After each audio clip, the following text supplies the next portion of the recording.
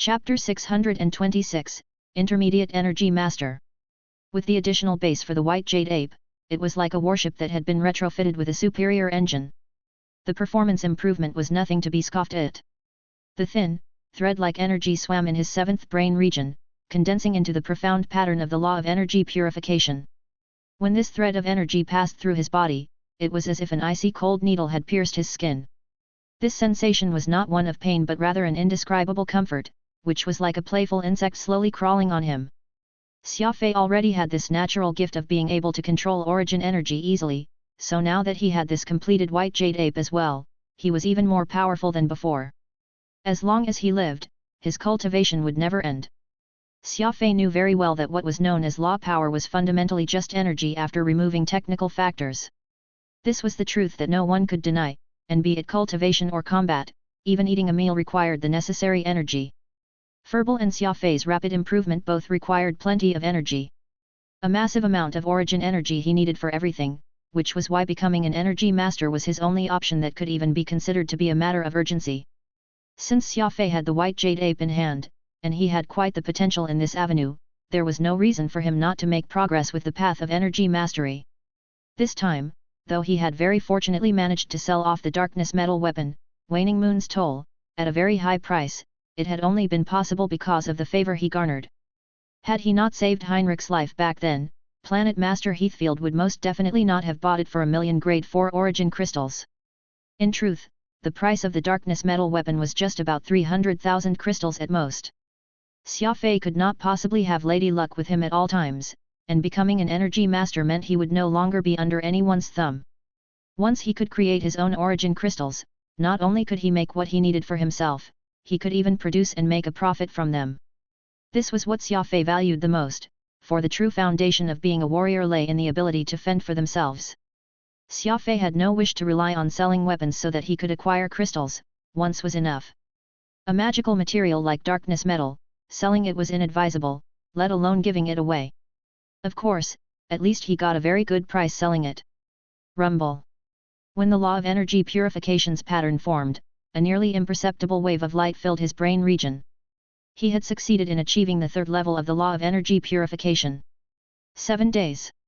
You only took 7 days to raise your law of energy purification to level 3. That's astounding. The one who had made this exclamation was actually Lionheart Emperor Oro. However, this great demon lord soon realized his own slip of impropriety and once more resumed the image of an unfathomable being. Ahem. Actually, it's nothing too impressive. It's due to your sensitivity toward energy, as well as that strange ape that helped you. Anyone else might perhaps even reach level 3 in 6 or even 5 days. Oro hurriedly corrected himself. Phantom felt somewhat irate. This old demon lord got all excited with what you had accomplished, only to call you average in his next breath. I think he just felt uncomfortable if he didn't discredit you. Xia Fei smiled faintly, not saying a word. Deep down, he knew very well how fast or slow he was going. During these 7 days, he had not wasted even a second of his time resting, not to mention all the dangerously critical moments he had managed to overcome. The law of energy purification was unlike the major law split into many tiers and levels. There were only 9 levels to it, and it was a minor law in the law realm, but when cultivating the law, Xia Fei had encountered a problem, which he had not experienced before, and that was losing control of energy. With the aid of the White Jade Ape, Xia Fei had very successfully gotten through the first and second levels, but the third level was when the energy fluctuation changed and became hard to control. Xia Fei only managed to get a grasp of everything through the accumulated experience after his countless failures. It took him 2 days to reach level 2, while level 3 took 5 days. That was almost 3 times the time he took prior. Reaching level 3 makes one an intermediate energy master. In the demon race, you'll never have to worry about basic living for the rest of your life if you get a license with your current standards and will be treated like an honorable guest of any clan. It's probably the same anywhere in the god race, Lionheart Emperor Oro said. Energy Master Duba of the Yu family was also at the 3rd level. He was a substantial mover and shaker in the clan, and even the deceased patriarch, Yu Zhang, could only treat him very respectfully. When he thought up here, Xia Fei could not help but agree with Oro's assessment. He would most likely have surpassed Duba, too, by the time he made his return. This was when the sound of knocking came from outside. Esteemed guest, the Planet Master has requested your presence. Right, I'll make my way there, Xia Fei called from inside the room. Oro chuckled. I believe that my great-grandson prepared the items that you asked for. I'm not one to brag, but the Lionhearts are a notable clan in the demon race, and there's probably no way for you to get what you need without asking Heathfield for help. Xia Fei did not deny this. Since this old demon lord had been trapped in ice for so long, he figured that it would not hurt for him to be proud over this. Xia Fei was in a fairly good mood after having rested for a week. The injuries he had suffered all over his body were slowly healing, and he had made progress with his law of purification by reaching the 3rd level, too. In addition, Heathfield had managed to procure those items he requested, so whatever he had been feeling after being made into a scapegoat by Yu Hua slowly dissipated. This boiled down to Xia Fei's optimistic outlook in life, but that did not mean he would just let his enemy off easily. Nobody had ever tricked him like what Yu Hua had done, causing twice the hurt to him as a result. Going by Xia Fei's principle in life, since Yu Hua had inflicted twice the pain on him, he would at least be seeking to return the favor fourfold. The only one whom he was still worried about was Avril, but Xia Fei believed that his mech companions were trustworthy. In addition, seeing the undying loyalty Pod kept demonstrating made him understand that robots were vastly more dependable than humans. While he had been deep in his thoughts, Xia Fei arrived at Heathfield's study. The servants led him in, only to find Heathfield fiddling with a spatial ring in his hand. You're here. Heathfield beckoned Xia Fei over to take a seat with his large hands. I, more or less, finished preparing everything that you asked as long as it was within my means. Here. Come take a look at the level 5 and level 5 patterns of the law of energy purification. With that said, Heathfield handed over 2 black metal plates to Xia Fei. The law of energy purification was very specialized, and the pattern for every level was different. That was why he first needed to obtain an existing pattern in order to continue cultivating. Xia Fei instantly took the 2 rune plates and weighed them in his hand.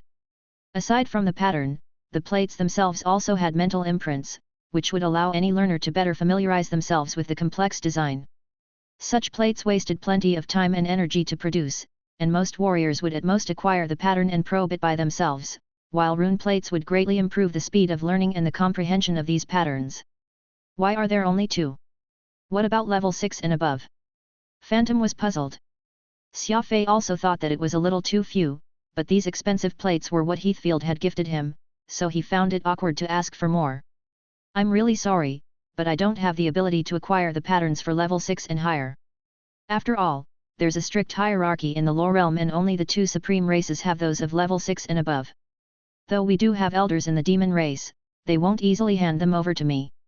The law of energy purification is the foundation of the lore realm and the lifeblood of warriors, so it is strictly monitored at every level. Xia Fei nodded. Please don't be mistaken, Planet Master. Everyone knows that only the 2 peak races can use level 6 origin crystals, so I'm already satisfied in being able to obtain these 2 rune plates as it is. Oh, that's good. Oh, yeah. I still have 3 inscriptions here that detail techniques on how to use these law of energy purification rune plates. With that said, Heathfield passed Xia Fei 3 more metal plates. The 3 of them had a series of images which were etched in gold. By reaching one's consciousness in them, they would provide the key points and explanation for the techniques. Without the necessary technique, you won't be considered a true energy master through just law power alone. That is why I made an effort to gather 3 techniques to create origin crystals for you. I don't dabble in this field, so I don't have the expertise of an energy master, nor have I any idea if any of the 3 techniques will be of any use to you. You'll have to take them and choose on your own. Xia Fei was greatly moved by this gesture, thanking the Planet Master profusely. He had managed to get 3 whole techniques just like that. Heathfield truly lived up to his name as the direct descendant of Lionheart royalty. Furthermore, they had been recorded using the mental imprinting method, making it that much easier for him to learn them, which was no different from having a high-level energy master providing personal guidance beside him. I won't lie to you, my uncle is a great energy master and I wasted quite a bit of effort trying to get these things for you. After all, these are precious treasures from our clan, containing the unique comprehension that we the Lionhearts have.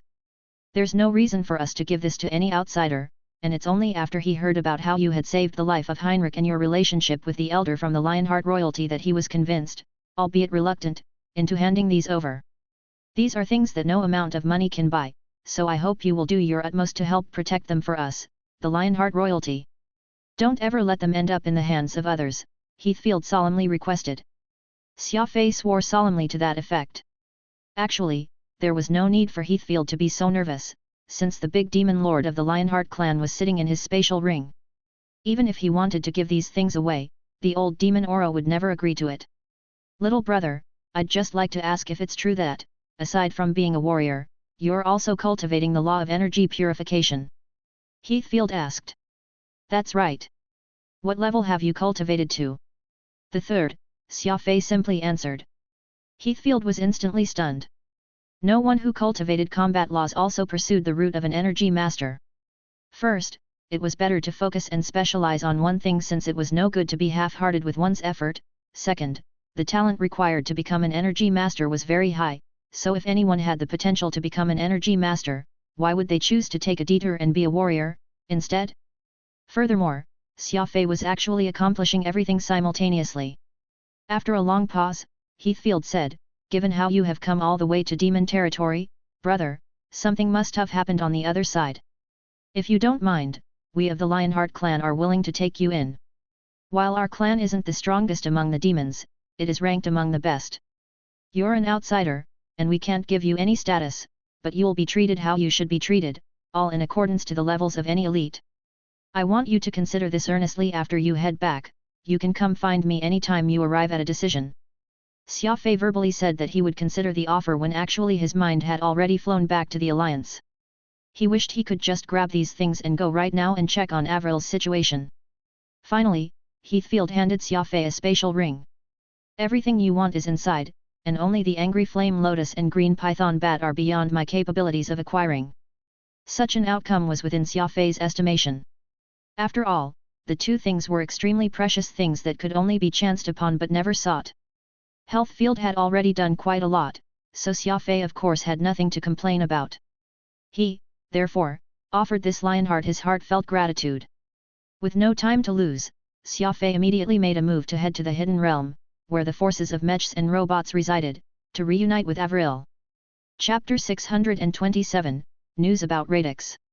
The coordinates log method used by the Lore Realm and the Alliance were both different, but this 100 series Precision Edition spatial compass made by the Fig Corporation was able to convert both coordinates, so Xia Fei's coordinates for the Alliance had all changed to the standard coordinates used by the Lore Realm. The display showed that it was done doing the conversion, and the spatial compass system was on standby. Xia Fei lightly pushed a button and opened a channel, creating a direct path from the demon territory to the Hidden Realm. Xia Fei calmly went into it, and in just a minute, he arrived at the headquarters of the robot army, Metal City. Sure enough, the usefulness of the spatial compass can't be overstated, it's simply too convenient. Phantom could not help but praise. Xia Fei nodded. Indeed, this compass is truly magical. With it, distance is no longer an issue. The sound of machinery was loud as usual, and the robots that saw Xia Fei instantly made a path for him, constantly paying their respects toward him and their king pod. Xia Fei's data had long been entered into Sophia's system, so now all the robots regarded Xia Fei as their master and pod as their king. On the pristine floor of the tower, Xia Fei finally saw Avril with the leaders of the mechs. Avril went diving right into Xia Fei's arms, hugging him passionately. Meanwhile, not too far away, Dimsky, Warstar, as well as the sentinel goddess Sophia, watched the two of them with smiles on their faces. Sophia appeared in a brand new tall body, which was similar to that of a fashion model, while Dimsky's old scholarly look appeared quite kindly at this time. Robots being able to swap out their bodies was really quite an enviable ability. Are you doing okay? Avril let go of Xia Fei, feeling a little embarrassed. After all, there were plenty of robots in a ball that all had their eyes on her. I'm fine. What about you? Xia Fei was not going to mention the injuries he sustained during battle, and simply asked about Avril. I'm good. Your friends here treat me exceptionally well. Did you know that they had actually come and fetched me with an unimaginably large fleet? I almost had the fright of my life seeing so many warships and warriors. Avril's eyebrows moved animatedly as she spoke. She was actually feeling ecstatic. After all, what woman would not wish for their husband to be even stronger?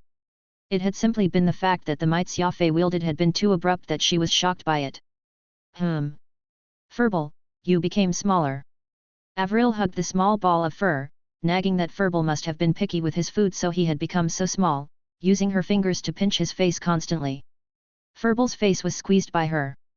Though this pet always had his quirks, he was actually completely helpless toward Avril, allowing her to do whatever she wanted with him.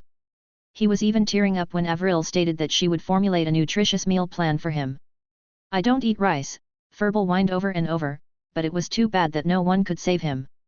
"Avril, let me first have a conversation with the others," Xia Fei said, slightly apologetically.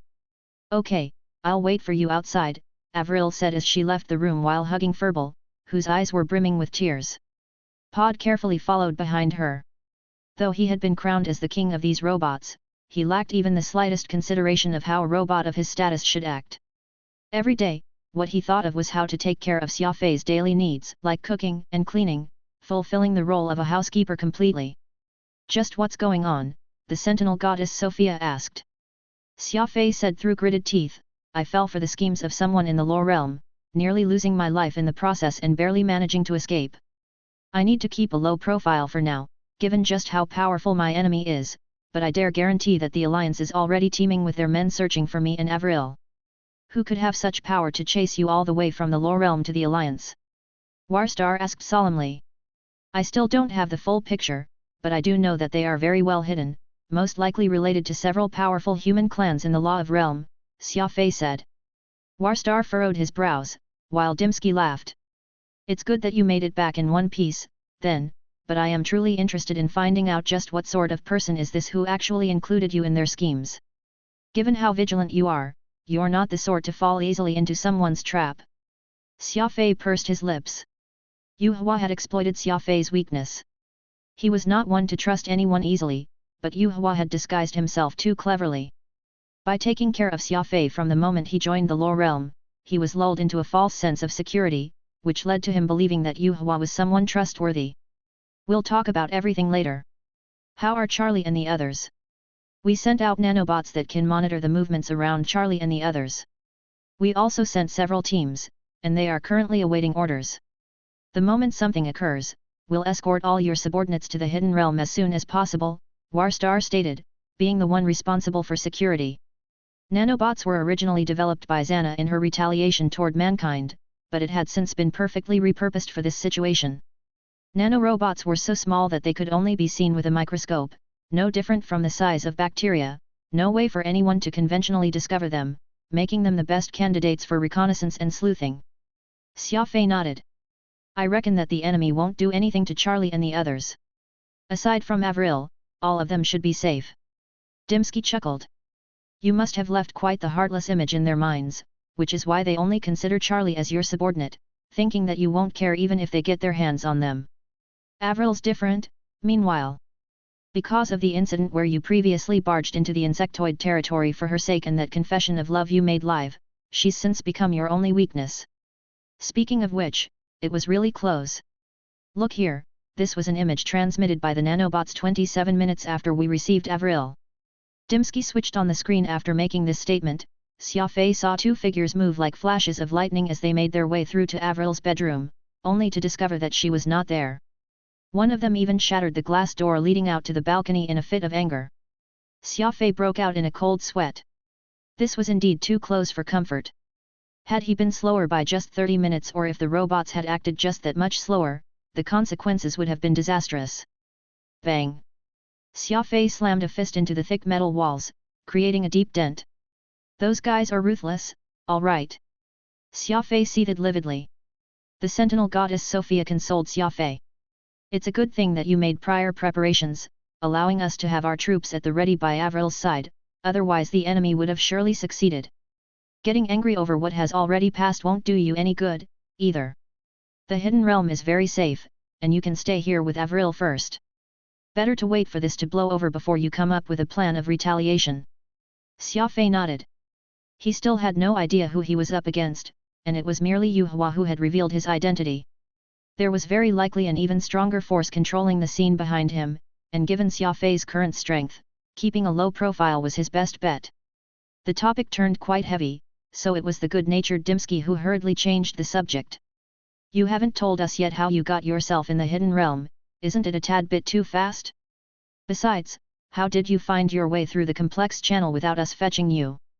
Xia Fei pulled out his 100 series precision edition spatial compass made by the Fig Corporation and placed it on the table. With this right here. What is that? The three leaders of the mechs asked in unison. A compass. Spatial compass. It's a great tool that allows users to travel through space from the lore realm. After explaining how the spatial compass was used once, the expression of Dimsky and the others changed immensely. To think that something as magical as this could exist in the universe. I have no way to describe it. It's too mind-blowing. Dimsky excitedly declared. Examining the insides of the compass with probing detection technology, Dimsky's expression became vexed. It's too complicated. It's as if an entire universe has been placed into this small compass. The standard of technology used is incomparable even to the golden age of our mech civilization. The sentinel goddess Sophia also added. Indeed, the technology level of this tool boggles the mind. Completely new equipment will need to be created just to research and study it. Dimsky kept that compass with a beam. You're not going anywhere all this while, so let me and the goddess study it first, to see what's exactly so profound about this tech. Sure, but be careful. It is very expensive. Xia Fei cautioned them. Anything special happened to Quantum Holdings while I was away? Dimsky thought about it before answering, nothing special.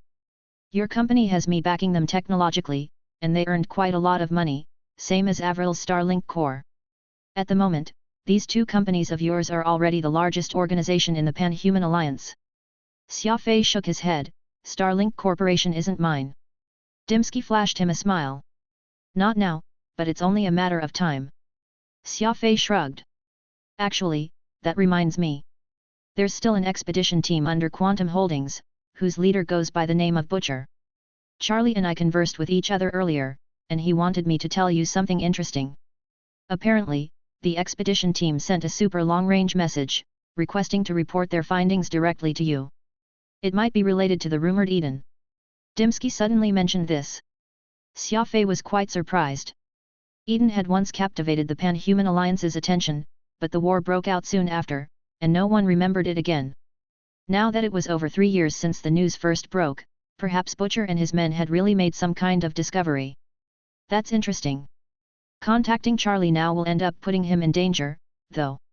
Perhaps there are already people keeping watch of him right now, best if we wait a bit before we talk about it further. Xia Fei decided. Warstar and the others agreed with Xia Fei's assessment as well. Though the nanobots were ever vigilant, that did not mean they guaranteed protection. In order to minimize any potential risks, it was best if he refrained from contacting Quantum Holdings. Xia Fei took out 2 spatial rings, taking out the war armor edgeless from his spatial ring and storing it into the other spatial ring that Heathfield had given him before he left. The latter was smaller, only 1,000 cubic meters in space. Dimsky, while you're studying the spatial compass, help me look at this war armor. It has a tracking device on it that I want to get rid of, or else I will be very easily located. Having top-notch war armor but being unable to use it isn't the way, Xia Fei told Dimsky as he passed the ring over. War armor? Is that another wondrous item from the lore realm? Let me take a look. Be careful, if you wish to have a look, you'll first need to get into the spatial ring. It'll be discovered if you take it out from there, Xia Fei reminded. I got it. Dimsky did not personally enter the ring but, instead, sent in his cockroach frame. Though he was no longer using this body, it remained by his side.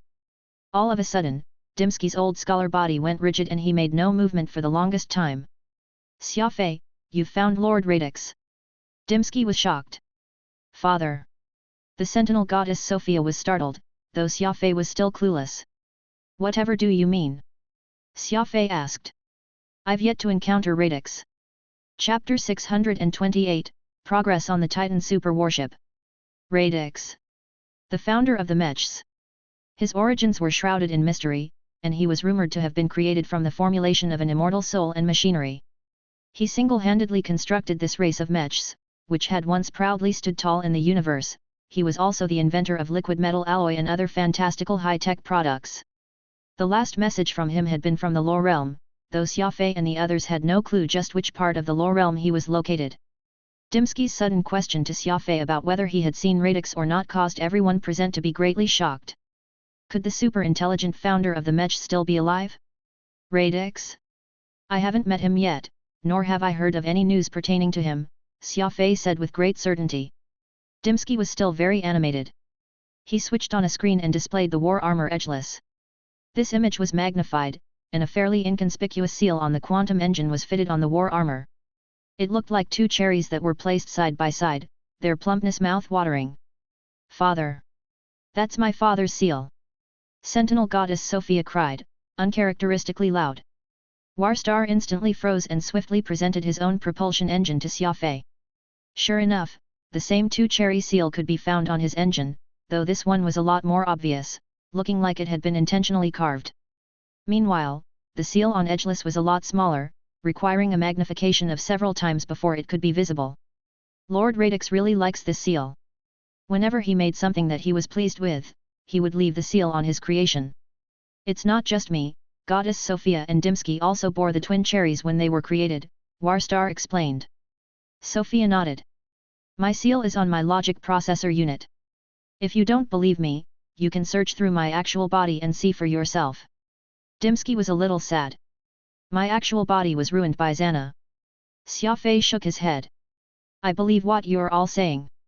By analyzing what you all said, this war armor edgeless should be a work that Radix is proud of, but due to some certain reason we don't know yet, he didn't dare make his seal too conspicuous, and so he could only hide it in a corner of the quantum engine. Dimsky suddenly seemed to have thought of something, gravely saying, "Wait a minute, you all." With that, he instructed his cockroach clone to do a very complex test, metal dating. 830 years. The metal used by Edgeless had been refined approximately 830 years ago. When creating war armor, he will first have to choose the materials before he works on it. That means that Edgeless was completed within the last 830 years. This is a recent creation by Lord Radix. This means that he's still alive. Dimsky was beside himself with excitement. A very, very long time had passed since Radix was tricked into going to the lore realm. For a recent creation of Radix to have turned up was evidence that he was still alive despite the long passage of time. This was most definitely a shocking discovery. If Radix was still alive, where was he? Dimsky, check that 100 series precision spatial compass from Fig Corporation. The war armor, edgeless, came from the same company as well, Xia Fei said. Several minutes later, Dimsky shook his head in disappointment. I've already analyzed it, but there's no message or seal on the compass. Xia Fei knitted his eyebrows. The war armor edgeless and the spatial compass both came from Fig Corporation. Edgeless bore Radix's seal, while the spatial compass didn't. This perhaps means that Radix was part of the construction of edgeless but had nothing to do with the compass. Actually, that's not too hard to understand. Every single piece of the war armor is different, while the compass is an assembly product that's mass-produced. There's no way for Radix to put his seal on an assembly product. Sophia asked somewhat uneasily, what kind of business is Fig Corporation? Xia Fei answered, this company is very renowned across the lore realm, belonging as part of the God race, widely acknowledged as the ultimate pinnacle of the universe's technology. It's the most powerful tech company in the lore realm, and each and every product it makes is considered exquisite. All its products are highly priced and the company is very eye-catching in the entire lore realm. The ultimate pinnacle of technology. Dimsky was confused. How could there be a pinnacle of technology? Xia Fei answered, oh, actually, pinnacle doesn't mean that they've stopped improving, but it just symbolizes the extreme high-end technology that Fig Corporation has mastery of. The company has essentially done such crazy research that the technology it developed has gotten to a point where further research and development is deemed nigh impossible. Sophia was still concerned over Radix, so she gently asked, Father has a near-maniacal pursuit toward technology, so could the Fig Corporation be something that he himself established or where he's working at? Xia Fei shrugged. Sophia, it isn't that I don't wish to help you, but Fig Corporation is currently out of my league, belonging in the God race, a peak region where only the strongest of the universe congregate. It is still far from what I can reach. We can only speculate that Radix is a part of them. Sophia nodded her head understandingly. I understand. After such a long time, I'm already satisfied to learn the news that my father is still alive. Thank you, Xia Fei. The atmosphere in the room became somewhat heavier once they began reminiscing about the past. Xia Fei exited the room, leaving those survivors of the mechs to themselves. They had finally gotten news about Radix, so they must have plenty to talk about, while Xia Fei also had plenty to share with Avril, too. The care of the robots was ever present, they had practically created an artificial sun so that Xia Fei and Avril could live a 24-hour day cycle. Robots were always working, so there was no need for them to consider the issue of time. They even filled their metal city with plenty of green plants all around, making it look like this was a human city with lots of greenery around. Basically, the robots had already done everything they could so that Xia Fei and Avril would feel at home while they were seeking asylum here. Early in the morning, when the artificial sun rose, Avril was still like a lazy cat, cuddling under the covers. Xia Fei climbed out of bed and pushed open the window after washing up, gazing out to the busy robot city. Metal City was a lot more orderly than human cities, with everyone knowing what they should do and not wasting any time at all, going about their tasks like hard-working ants. Without waking Avril up, Xia Fei left a note and turned to leave. He headed toward the most important location in the Hidden Realm, the Titan-class super warship dock, for inspection. Whoosh! A small warship ferried Xia Fei and Dimsky out to the space where they were constructing the Titan. Far away, he could see that the humongous dock was already complete, and it was as wide as 3 Earths, with over millions of robots working day and night non-stop. This was just the site, and working behind the scenes were even more robots in the factories, which were producing all the parts necessary and then transporting them to be fitted on the site. Dimsky proudly pointed at the ship's window to the dark space and said, "This here is the first dock. The second and third dock are still in the middle of construction, and it would not be long until they could be put to use. Right now, about 90% of the robot population is devoted to the service of Titan, and every month, there are over 1 million specialized robots who are being created for this huge project. The Hidden Realm will construct 10 super docks, thereby decreasing the construction timeline from 4 years to 3, or maybe even 2 years as more and more construction materials are acquired, and manufacturing bottlenecks see breakthrough, allowing productivity to be pushed to the maximum." Xia Fei nodded. While a 3 to 4 year construction timeline seemed long, it was actually a practically miraculous speed. After all, the Titan super warship was larger than Earth, and the cost of the construction was simply astronomical. In the Alliance, constructing a supercarrier would take decades, and the even larger Titan might not be complete after several hundred years, not to mention the technological restrictions they faced. If not for the superior intelligence that mechs possessed, a killer machine like the Titan would surely just be a blueprint. "Is there enough metal stored in the Hidden Realm?" Xia Fei asked. The Hidden Realm was an independent space, and though it was nothing small, the construction of the Titan expended an insane amount of high-quality metal.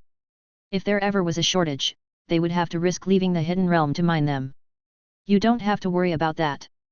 I already did the calculations. Given the stores we have here in the Hidden Realm, we have enough to construct over 120 Titan-class super warships. By that time, you'll really have so many killer machines, I doubt if there's anyone in the entire universe who can defeat you still," Dimsky jokingly said. Xia Fei shook his head. "That's not necessarily true. The higher I get, the more I realize that this universe is vast and filled with mysteries. There's too much we still don't know, so it's best if we play it close to our hearts." Dimsky thought about this. "You're right. Come and take a few blueprints. While I was reading through the data materials, I found something very interesting." With that said, Dimsky turned on the projection screen in the warship and displayed several blueprints, which were as complex as an image of a galaxy. "This here is the strangest blueprint for the Titan.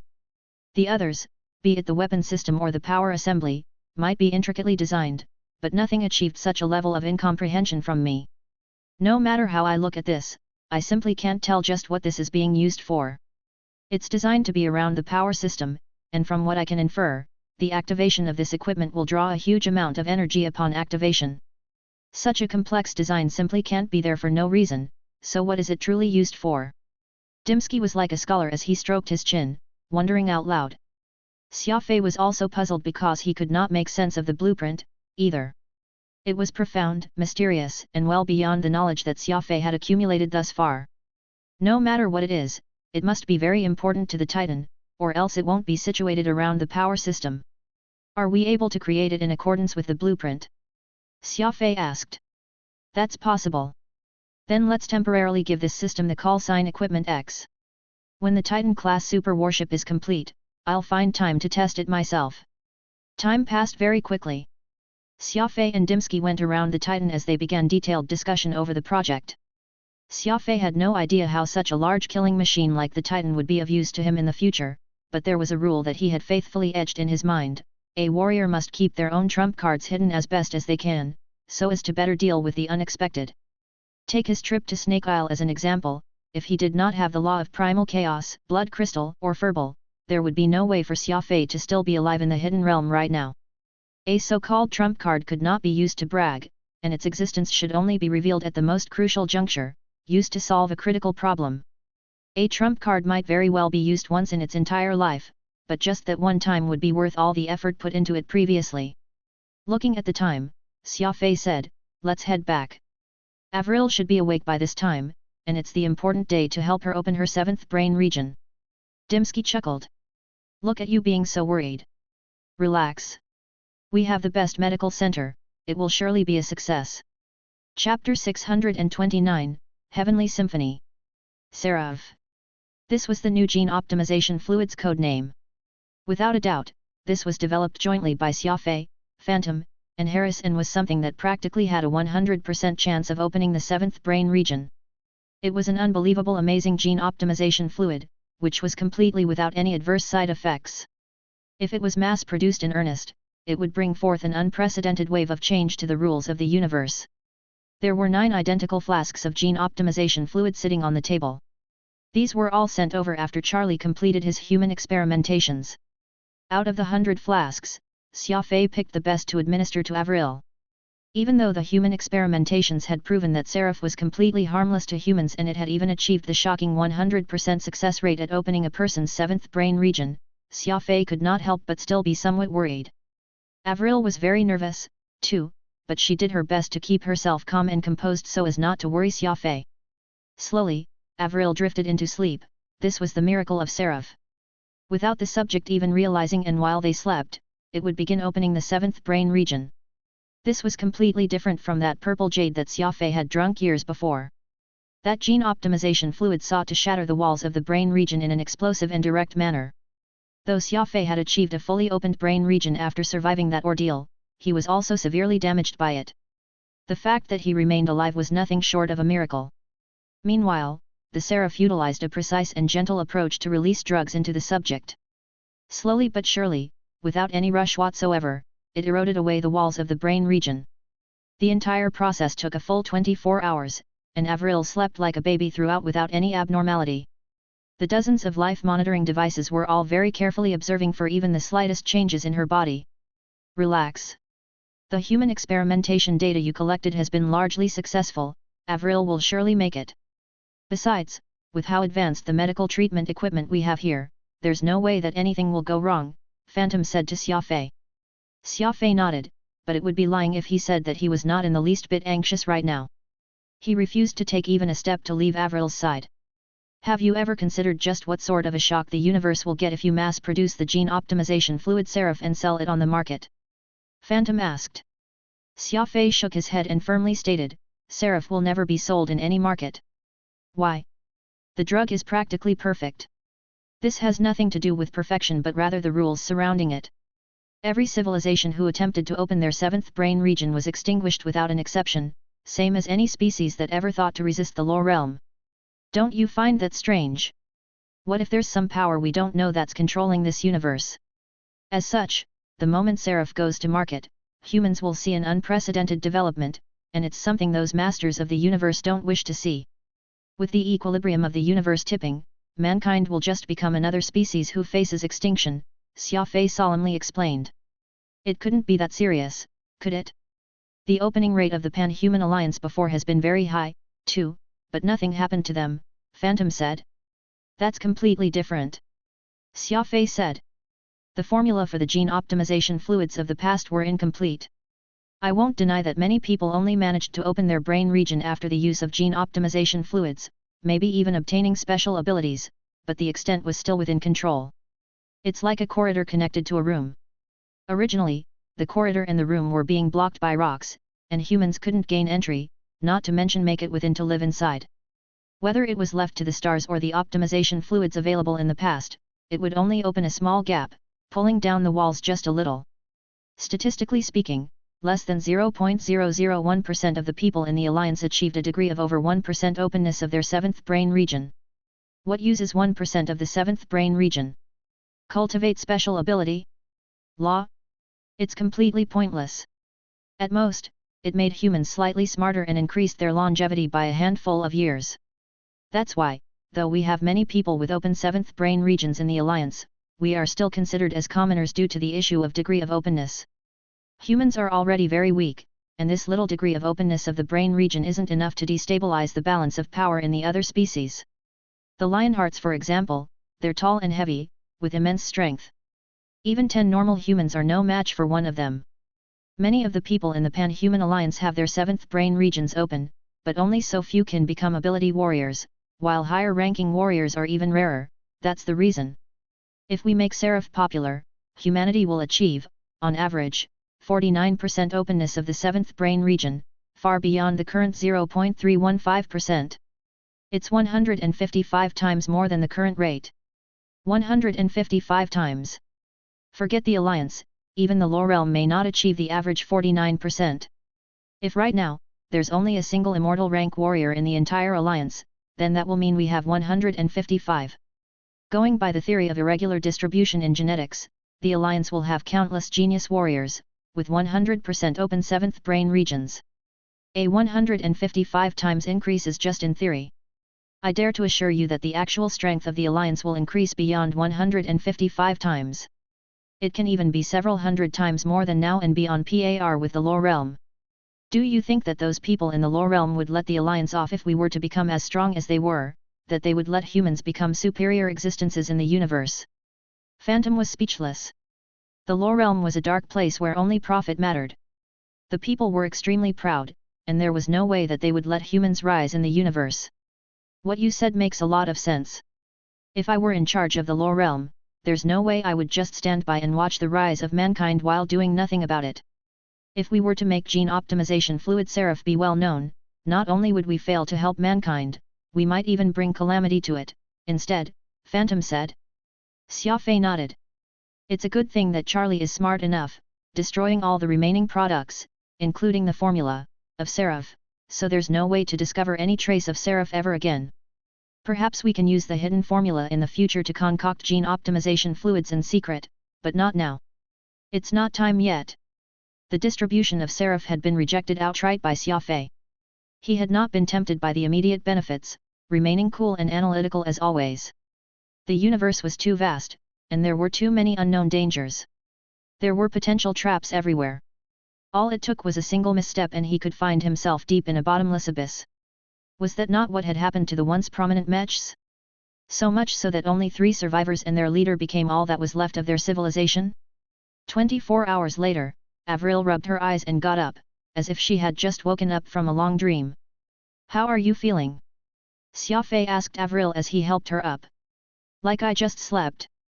There were so many strange scenes in my dream that my mind's a little foggy. I even thought that the gene optimization fluid would be very painful, but it's completely different from what I thought. Xia Fei said, you slept a total of 24 hours, so of course it's normal for you to be groggy. Sit up first. I'll be right back. There was a monitoring room right beside the medical center's reception, with all sorts of instruments inside. Xia Fei pushed the door open and entered, only to find Dimsky nervously examining the collected data. Congratulations! Avril's brain region has achieved a 81.37% degree of openness, which is an absolutely astounding figure. Dimsky finger tapped the screen non-stop as he collated all the data. There doesn't seem to be any problem with her body, so she should be fine after eating and 2 days of rest. Xia Fei pondered for a bit before asking, the degree of openness isn't bad, but her special ability. What ability did she obtain? Dimsky somewhat awkwardly answered, unfortunately, Avril did not gain any combat ability. Her special ability is music. Music. Xia Fei appeared to be very excited rather than displeased by the results. Dimsky was perplexed. Why are you not worried but rather happy that your girlfriend can't fight? Xia Fei chuckled. Which man would want their girlfriend to kill and fight every day? Fighting's a man's business, while women can do whatever they like. If Avril could just fly everywhere she wanted to, what use would I be to her? Dimsky was ignorant to all this. He was a mech, after all, and he had a completely different view about relationships. I guess what you said makes sense, though I still don't really get it. Xia Fei chuckled as he quickly made his way back to Avril's side. Given Avril's personality, she was not suited for combat. After all, what was required of warriors was great ruthlessness, and Xia Fei did not wish for Avril to walk down this path. It would be better if women lived without all the complexities that came with that. Perhaps Avril would be able to protect herself if she got a combat special ability, but at the same time, she would lose her innocence and naivety. Besides, Xia Fei was around, and he was more than happy to pick up the responsibility of protecting his woman. At the end of the day, Xia Fei was quite conservative in how he thought, and he was more used to the idea of the man doing work outside while the woman stayed indoors and took care of the house. After a sumptuous meal, Pod brought in tea and snacks, as well as congratulated Avril for successfully opening her 7th brain region. At this rate, her mental sensitivity and lifespan would also greatly increase. When Xia Fei told Avril of the news that she had obtained the talent of music, she appeared to be somewhat disappointed. She originally hoped that she could become as strong as Xia Fei, so he would not need to divide his attention to protecting her. However, Xia Fei hurriedly told her how he was more than happy for Avril to live a simple and free life, which caused her frown to turn upside down. Honestly, Avril's wish to acquire a combat special ability completely stemmed from her consideration of Xia Fei. After that savage war he waged against the insectoids, the considerate Avril wished that there would be no more fighting in this universe and that there would be forever peace. Since Xia Fei said that he did not care that her special ability was music, Avril was, of course, more than happy to accept the fate she had been given. 2 days later, Xia Fei was led into a darkened room by Dimsky. "What are you up to?" Xia Fei asked skeptically. "Don't ask so many questions. You'll know soon enough," Dimsky said, looking delighted. There was not even a bit of light in the room, and Xia Fei stumbled his way in, his stomach full of doubts. "I'm currently researching something very important, you'd better have a good reason for this interruption," Xia Fei muttered. "Don't you worry. This will definitely be a pleasant surprise," Dimsky said. Snap! Suddenly the lights turned on as a temporarily constructed concert hall appeared before him. Countless robots were seated, their eyes all looking expectant. Furball and Pod were seated in the front row, with Pod standing up to beckon Xia Fei into joining them. Meanwhile, for some reason, Furball had been tied to a chair, an emotionless expression on his face. Master, the concert's about to start." Pod very excitedly buzzed. "Concert?" Xia Fei was still confused. Suddenly, the stage rose, and he saw Avril in a short pink dress, somewhat shyly getting up on stage. She looked exceptionally beautiful today, so Xia Fei was somewhat stupefied just looking at her. Music abruptly sounded and the entire concert hall went wild. Even the robots could not resist the performance and got up to their feet, looking at Avril with great admiration. Xia Fei slowly revealed a surprised smile on his face, which soon turned into one of astounded delight. He simply could not believe what he was hearing. The moving music struck Xia Fei in his heart like little birds, causing his heart to beat along with the music. This was not merely a music special ability. This was practically a heavenly symphony. Chapter 630, Vacant Spirit. With a smile on his face, Xia Fei returned to his workroom. From inside his ice coffin, Lionheart King Oro curiously looked at him. Xia Fei had no need to keep Oro within the ring while they were in the hidden realm. The robots were very obedient. As long as Xia Fei told them not to enter his workroom, they would not go in. "What are you so happy about?" Oro asked. "I'm happy because Avril is happy. Her voice is so beautiful that even the robots are entranced by it."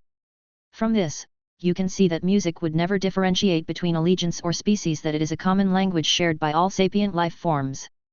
"I'm thinking that if I could listen to heavenly music every day after getting off work, my life would be living the life of a god," Xia Fei smiled and said. His mind was still on Avril's beautiful singing. That melodious sound was like a clear river in the middle of nature that lingered on, bringing his mind above the clouds. Oro pursed lips. "Mad. Definitely mad. Using the most lethal sound wave ability to sing. Avril's talent is the highest ranking sound ability, Vacant Spirit. I really don't know what you're thinking, wasting such a good talent and even smiling about it. That's Vacant Spirit. A weapon granted by the heavens, the sound ability with the most penetrating power and the largest attack range. Vacant Spirit is the most profound and mysterious of the sound abilities, too, its gorgeous sound intoxicating. Not only can it deal sonic attack, it can also make the opponent see illusions. It kills without leaving a trace, much more beautifully and more skillfully than your speed ability and psychokinesis. Oro angrily said. Abilities had always been double-edged swords. The key was how they were used. Taking Xia Fei's speed ability as an example, if used in a track and field competition, it would not hurt anyone, but when it was used with crafty approach, it would then be the deadliest weapon. It was easy to see that abilities could develop in many different directions, and choosing different paths would produce completely varied results. Oro, who had discovered the potential of Avril's ability, immediately told Xia Fei about it, but Xia Fei did not tell Avril this. At present, only Xia Fei, Oro, and Phantom knew about the incredible offensive potential of Avril's ability. She was being left completely in the dark, truly believing that her ability could only be used for singing. Xia Fei frowned. I don't really want to see Avril fight. Oro chuckled. In many cases, things will happen whether you want them to happen or not. Back at Snake Isle, did you want to get into trouble? No. Then it's clear. Even if you don't hope for Avril to confront danger, danger will inevitably find her, particularly an innocent child following a dangerous individual like you. One day, when you end up in trouble, you may end up dragging her in with you. It's not too much to have the ability to protect oneself, and a brain region that is 81% open is enough to make her an excellent warrior. What's so bad about a husband-wife duo? You can kill instantly, and Avril can act as your support. I really don't get it. Is your brain just paste? Oro chattered, firmly believing in the reasonability of his argument. Xia Fei smiled. Killing is a cruel business that requires a heart of steel. Forget it. I'll think about it. Let's finish drafting the cultivation method for the law of life. Oro felt helpless. It was clear that Xia Fei was very protective of Avril, and it was this protective nature that caused him to hide things from her. In truth, Xia Fei's thinking was very normal. No man wanted their woman to get involved in blood and gore, but Oro was a Lionheart. The Lionhearts regarded strength above everything else, and all of its people, men or women, young or old, pursued that. Music, art, tea. The Lionheart race cared not for such elegant things. The busy work continued. Everyone knew that the law of life could massively increase a person's lifespan, even up to immortality. Xia Fei and Oro had already been busy in the room for 2 days, designing a suitable cultivation method for Avril. Avril's 7th brain region had only recently opened, so she had no strong foundation to speak of. Xia Fei and Oro were grappling with how to explain a complicated subject in simple terms so that Avril could cultivate the law of life. Xia Fei possessed decent cultivation, and if things went well, he could reach a lifespan of more than 500 years without a problem, and as his rank increased, he could even go beyond 500. What about Avril's lifespan? 100? 200? The two of them shared a deep affection, and if they wished to live a long life together, the gap between Avril and Xia Fei needed to be minimized. Therefore, the law of life became the #1 choice. Thus, when Xia Fei learned that Oro knew the law of life, which could increase one's lifespan, he began to think about opening Avril's 7th brain region. This was so she could cultivate the law of life. However, Avril was a beginner, so Xia Fei and Oro racked their brains to draft a good cultivation plan for her. Although Oro was currently serving Xia Fei, he was nonchalant when it came to Xia Fei's plans for Avril. He felt like this was an incredible waste of talent, and this was not even talking about her outstanding ability, which was on par with top-class abilities like the defense, lightning, and sensory-type abilities. Not using it was truly a pity. Are you sure that this will work out? Xia Fei asked. Oro nodded. Relax. Think about who I am. Give this method to Avril and everything will go smoothly. This method is too simple, though. Given your decent foundation, it's not a good fit for you. Xia Fei replied, I won't cultivate the law of life. What? You're looking down on the hallowed law of life from the demon race? Oro asked in frustration. Xia Fei shook his head and countered, did you become an immortal expert because you cultivated the law of life? Oro snorted. Humph. I relied on my own cultivation to reach the immortal level. It was all real skill.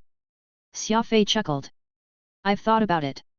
While the law of life is good, it can easily make one lazy. Even if I want to become immortal, I must do it like you did, achieving it through cultivation and through my own efforts. Hence, I won't learn the law of life. Oro was startled. Xia Fei spoke in a very firm tone. It was evident that he had made up his mind to reach immortality through his own strength.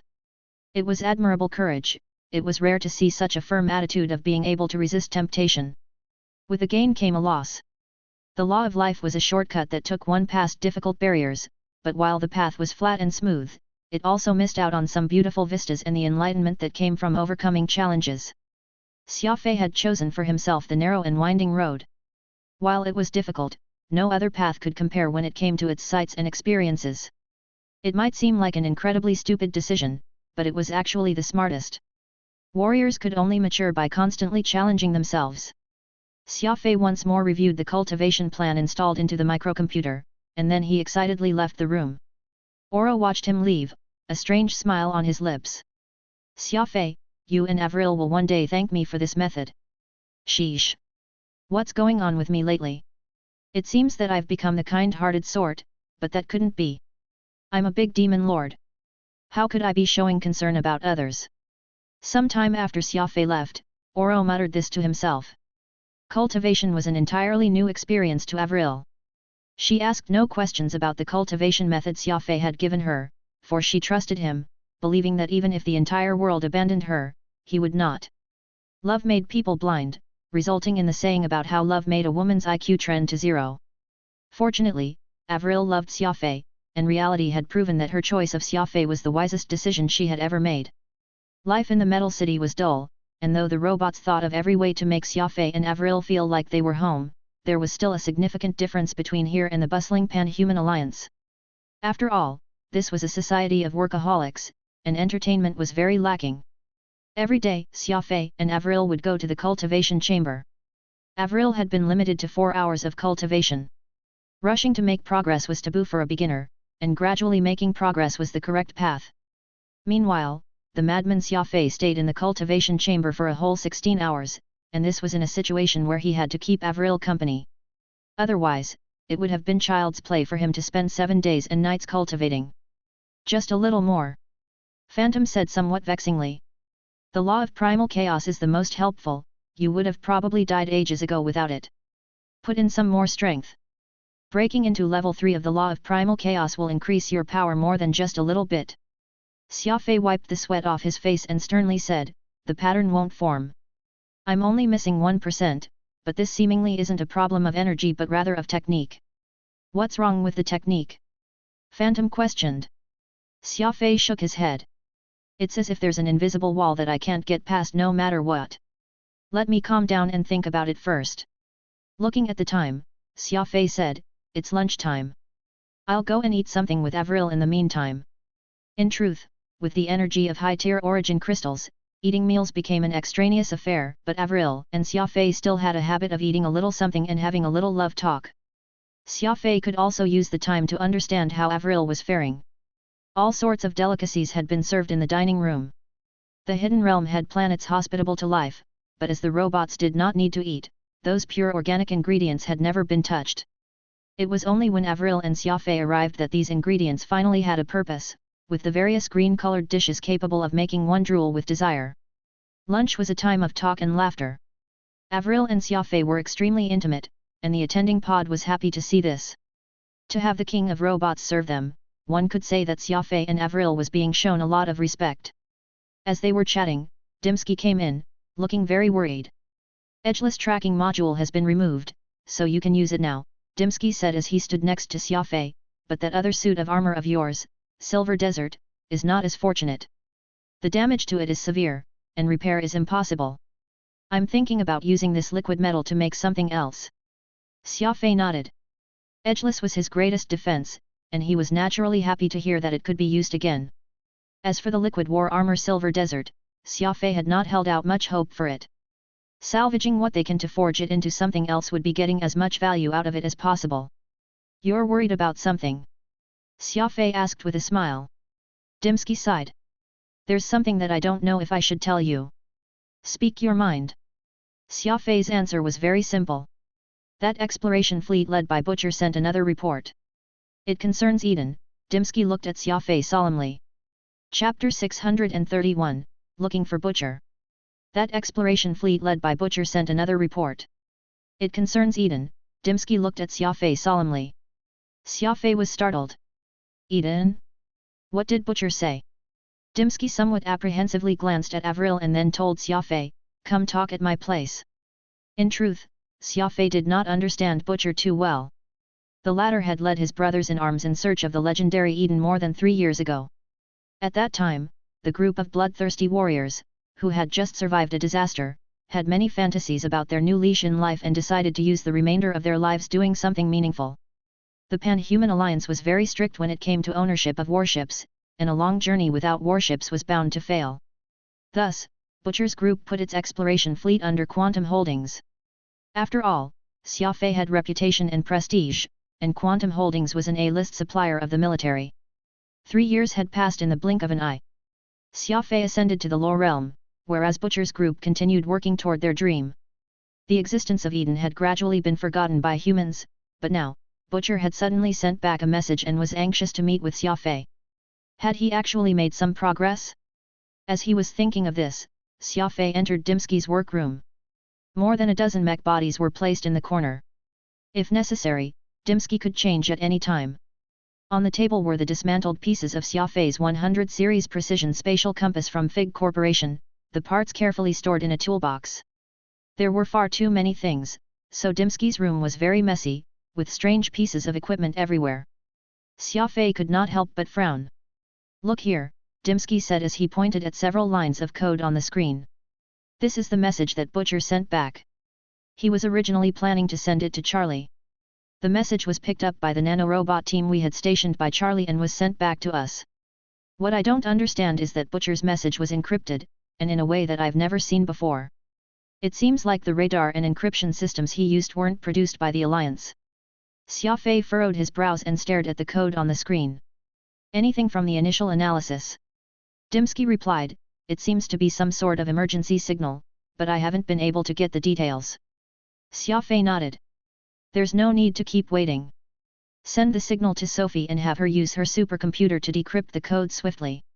This is a 1024-bit encryption, and an ordinary computer will take several days to calculate it." Dimsky was startled. With just his eyes, Xia Fei had managed to determine that this was a 1024-bit encryption. From this, he could see that Xia Fei had not just been increasing his cultivation in the time he was gone, he had not forgotten to brush up on these other aspects as well. Sentinel Goddess Sophie was happy to receive this code and used the only remaining mech race supercomputer to decrypt it for Xia Fei. "I have a request," Sophie softly said. "Please speak," Xia Fei said. "Could you leave Phantom by my side?" Sophie somewhat embarrassedly asked. "Phantom? Why do you need him to stay?" Sophie's face on the screen was one of breathtaking yet somewhat chilly beauty.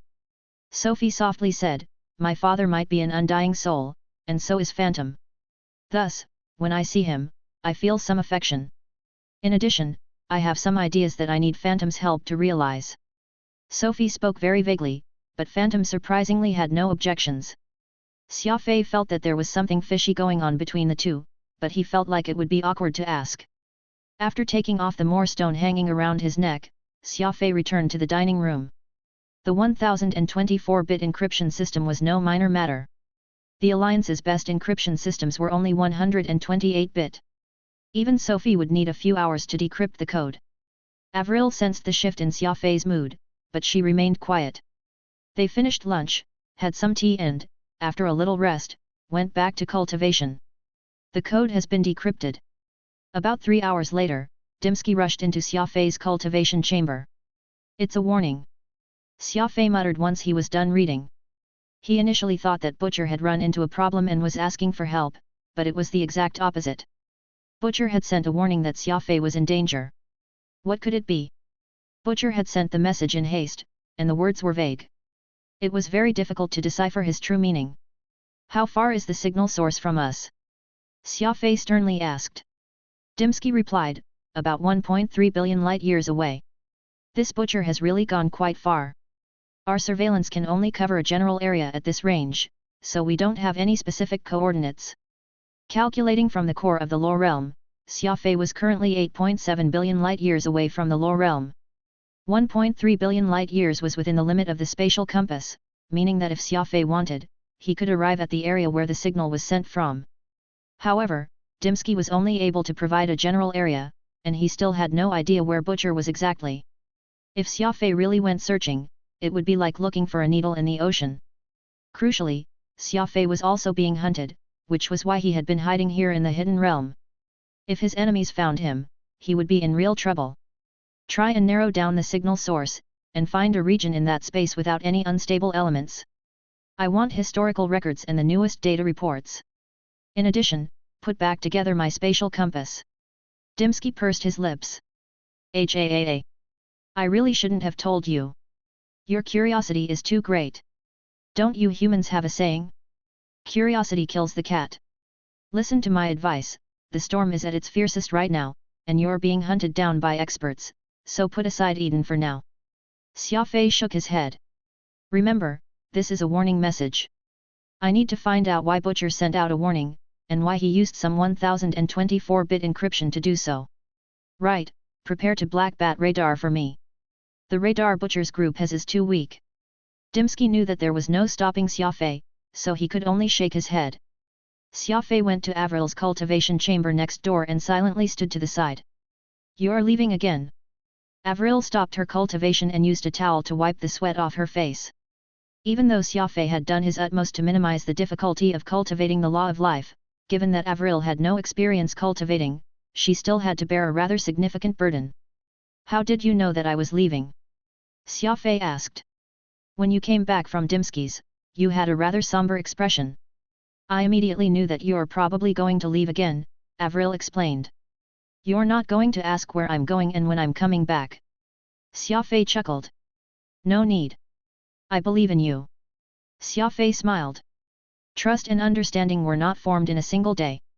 There was a joke that went something like this. Question: why was Columbus able to find a new continent? Answer: because Columbus had no wife? Question: why was it that the single Columbus could find a new continent? Answer: if Columbus had a wife, she would definitely ask him, where are you going? With whom? When are you coming back? What am I going to do once you're gone? If this had happened, the chances of Columbus discovering a new continent would have plunged and the Native Americans could have spent a few more years in relative peace. However, Avril had no such qualms. She was a woman, and so it would always be rather difficult to put herself in a man's shoes. Though they were both humans, there was still an essential difference between men and women. She would always silently support Xia Fei from the back no matter what he did. Xia Fei was very moved. After saying his goodbye, he quietly closed the door to the cultivation chamber. The fairer and more reasonable Avril was, the more relaxed he could be. He adjusted the coordinates and examined his equipment once over. Phantom, who had just been left with the Sentinel Goddess, also returned. To tell the truth, while Phantom was rather naggy, Xia Fei really could not go without his nagging. I'm going, Xia Fei sternly said. If there's anything, immediately get in touch via the Black Bat radar, the three mech leaders said in unison. Xia Fei nodded. Whoosh! Several minutes later, Xia Fei appeared alone in the darkness of space. Confronted by the indescribably unfathomable universe, Xia Fei was tiny and insignificant. Besides its incredible defense, Edgeless could also fly. 2 quantum engines carried Xia Fei through space while the life support systems of the armor ensured that Xia Fei could breathe in the near vacuum of space. Traveling through this darkness was a most beautiful experience, but Xia Fei had no time to laze around. The Black Bat radar was scanning for any suspicious signals in his surroundings, searching for Butcher and the lost exploration fleet. A signal so close? Your luck is a little too good, isn't it? Phantom exclaimed. The radar indicated that there were 2 ships not far from Xia Fei, and one of them was definitely a Caracal cruiser made by the Calderi Corporation, while the other was a ship of unknown making. Xia Fei frowned. The hyper-long-distance signal identification technology was not fully mature, and it had given Xia Fei a region with a diameter of 10 million light-years. Butcher could have sent his signal from anywhere in this region. However, moments after arriving, he found an Alliance warship. This was not just good luck. Rather, it felt like it had been ordained by the heavens. However, Xia Fei could not be certain that this was all of Butcher's fleet. Bang! Fireworks exploded in the distance. It turned out that those 2 ships were fighting. Across from the Caracal cruiser was a dark golden ovular warship. It was larger than the Caracal and had more firepower. Fortunately, the Caracal was equipped with the energy boosters that Xia Fei had developed, allowing it to barely survive, but it appeared that it would be unable to hold out for much longer. There was no time to waste. He would save the ship and ask questions later. Whoosh! Edgeless exploded with 2 dazzling trails of blue sparks as Xia Fei exploded forward. That dark golden warship probably never would have imagined that it would be targeted by a law sovereign in the middle of this deserted region of space. Like a god descending into the mortal world, Xia Fei shot into the fray and charged at the golden warship. Chain blockade! A hurricane infused with the power of law of primal chaos erupted, howling straight at the enemy ship. This was Xia Fei's first time fighting in space, and he was a little excited. The Sea of Stars had all the space he could ever want, and it was the perfect place to use law energy. Rumble! The hurricane tossed about that large warship as if it were a little boat in the middle of a tempest. Wild storm! Before the storm had settled, Xia Fei punched with a hardened fist. Just his empty fist alone. Within the space of a single second, he punched more than 100 times, blasting through the warship's energy shield, armor, and structure. Boom! Xia Fei blasted a hole through the warship. With his bare hands, he had torn this ship apart. Chapter 632, Kill everything, burn everything, take everything. Rumble! Xia Fei's steely fist exploded on the dark golden warship, blasting through its structure and leaving a large hole. Space was near vacuum, so when large quantities of air leaked out, the interior of the warship became a complete disaster. Xia Fei did not rest and charged into the ship, using his speed to do so back and forth, busting through walls and destroying any machinery he saw. To Xia Fei's surprise, this dark golden warship was being commandeered by a human. A man in his 30s was floating in the air. Xia Fei grabbed him and confirmed that he really was a human.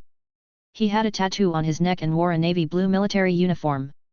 Suddenly, the tattoos on the corpse began to bulge as if some life form was trying to separate from the body. This was a shocking sight. A blue octopus creature slowly emerged, 2 pitch-black eyes then stared at Xia Fei. Bang! Xia Fei's brows furrowed. A punch instantly pulverized this soft creature. Green viscous blood splashed over the walls. What is this? Too disgusting. Phantom frowned and said, looking like he was about to vomit. Thump thump thump. Sensing that it was under attack, the warship intensified its offensive against the human warship. Xia Fei coldly snorted. Forget him. Let's kill them all first. Dazzling fireworks dissipated in the darkness of space. Xia Fei destroyed the energy system of the warship, triggering an intense explosion, after which, he busted through the thick armor of the ship and viewed the show from the Sea of Stars. The explosion set off a chain reaction, and in a few seconds, the warship turned into a giant ball of fire. Countless pieces of metal shrapnel shot in all directions. We're saved. Thank God. Through the window, he could clearly see the crew of the Caracal cruiser cheering and hugging one another in celebration of their survival. Xia Fei slowly approached and entered the ship through the boarding module. Snap! His helmet opened. Xia Fei looked around and saw several tired faces. After his encounter with those fleshy monsters before, Xia Fei was wary of these people. Xia Fei! You're Xia Fei, a muscular man with one arm wrapped in bandage excitedly called. You recognized me? Xia Fei pointed at himself with a hand and asked. How could I not remember you? I'm Tiger. You led us to freedom from the cages of that bloody battleground. Later, we followed Big Bro Butcher to this strange part of space.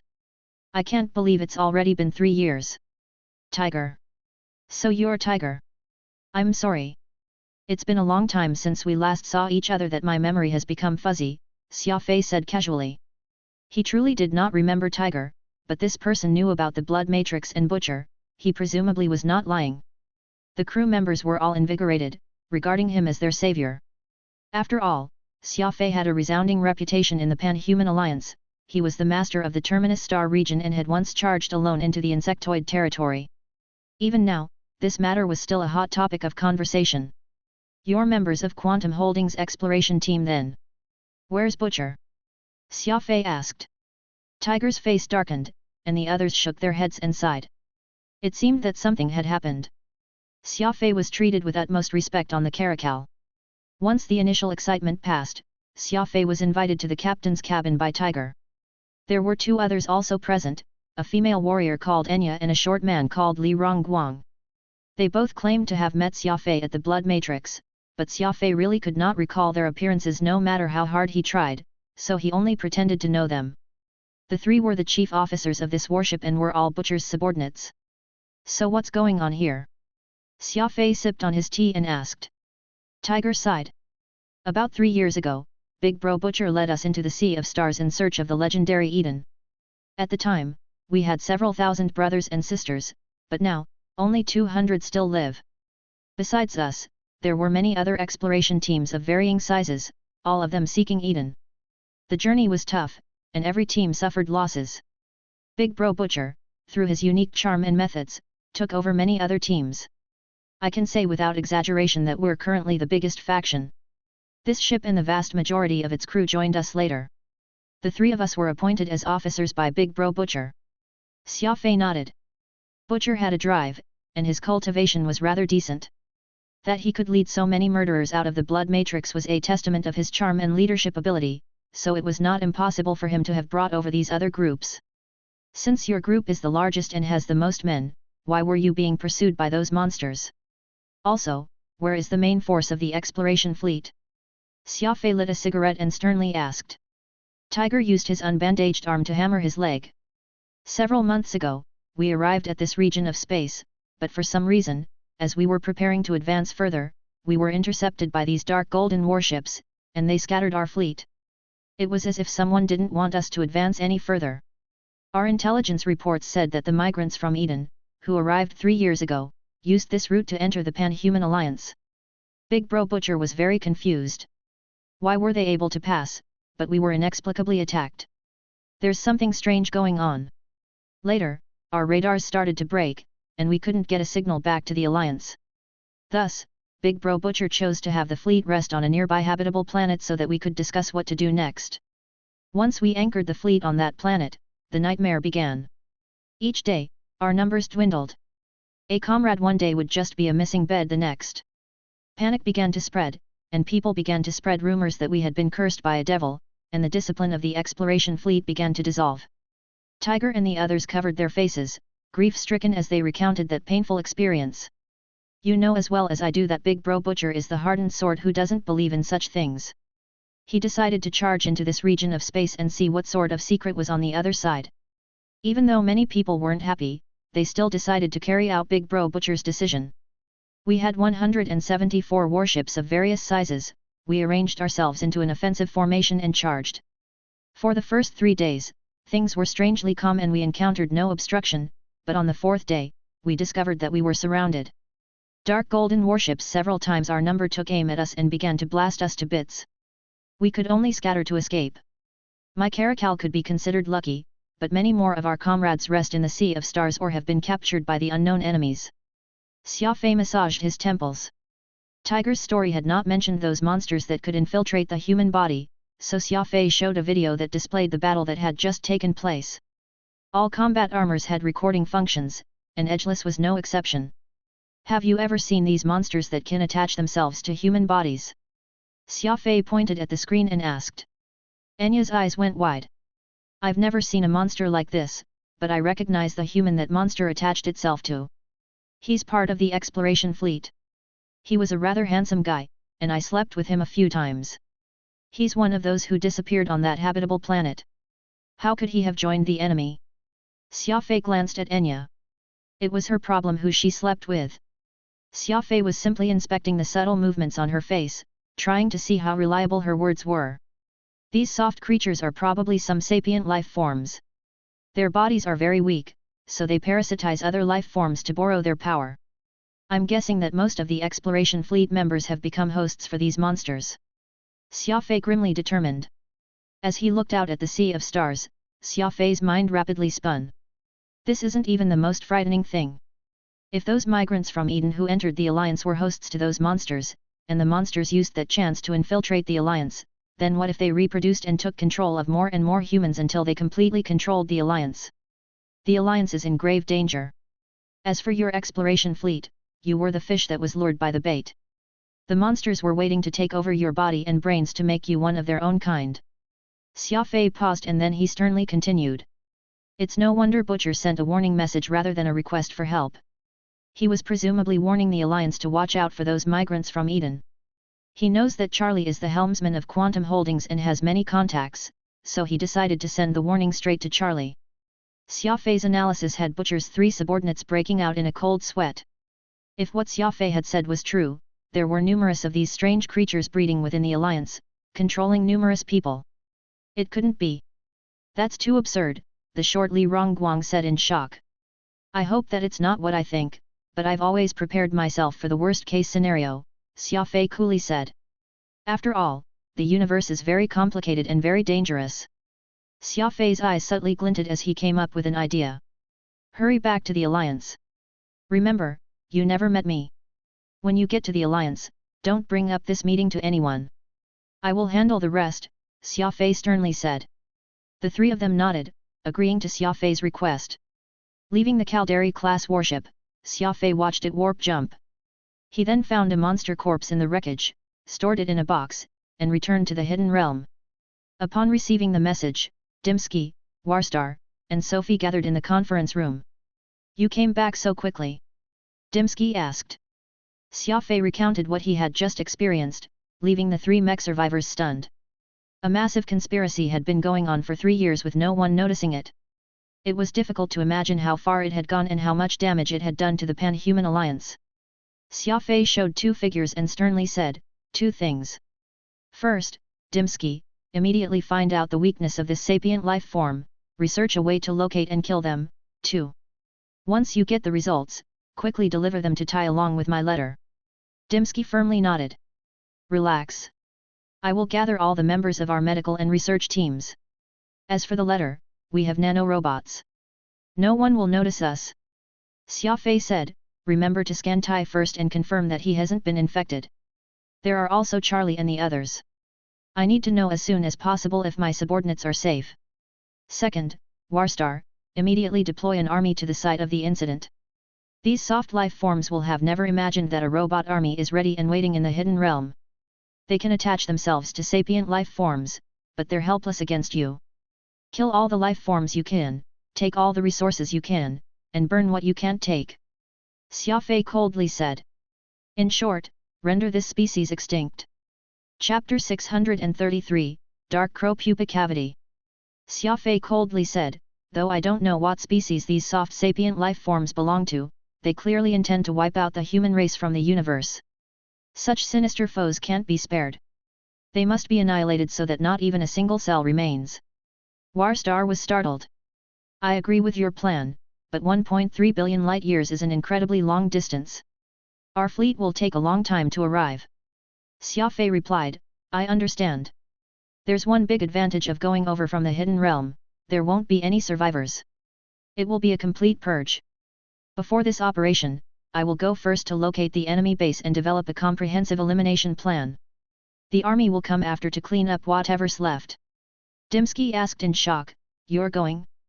These life forms can attach to other life forms. What if they managed to get to you? Xia Fei smiled and pointed at his armor. You think that these parasites can penetrate this suit of armor? Dimsky shook his head. That's true. Edgeless is the finest suit of armor I've seen. As long as you don't carelessly take it off, none of them will be able to hurt you, but Furball doesn't seem to have as good of a defense. Xia Fei glanced at that ball. He naturally did not think that a holy beast could be infected by a parasite, but those soft life forms were so odd that he could not help but be on his guard. Stay behind and keep Avril company, Xia Fei said as he patted Furball on the head. Zing! The moment Furball heard that he would be accompanying Avril, his adorable face crumpled, and he vigorously shook his head. It was strange. This fellow feared no one else, but he seemed very apprehensive around Avril. A few moments later, Furball nibbled on an origin crystal in Avril's bosom while glaring at Xia Fei. This was Furball's revenge. Xia Fei had thrown him away, so he was eating as much as he could, hoping to break Xia Fei's bank with food expenses. Alas, Furball had chosen the wrong course and was no match for a cunning character like Xia Fei. Xia Fei did not lack crystals at the moment, and he wanted nothing more than for Furball to eat more and mature quickly so that he could complete his 9 evolutions and attain the complete form of the holy beast Shatterstar. Rather than making Xia Fei angry, Furball's revenge made him happy. Don't worry. I'll take good care of little Furball, Avril said with a smile. She liked both Pod and Furball. In fact, she wanted a ball of fur to call her own. Alas, this one was a unique holy beast and Xia Fei was incapable of finding another, so she would have to settle for Furball. Once more venturing into the Sea of Stars, Xia Fei took the demon ship out from his spatial ring and got on board it.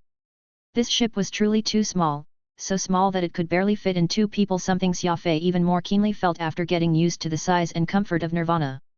Whenever he boarded this ship, he did not even have the ability to cultivate normally, so he could not help but find it uncomfortable. The super engine developed by the demon race took about 2/3 of the space on the ship, and what was left was naturally limited. This was also why this ship had incredible speeds. It could warp 10,000 light-years every minute, 12 times faster than ordinary warships, making it the perfect option to conduct a search. Without Furball by your side, you're much weaker, so you should move cautiously, Phantom said to Xia Fei. Xia Fei nodded. He activated the warp engine and entered the forbidden region that Tiger had spoken of. Whoosh! The demon ship flew quickly, with Xia Fei keeping his eyes fixed on the radar. 1 hour later, Xia Fei arrived at the region of space, which had wiped out Butcher's fleet and left Tiger with a lingering fear. On the surface, nothing seemed strange about this region. Red nebulas were not exactly rare, and the radar indicated that everything was normal. Suddenly, an entire row of deep space mines exploded in unison, knocking Xia Fei's ship out of warp. The explosions were not powerful, but they were enough to shut off his warp engine temporarily. This was a common method of intercepting enemy ships. With the warp engine shut down, a warship would have no choice but to travel using its ordinary engines. The drop in speed would also make the ship vulnerable to cannon fire. After all, at warp speeds, even lasers would be unable to hit a warship. Xia Fei's fingers rapidly tapped on the screen. He had complete mastery of its controls and could operate it without a problem. The warp engine needs 15 minutes to recover.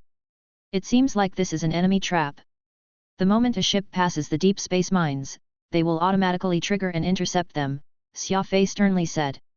Phantom said, this shows that these fellows don't mean anything good, laying down mines to prevent any high-speed warships from infiltrating. What's your plan? Xia Fei frowned. There are probably many more self-detonating deep space mines in the area, so using the warp engine won't be easy. These mines are probably sensor-triggered, and warp engines produce too much power, making detection and interception easy. Humph! Xia Fei grunted. They came very quickly. Almost 50 unknown warships are heading our way.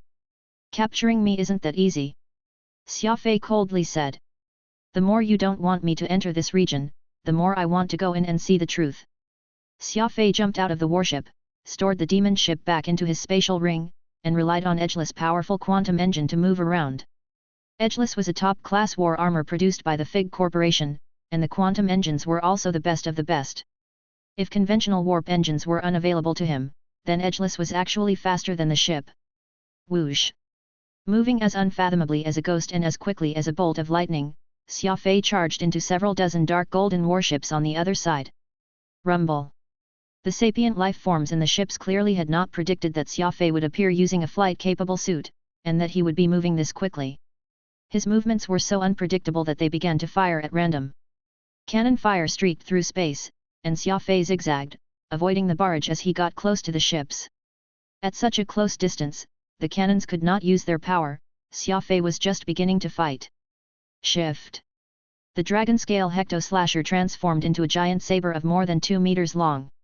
Xia Fei swung the sword, and the blade plunged into the armor of one of the ships. Clack! Crack! There was a screech as the blade of the saber penetrated through the armor. Xia Fei flew in a circle around the ship, performing a mechanical lobotomy. He left a perfect circular cut around the ship. The warship's hull had been cut open, but the ship was still in one piece. Wild storm! 30 or so punches swung out, blasting open the cut. Rumble! Xia Fei cleaved this cruiser in two. Whether there were humans or ghosts in the warships, there was no path for them except to be buried in the Sea of Stars. Whoosh! A round escape pod popped out of the ship. Someone hoped to escape using the escape pod. Trying to run. Xia Fei raised an eyebrow, his quantum engine sparking with blue flames as he pursued the creature. Rumble! With a punch, the escape pod popped like a balloon. Over a dozen figures wearing spacesuits flew into space and their eyes were full of despair. Bang! Boom! Crack! Xia Fei showed no mercy. The moment he was too close for the cannons to attack him, these warships could only suffer from a one-sided beatdown. In the blink of an eye, Xia Fei destroyed 3 warships. What did it matter if they were warships? Xia Fei had just come back from the law realm, and he wielded law powers. They simply were not on the same level of existence. One person, a single weak person, was massacring a fleet of warships. This was the might of law. Cannon fire? Xia Fei's fist was far more powerful than any bomb, and these ships, which could normally flaunt their might on the battlefield, were powerless to counterattack. Seeing that the situation was dire, the remaining ships began to flee. One man had beaten the fleet so badly that the ships began to escape. This was an incredibly rare sight. Chain blockade. The martial technique of the law of space was unleashed on the greatest scale possible. 7 hurricanes emerged in the darkness, sweeping toward this fleet. As the distance was rather close, while the law storms were not enough to destroy the warships, it could cause them to close control and crash against one another. Ping pong. There was another chaotic din as several warships crashed into and destroyed each other. The collisions triggered an explosion which radiated through space. 50 ships had surrounded Xia Fei, but in the end, fewer than 10 managed to escape. The rest were all buried in the sea of stars. Wreckage and the skeletons of ships drifted through the void. Patting his hands, Xia Fei coldly looked at the fleeing ships. Normally, Xia Fei would light a cigarette, but it was impossible to light a cigarette inside his armor. These people aren't that impressive, Xia Fei muttered. It's not that they're too weak, but you're too strong. Isn't the reason the law realm restricted law warriors from going to the ordinary world due to their law powers being far more powerful than ordinary weapons? The two simply aren't comparable. Not only do you wield laws with ease, but you are also equipped with edgeless, this supreme suit of war armor. Even the sea of stars can't stop you, let alone those people. Let's keep going. I'm guessing that the soft life forms have their king or peak warrior, so don't get careless, Phantom said to Xia Fei. Xia Fei nodded and once more boarded the small demon warship. He stretched his muscles. His body felt much more relaxed now. Xia Fei had not really gotten much exercise lately because of his injuries, and his hands had gotten restless. Alas, those warships had been unable to put up much of a fight, and before Xia Fei could get his fill, they had fled in disarray. Whoosh! The ship moved quickly. Perhaps because Xia Fei's fighting power was too great, he encountered no obstacles this time. The region gradually began to look strange. The countless stars began to arrange themselves in a spiral shape, slowly moving around some sort of black cloud in the center. This was not a black hole, but it seemed just as bottomless as one. What is this? Why are the stars circling around that black object? Xia Fei muttered. Xia Fei had traveled the Sea of Stars quite a lot in the last few years and could be considered an experienced traveler, but he had never seen a scene as bizarre as this. Xia Fei sensed that he was getting closer and closer to the heart of the secret. Oh, this is a dark crow pupa cavity, Oro, who seemed to have just woken up from a nap, suddenly commented. A dark crow pupa cavity. Xia Fei said in confusion. What is that? A demon race term. Just like the hidden realm your robot friends live in, it's a cavity created by the chaos of space, though the hidden realm is on a much higher level than the dark crow pupa cavity. Even law of space experts will have a hard time discovering the hidden realm, while this hidden dimension can be seen with one's eyes. Look! See how that black cloud looks like a crow with its wings spread? The entrance looks like the crow's head, too. That's where the dark crow pupa cavity gets its name, Oro explained. Xia Fei was taken aback, asking, how big is the dark crow pupa cavity? What could be inside? Oro casually said, they normally aren't that large. As for what's inside, I don't know. Those soft little fellows probably have their base inside. This dark crow pupa cavity isn't very stable, and if someone attacks the entrance, it will probably disappear. Those little fellows were probably worried about the entrance being discovered, so they did their utmost to prevent others from getting in. Chapter 634, A Lost Civilization. A funnel had seemingly appeared at the convergence of a nebula, the black entrance wide and long. It was not possible to say where it led or what was inside. Xia Fei gritted his teeth and charged into the dark crow pupa cavity. Whoosh! Edgeless Zone night vision goggles activated. There was no light in that pitch-black space, but with the most advanced armor in the law realm, Xia Fei could clearly see around him. However, the colors had shifted, making his surroundings appear bizarre. The quantum engines ejected dazzling flames as they pushed Xia Fei into the dark crow pupa cavity. The speed was neither too fast nor too slow, enabling Xia Fei to observe his surroundings at his leisure. Those soft sapient life forms and those strange dark golden ships had seemingly disappeared, and Xia Fei encountered no obstacles as he forged his way forward. Suddenly, the area in front of him opened up. Behind that black nebula was a bright space that was illuminated by white light from the surrounding nebula. With a glance, one could see the entirety of this hidden space. Like a cave that had been excavated out of a white cloud, the dark crow pupa cavity was brimming with a mythical aura inside. Warships and planets were all set against the backdrop of the white nebula, leaving Xia Fei to think about the castle in the sky from that one movie. It was just that the area was so vast that he felt incredibly small. What's that? Phantom pointed at the distance and asked. A large and lonely piece of land floated above the white nebula.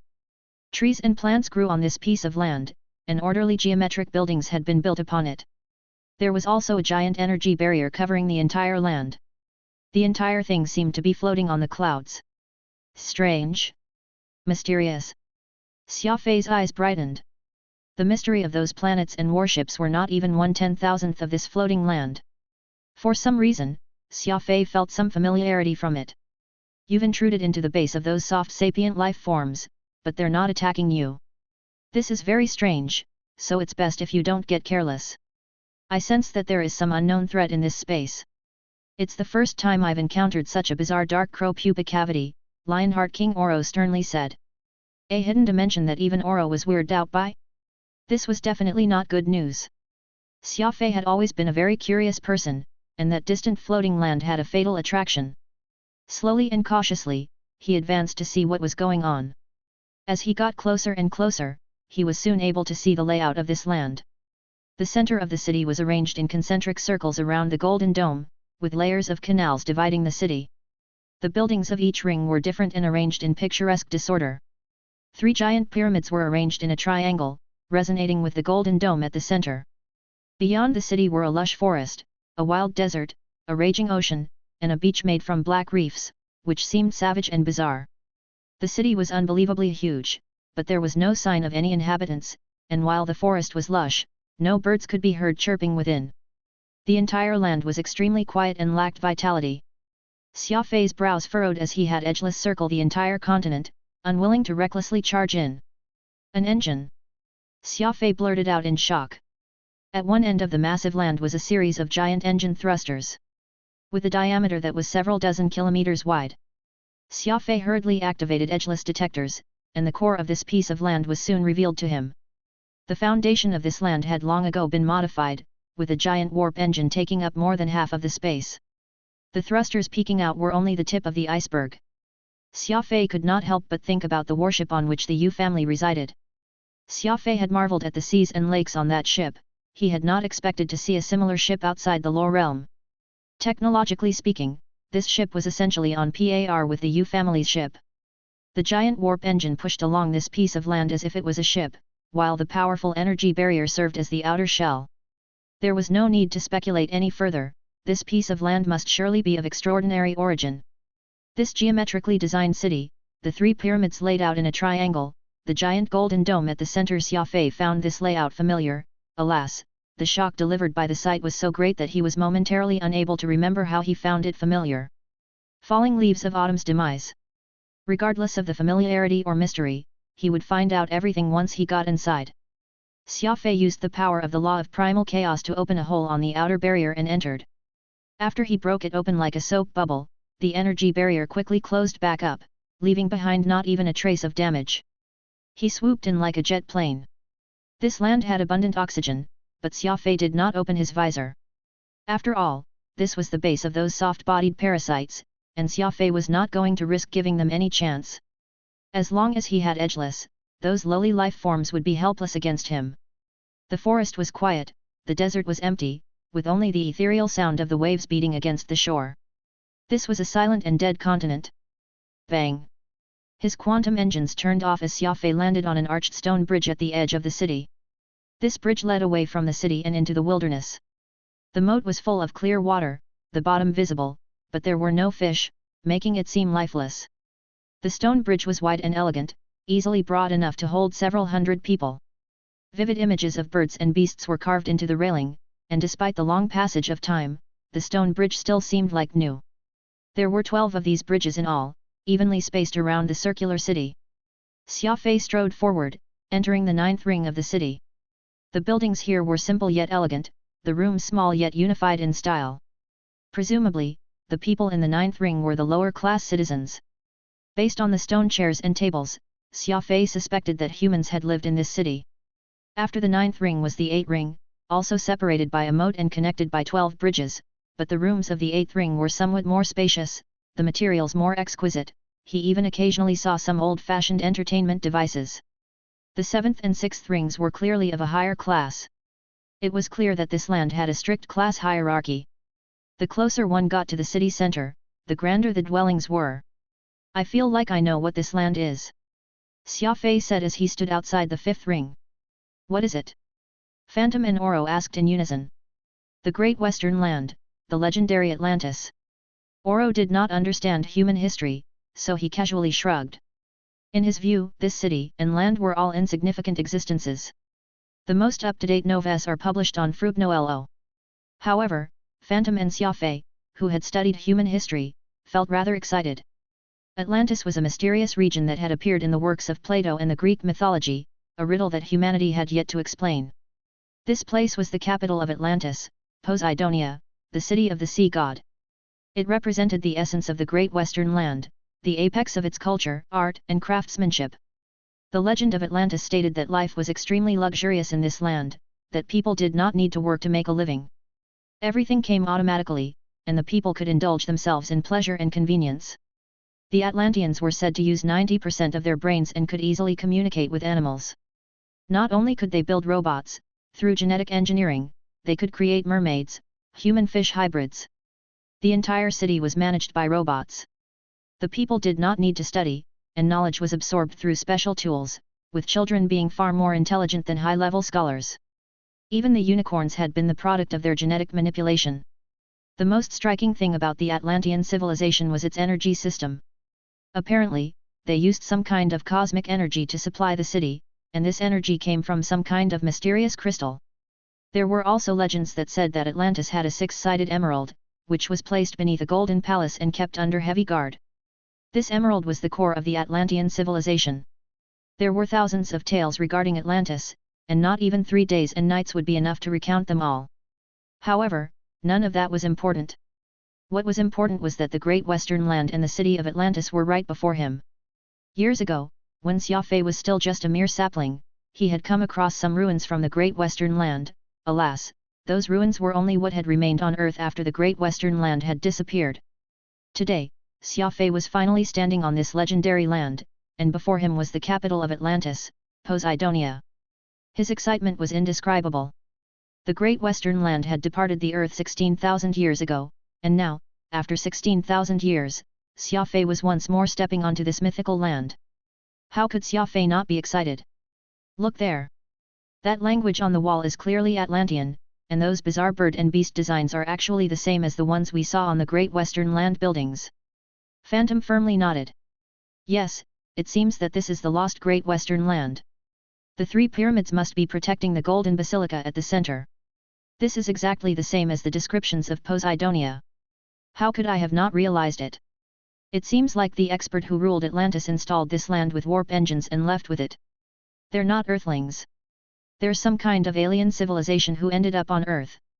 Xia Fei continued. As they advanced, the roads became wider and wider, and the buildings grew more and more luxurious, radiating a classical aura.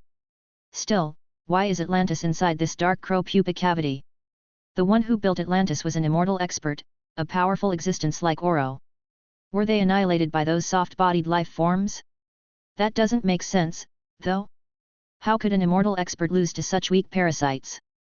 Phantom muttered. Xia Fei was also rather curious. It appeared that Atlantis had been here for some time.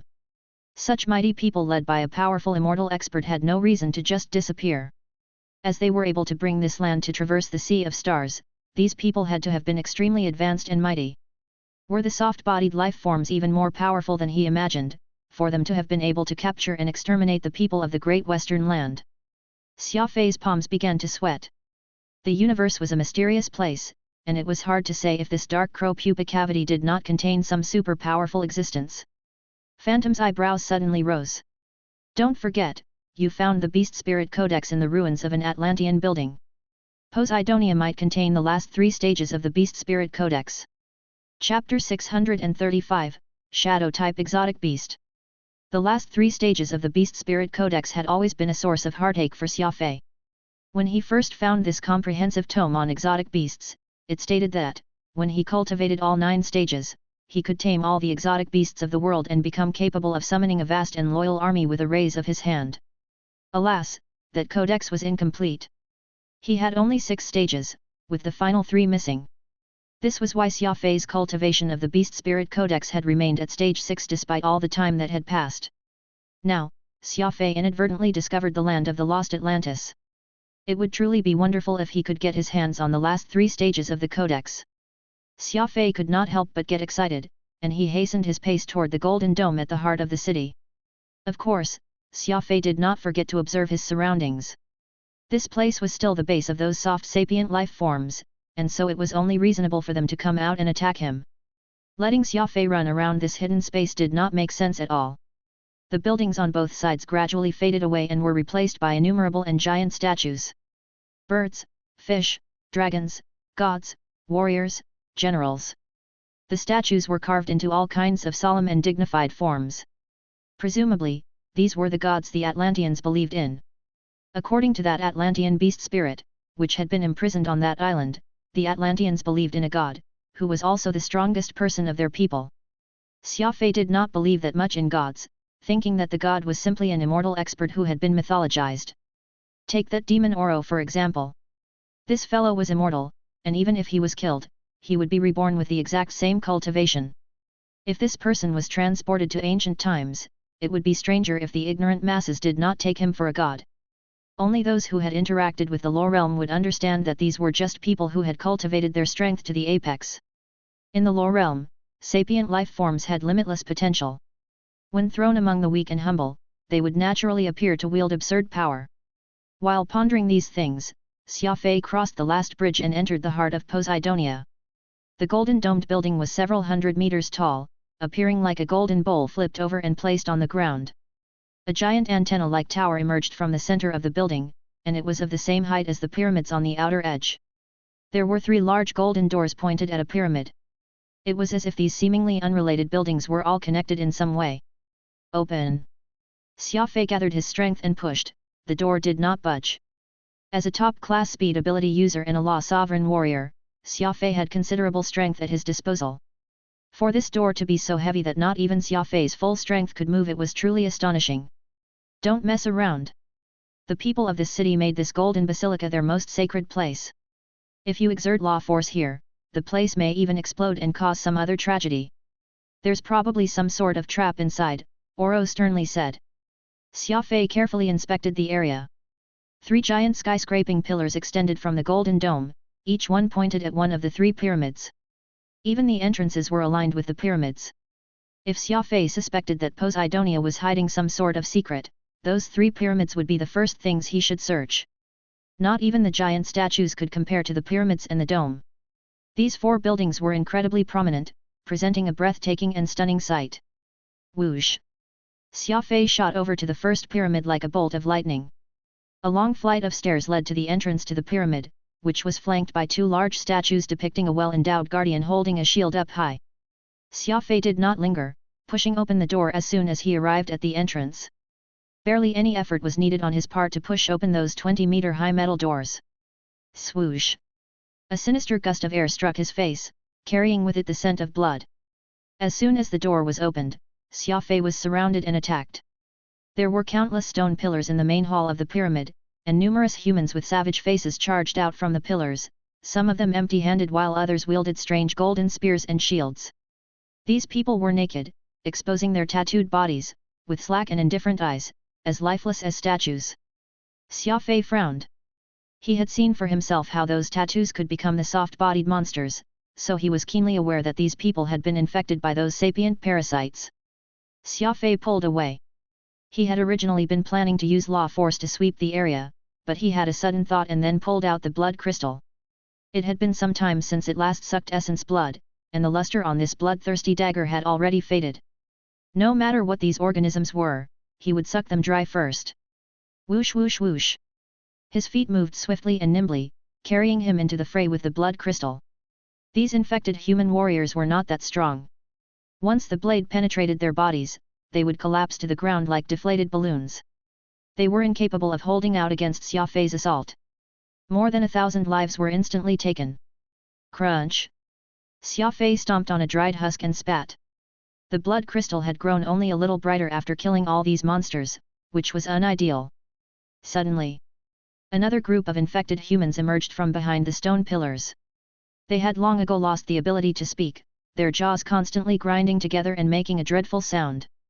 It was as if they wanted to eat Xia Fei alive. Their bodies were covered in tattoos. Not only were these people tall and muscular, their tattoos were more obvious. These people had most likely been infected by higher-rank parasites. These several dozen people surrounded Xia Fei. With their hands empty, they hungrily stared at Xia Fei. Whoosh! One of them pointed an arm at Xia Fei, and his body suddenly split apart. His arm broke apart along the veins, instantly turning into a knife that spiraled through the air, howling towards Xia Fei. There was not even the slightest trace of blood.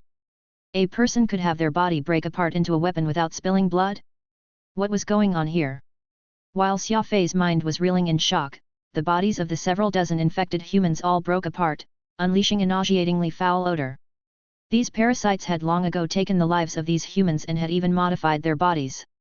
Their bodies were weapons, able to transform into any kind. Xia Fei vaguely recalled that there was one ability similar to the attack method used by these monsters, allowing for the changing of the body's form and toughness. It was considered a body-type technique. However, these monsters were not using some technique but were performing some sort of biological conversion, instead. When a parasite occupied the body, that person was essentially dead, a walking corpse at best. These were just puppets, and no matter how bizarrely their bodies contorted themselves, they would feel no pain. A thrust of the dagger. After using crafty thrust to dodge these attacks, Xia Fei stabbed the blood crystal into one of the warriors. Xia Fei gasped. He discovered that the blood crystal absorbing the blood of one of these warriors had more effect than absorbing 1,000 of the ones he had fought before. So these are higher class life forms. Perfect. Nourish my weapon. Elated, Xia Fei rushed around, swiftly taking care of these higher class parasites. Blood crystal was much brighter now, its shine returning. In the center of the golden pyramid's main hall was a statue of a woman, holding up a shield just like the ones outside, but this statue was much smaller, and rather than stone, it was made from some silver alloy. At her feet was a lantern made of pitch-black metal. Xia Fei observed it for a while. He did not find anything weird about the statue, but he did find the lantern strange. It was an old-fashioned lantern that even had a handle. Perhaps because it had been frequently opened and closed, the handle was slippery and greasy. Xia Fei curiously opened the lantern and saw that there was a pedestal inside. On top of the pedestal was an emptied-out white origin crystal. An origin crystal? Xia Fei was taken aback. Only those of the low realm and the two supreme races used these things. Ordinary people would never be able to get their hands on them. This meant that the mysterious Atlanteans were not merely humans but rather descendants of some expert in the low realm. Taking out the empty origin crystal, Xia Fei placed a grade 4 origin crystal inside. Alas, the lantern still did not light up. He looked again and found a handle-shaped protrusion at the base of the pedestal. It was also very smooth as if it had often been touched. He dubiously extended a hand, and when his finger touched the metal, a mysterious energy pulled a sliver of law energy from Xia Fei. Whoosh! Xia Fei instantly drew back his hand, and this origin energy lantern suddenly lit up. The white light shot toward the shield-holding statue, and the alloy shield in her hand began to flash. A beam of light extended upward, penetrating into the roof of the pyramid. Startled, Xia Fei hastily left the pyramid to see what was going on. He saw that after penetrating through the roof, the beam of light had turned and connected itself to the distant golden dome. I get it now.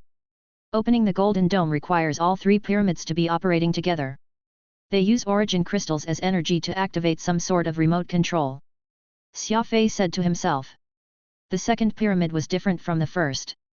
The statue was that of a muscular male warrior holding a golden spear. There were also infected humans in this pyramid, preparing to ambush Xia Fei, but Xia Fei was a level 4 law sovereign. There was no way these fellows could injure him. After all, with his law of primal chaos, Xia Fei could even overcome low-ranking law emperors, let alone these soft-bodied parasites. After using an origin crystal to activate the second pyramid, Xia Fei arrived at the last one. The statue in this pyramid was that of some tattooed monster, its smooth skin covered in strange patterns. It had 4 fangs arranged in its mouth like the tusks of a seal, 2 of them pointed down while the other 2 pointed up. There were also 2 little whiskers on top of its mouth. It was pitch black and formless, appearing like a giant pile of cotton. Just when Xia Fei was about to place his finger on the origin crystal pedestal, he suddenly withdrew his hand. Wait! Why are the tattoos on this monster identical to the tattoos on the infected humans? Xia Fei muttered. Oro, what do you think this thing is? Oro shook his head. I'm not sure. The 3 pyramids are divided into man, woman, and exotic beast. This monster should have been the guardian beast of these people. Any clan of some strength will raise a guardian beast. From its appearance, it's probably a rare shadow-type exotic beast. Shadow-type exotic beasts referred to divine beasts that could freely change their forms, as could be seen from the statue, but those strange green tattoos had put Xia Fei on his guard. It seemed like they were a little different from the parasites. Suddenly, a foul gust of wind blew from within the pyramid, and Xia Fei sensed a pair of venomous eyes watching him from the shadows. Chapter 636, Divine Beast Dolan. A foul gust of wind blew from within the pyramid, and Xia Fei sensed a pair of venomous eyes watching him from the shadows. Softly chuckling, Xia Fei put the origin crystal in his right hand back into his ring and stopped trying to activate the third pyramid.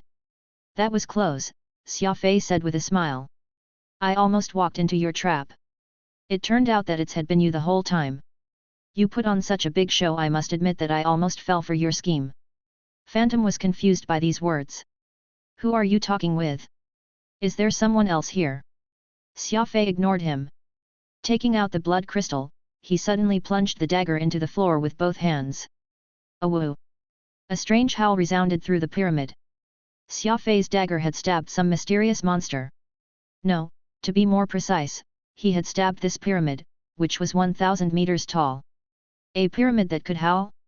Phantom and Oro were both aghast. The last pyramid appeared pretty much the same as the other 2, just worshipping an exotic beast rather than a human, but Xia Fei noticed those patterns. Those ever-present patterns. The floors in the pyramid were all covered in those swirling patterns, which were largely the same as those soft-bodied monsters attached to the humans. When the blood crystal stabbed down, the entire pyramid wailed in pain. The spiral patterns convulsed in pain as if they were alive. Whoosh! Suddenly, the scattered patterns throughout the main hall gathered together and then shot over like cannonballs. Xia Fei pulled out the blood crystal and withdrew from the pyramid.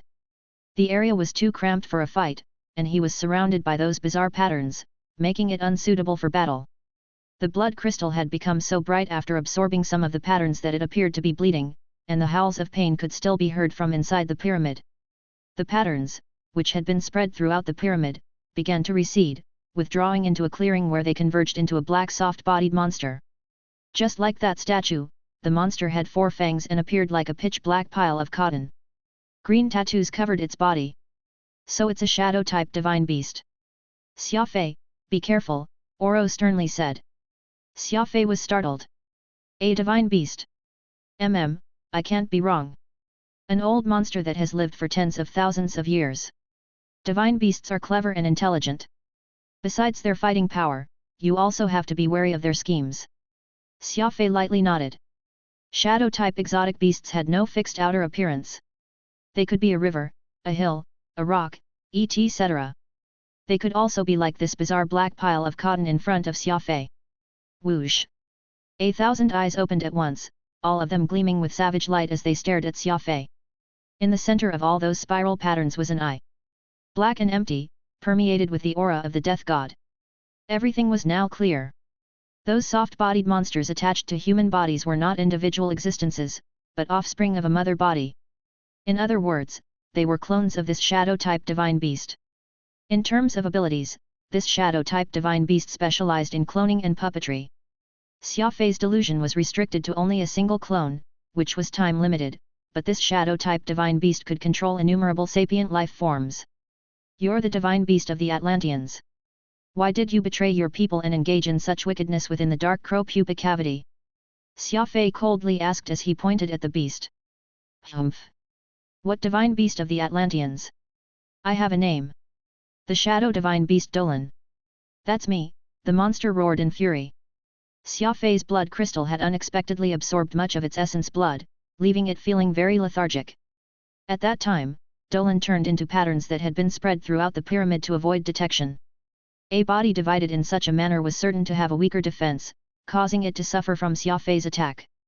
Now that it had gathered its full body, its strength increased by a great deal. Atlanteans! Dolan sneered. Just a clan down on its luck and running for its life. How could a lousy home like that be fit for a shadow divine beast like me? Yes, I endured until Poseidon got old, and then I killed him. Killed his family. I left no survivors. Dolan's eyes grew savage, its giant body trembling in agitation. Since you already succeeded, why are you still here? Xia Fei sternly asked. Is there something you can't let go? The crafty black eyes frantically looked around. Dolan was somewhat startled to find that Xia Fei had already seen through its dark desires. Xia Fei continued. I guess that you never wanted to attach yourself to the Atlanteans, but they might have had something forcing you to obey. You patiently waited until you had enough strength to eliminate this clan, and then you struck without hesitation. After doing things against your will for so many years, you must have been bursting with resentment. The reason you didn't leave after killing the Atlanteans is that you want to utterly destroy that thing, which has always been suppressing you. Alas, you're an exotic beast without any command of law force, so you can't enter the golden basilica built by the Atlanteans. Thus, you thought of the Pan-Human Alliance.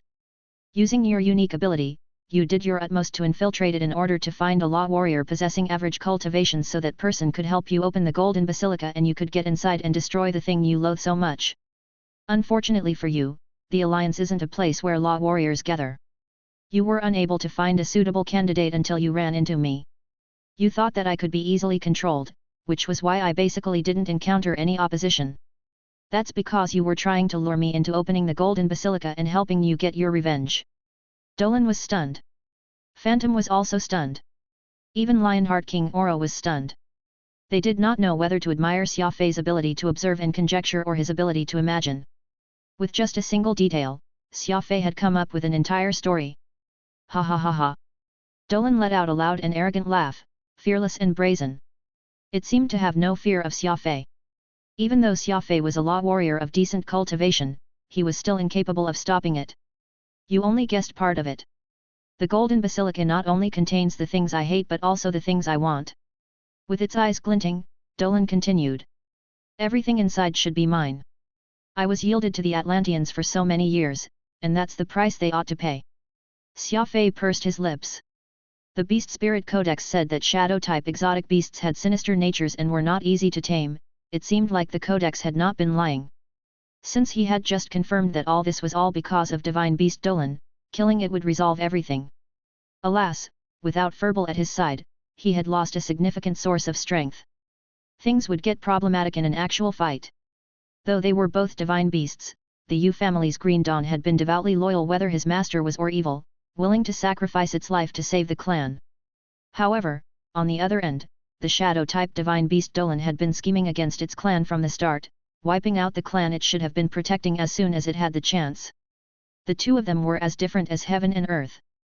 Thus, it was not true that exotic beasts were loyal, at least not for all exotic beasts. I will give you one chance. Inject your law force to open the third pyramid and I will spare you your life, Dolan said. Xia Fei shook his head. I will be opening the golden basilica, but that will be done after you're dead. He rubbed the blood crystal against Edgeless. Apparently, Xia Fei was not very afraid of Dolan. Shadow divine beasts were bizarre and wicked, their fighting power shocking, so Xia Fei seemed just a little too confident. Dolan laughed. Kill me? Just you alone? Don't think that you're so impressive just because you've been to the Lore Realm before. Both I and the Atlantis clan that I destroyed came from the Lore Realm. You're just a law sovereign, and you think that you could fight me? I, Dolan, am a mighty divine beast. Xia Fei said nothing. Meanwhile, Dolan's body was getting larger and larger as more and more of the patterns converged, turning it into a giant black mountain. Are you afraid now?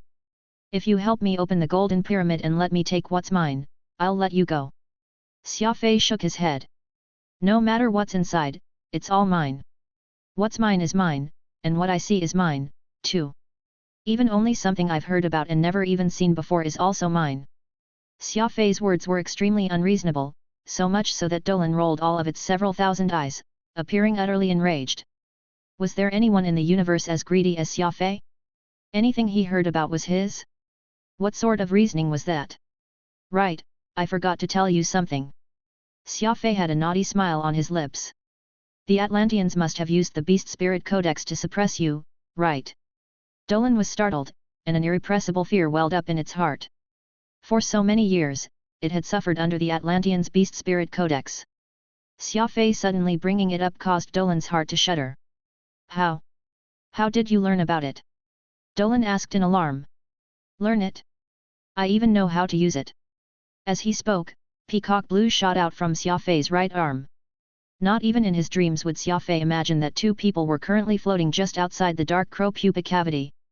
They were enclosed within the space law, allowing them to stand in the river of stars while being unaffected by the external environment. The one leading was a fat old man with many wrinkles on his face, but his hair was black and glossy, a sign that the man usually lived like a prince. A combat suit tightly covered his body, making him appear like a round ball, and he had a toothpick in his mouth. The other person was almost naked, his face seemingly chiseled from stone. His body was covered in scars, scars connected scars, scars upon scars, gruesome to behold. A dark crow pupa cavity? Interesting, interesting. There might be something fun inside. Let's go inside and take a look, the fat elder said. The young man beside him frowned. Master, our objective is to look for Xia Fei and his girlfriend. Since you sensed that someone had used law force here, it's probably him. Why don't we inform the others? The elder punched the young man on the back. Good, my foolish disciple, look at how far away we are from the law realm. How could Xia Fei possess such a long-distance compass? Besides, this mission has a reward. If we inform the other teams, we'll have to split the reward with them. If it's really Xia Fei, that's even better. We can seize him and get all of the reward. Your master is a great law emperor. Should I fear a puny law sovereign? What a joke! The young man called good saw that his master had no intention of informing the others and he sighed in relief. The two of them then entered the dark crow pupa cavity. Chapter 637, The Two Madmen of Heavenly Execution. How I learned of the Beast Spirit Codex. I even know how to use it. Xia Fei called. Not even in its dreams did the shadow-type divine beast Dolan imagine that right after obtaining its freedom from the Atlanteans, it would run into Xia Fei, another warrior who could use the Beast Spirit Codex. Although Xia Fei's Beast Spirit Codex was only at the 6th level, this was enough. This was because Xia Fei also had the immemorial mystical armament Peacock Blue, the bloodthirsty blood crystal, the darkness metal weapon Ode of 100 Spirits, and also the law of primal chaos. Xia Fei's primary means of offense had always been the combination attack. As he spoke, Peacock Blue suddenly began to grow out from his right arm, blue blades of grass waving in the air as they grew to a length of 500 meters. They carried just as much force and momentum as the shadow-type divine beast. Ocular cognition. His eyes erupted with light. Xia Fei unleashed his invisible mental energy without reservation, which surged at the exotic beast in wave after wave. Dolan was shaken. It could not understand why a stranger would know the Beast Spirit Codex, but it knew very well the intimidating effect the Beast Spirit Codex had on it. After all, it had suffered bitterly under its yoke for many years. Rumble. Its massive body suddenly scattered, Dolan becoming countless soft-bodied monsters, their countless numbers instantly covering the surrounding area. Thinking of running away. Xia Fei wickedly smiled. In its complete form, Dolan would have been rather troublesome, especially if it would go all out, but when it scattered, so did its power. These little clones were not enough to stop Xia Fei.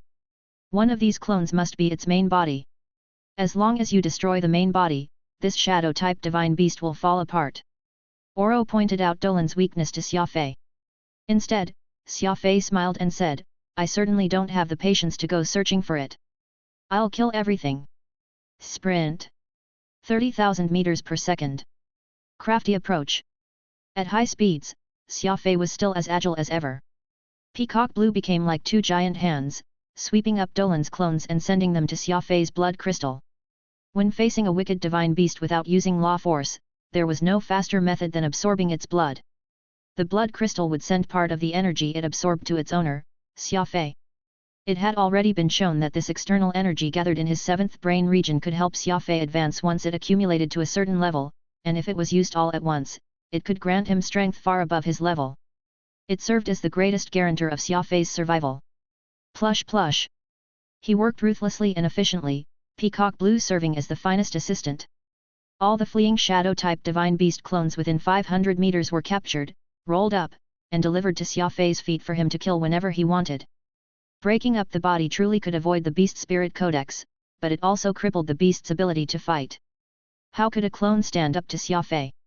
Awoo! Dolan panicked and desperately had its clones lunge at Xia Fei. Countless bizarre soft-bodied monsters covered in tattoos flew through the air and lunged onto Xia Fei's combat armor. The monsters desperately tried to squeeze into the armor and make contact with Xia Fei's body. As long as they could get at Xia Fei's body, they could instantly penetrate into him and take control of his body and mind, turning him into a puppet. It was a good idea, but had Dolan not seen the logo on Xia Fei's shoulder? The insignia of the Fig Corporation was right there. This was no second-hand product from the supermarket. This was edgeless. The product of the Lore Realm's most powerful corporation, the work of the mech race's progenitor. Trying to break through edgeless and attack Xia Fei? Keep dreaming. Xia Fei moved far too quickly, not even giving Dolan time to think. In the blink of an eye, several hundred of the clones had been absorbed. Even though they were not the main body, these clones still carried some of Dolan's energy, and Xia Fei only grew stronger and stronger, causing Dolan to panic even more. If it had decided to fight to the finish with Xia Fei from the very start, it would have never ended up in such a wretched state. Alas, it lacked the courage. A divine beast that did not dare to fight a foe directly? If Furball were here, he would have laughed himself to death.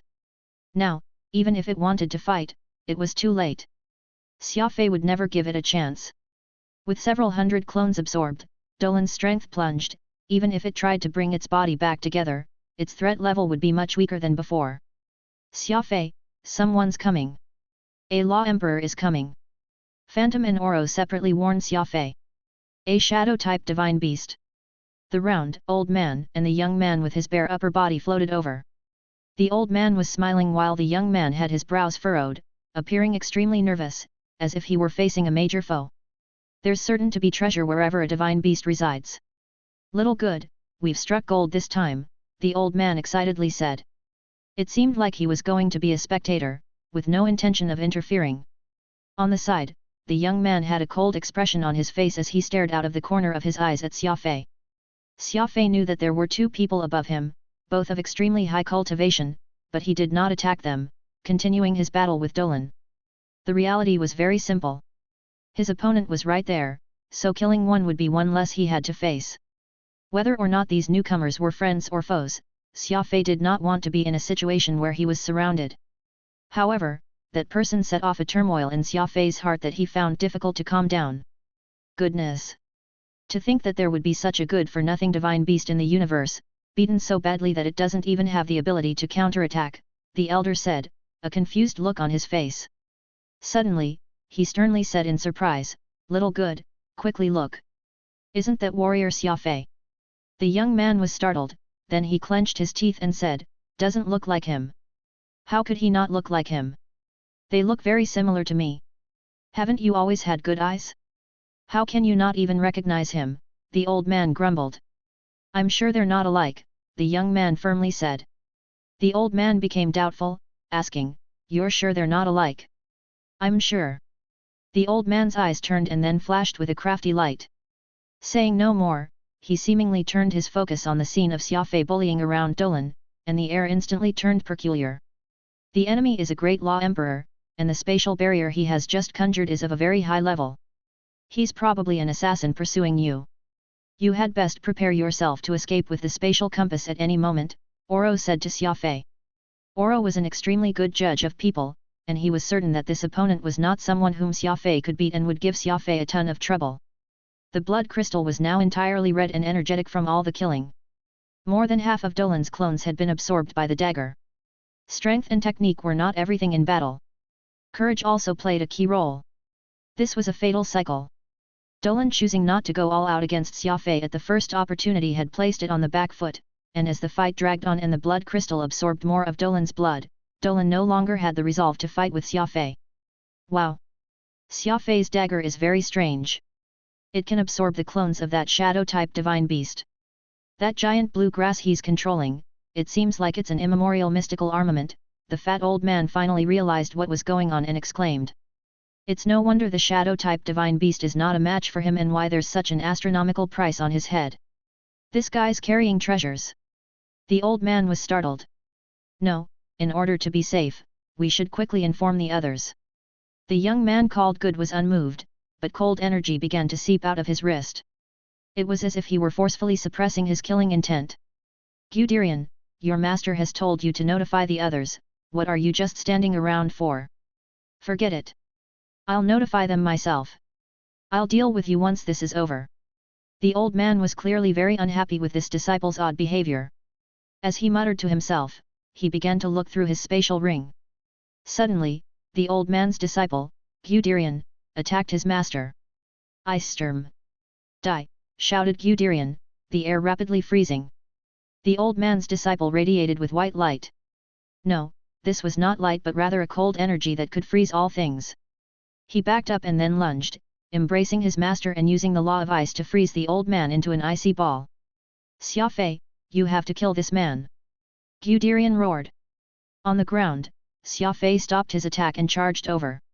In truth, Guderian was not his real name. It was Chendong. The heavenly execution training camp had played host to two madmen who had created trouble every day. The one who would vanish on a whim and would always take the difficult path over the wide and open path was Xia Fei, commonly known as Madman Xia. The other was this energetic young man with a bare upper body. This was a man whose body itched on days when he did not have anyone to fight. He lived for battle and died for battle, Chendong, commonly known as Madman Chen. Sometimes, things were really that interesting. Just as Xia Fei entered the Law Realm and joined the small Yu family, putting aside his work as an assassin, Chendong entered the Law Realm and became an assassin, and his target was none other than Xia Fei. Xia Fei had been in disbelief when Chendong first appeared, but until he knew what was going on, he could only wait and see what Chendong wanted to do. The result was as Xia Fei anticipated. When Chendong's chubby master was preparing to summon the other experts so that they could work together to capture Xia Fei, Chendong finally acted. The Ode of 100 Spirits broke apart. It transformed into 103 triangles which shot toward his foe. At the same time, Edgeless spat out intense flames as it carried Xia Fei into the clouds. With peacock blue in front and blood crystal behind, Xia Fei planned to use this moment to kill the Great Law Emperor. Xia Fei had truly been hesitant at first. People would change, and after 2 years, who could say if Chendong was still his friend? Xia Fei could not be sure.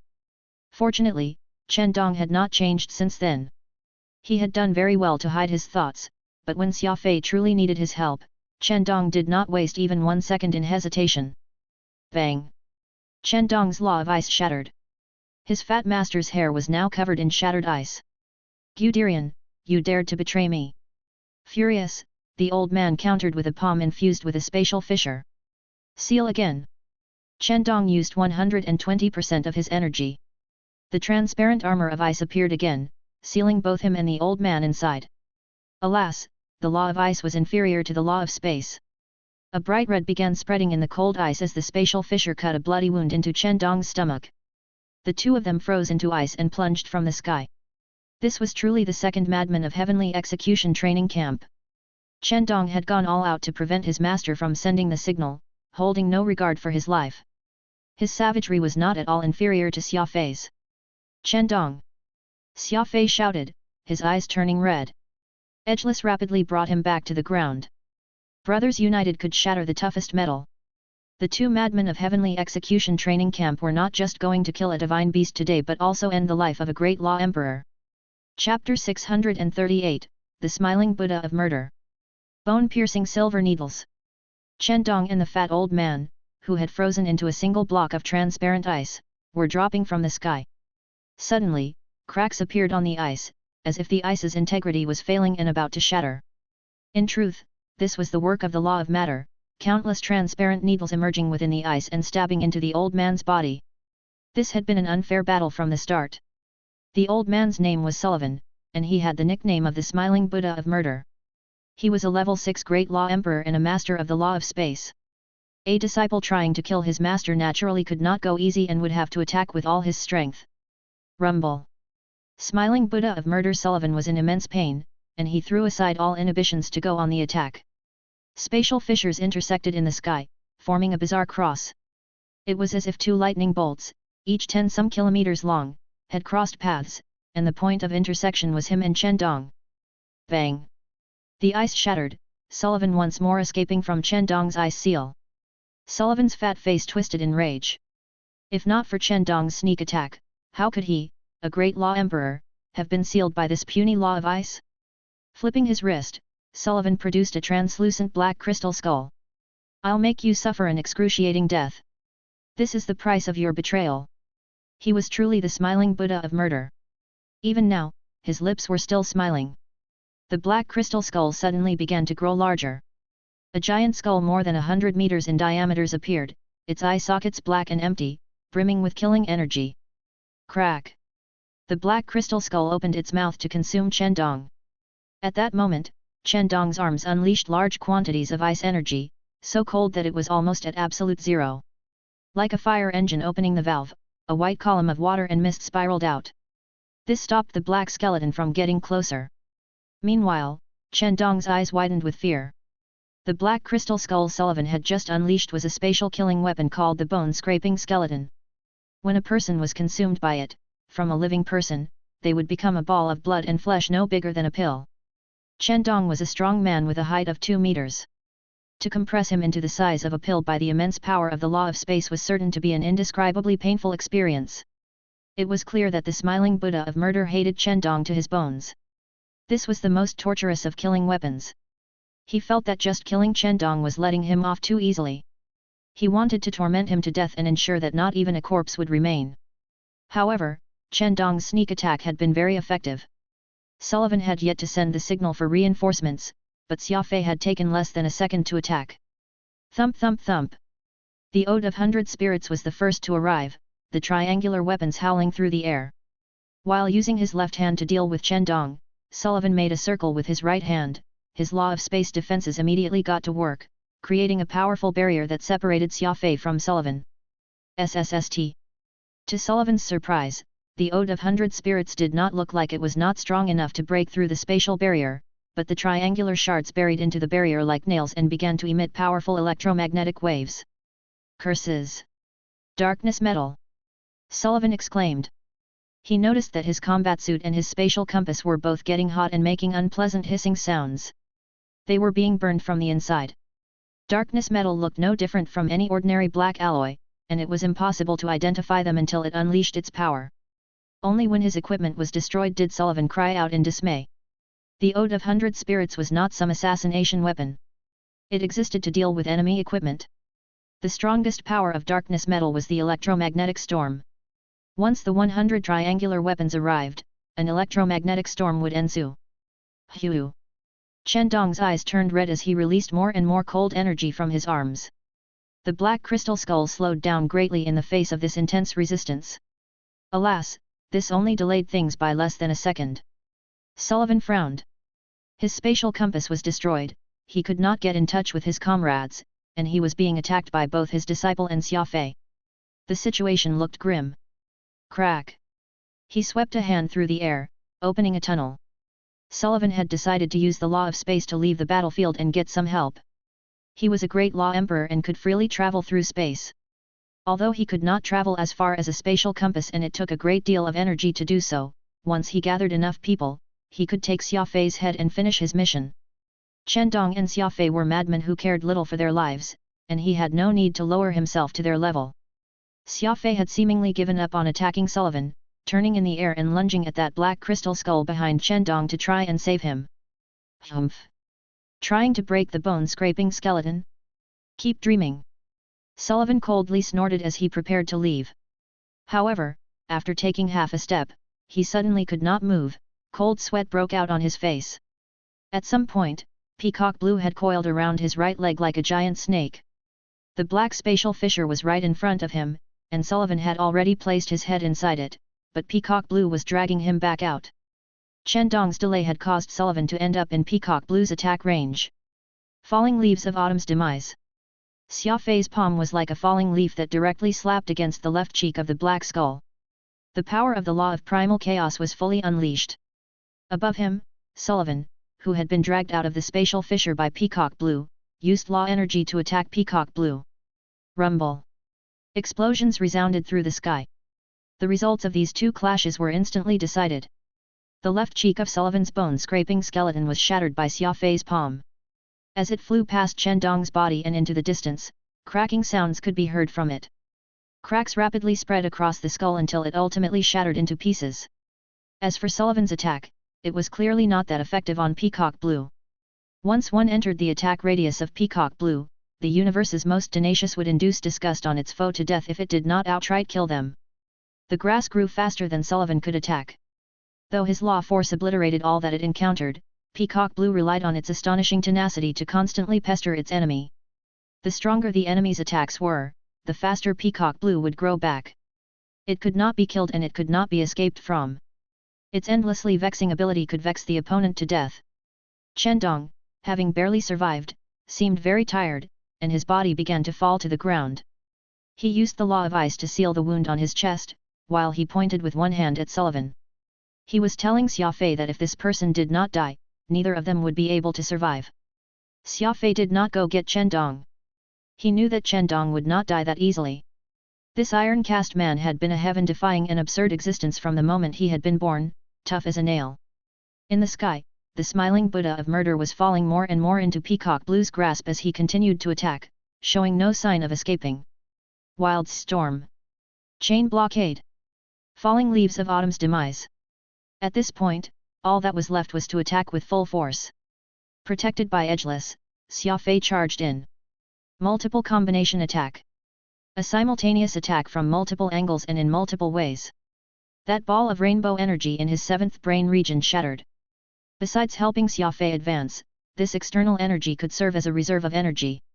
Once it was unleashed, Xia Fei's power would instantly multiply. This was a simple and effective way of rapidly shrinking the gap in power between him and high-rank experts. Once the energy ball shattered, Xia Fei's offensive power was on par with a Law Emperor. However, this sort of attack could only be used once. When the energy ran out, he would have to rely on the blood crystal to gather more energy. This method was not suited for long battles, but it was pretty good for instantly killing a single opponent. Fortunately, Xia Fei currently had only one opponent. The intense attack also engulfed Peacock Blue, but Peacock Blue was an immemorial mystical armament. Even if it were torn to shreds, it could regrow through its astonishing tenacity, but Sullivan had only one life. Sullivan was busy dealing with Peacock Blue, and he now had to deal with Xia Fei's multiple attacks, which were bolstered by external energy. Xia Fei's offensive was so powerful that it required all of Sullivan's attention. Plush! Plush! Xia Fei came right behind his attacks, plunging the blood crystal again and again into Sullivan's body, each time draining him of his blood essence and driving him closer and closer to death. Are you okay? Xia Fei landed on the ground and helped Chen Dong up. I'm fine. Wiping some blood from his lips, Chen Dong asked, I haven't seen you in 2 years, and you've become so strong. Do you know who you killed? Who? The smiling Buddha of murder, Sullivan, a famous assassin of the Law Realm and my master. Chen Dong felt a little ashamed as he spoke the word master. From this, it could be seen that his relationship with Sullivan had been very advantageous, certainly not as close as the one he shared with Xia Fei. Xia Fei had a rather unsightly expression. With a bitter laugh, he said, if not for my treasures, I mightn't have been able to get that smiling Buddha of murder. Just like you, I'm rather badly injured. Saying this, Xia Fei took out a few bottles of medicine and gave some to Chen Dong. He helped bandage Chen Dong's wound and also gave him origin crystals so that he could recover his energy. Chen Dong had an extremely tough body. All that his external wounds did was to add another scar atop his wounds. In any case, he had innumerable scars, so he did not care about a few more.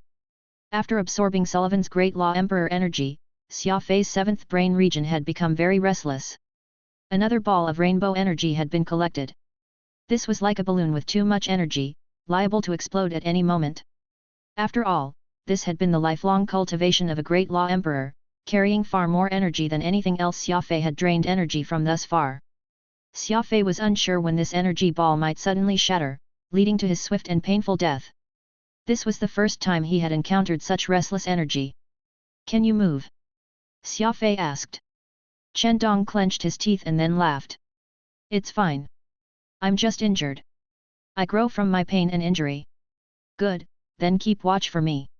I'm going to break through now." "Now?" Chen Dong asked in disbelief. He was so tired that he could die and was in immense pain, but Xia Fei wanted to break into the next rank right after the battle was over. This gap was a little too big. "Yes, right now," Xia Fei sternly said.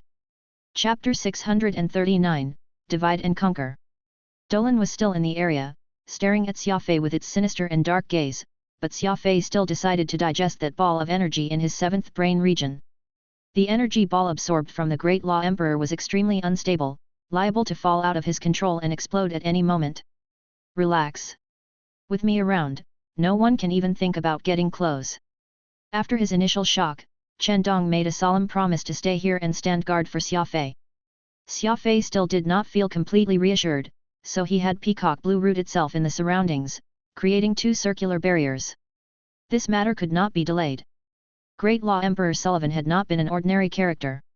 Xia Fei had used the instant boost in fighting power from the energy ball in his brain region to kill him and absorb his energy, and while it had given Xia Fei a pleasant surprise, it had also brought serious consequences, which needed to be taken care of. "I already said that this energy isn't yours. Absorbing too much of it isn't good for your body, but you insist on relying on your decent control of origin energy to absorb it forcibly. This is a lesson. Never forget not to bite off more than you can chew. Now, we can only see if your control of origin energy can let you smoothly receive this energy." Phantom nagged at Xia Fei. Xia Fei clenched his teeth. The ecstasy that came from killing an expert and absorbing their energy was truly indescribable, but if Xia Fei were to lose control, he would end up in extreme danger. It was too late for regret. Xia Fei focused on his promotion as he prepared to absorb this Great Law Emperor energy in one go. Exhausted. Severely exhausted. Xia Fei felt as if his entire body was lacking strength, his head hanging heavy. Absorbing too much energy had not given Xia Fei much delight. His heart was still thumping in fear from the sensation of his life hanging by a thread. There had been quite a few times where Xia Fei had almost lost control. Just when the energy was about to break out of his seventh brain region and into his body, Xia Fei had relied on his tenacious willpower to pull himself back from the brink. Sheesh. Oro sighed in relief and swallowed. Incredible energy control. You absorbed the energy of a great law emperor, but don't get cocky. The blood crystal took 2/3, and you only received 1/3. If the blood crystal had given you all of the energy it absorbed, you would have failed to escape calamity. Xia Fei wiped his forehead and said nothing. Looking around, he saw that Chen Dong was standing at his side like a statue with his arms folded. His bandaged wound was already red. "Chen Dong," Xia Fei softly called. Chen Dong hurriedly came up and warned, "I don't know what that shadow-type divine beast you were fighting with is up to, but it hasn't appeared yet." Xia Fei replied, "It's fine. I injured it, so it might be licking its wounds in the shadows." Chen Dong nodded and curiously asked, "How could you attempt a promotion in the middle of battle?" "From what I understand, the Law Realm prioritizes energy, and in battle, you have to consume energy. It will be impossible to gather enough energy to reach the threshold. Also, what level of cultivation are you at now?" After some thought, Xia Fei decided not to tell Chen Dong the secret of the blood crystal. Oro had once asserted that because Xia Fei had gone an entire 3 years without advancement, he had built up a large reserve. Thus, when he first arrived at the Law Realm, he improved at a crazy pace, but when this reserve was used up, Xia Fei's advancement speed would return to normal. Alas, Oro had not predicted the evolution of the blood crystal. Without this bloodthirsty dagger in hand, Xia Fei's advancement speed did not slow and only accelerated. Level 6 Law Sovereign. "I advanced 2 levels moments ago," Xia Fei said. Normally, a great law emperor would have had so much energy that Xia Fei could have risen at least 3 ranks, but unfortunately, it had taken Xia Fei multiple attempts, expending all of his energy, to finally break through the threshold. This was shocking enough. A threshold was regarded as a threshold because it was difficult to exceed, but Xia Fei had used Sullivan's energy to blast past it. Until the Law Emperor, Xia Fei would encounter no more obstacles. It couldn't be. That means that you are only a level 4 Law Sovereign before this? You even managed to kill the smiling killing Buddha, Xia Fei, you're a god. Chen Dong was flabbergasted. A level 4 Law Sovereign should not have even existed in the same dimension as a level 6 Law Emperor.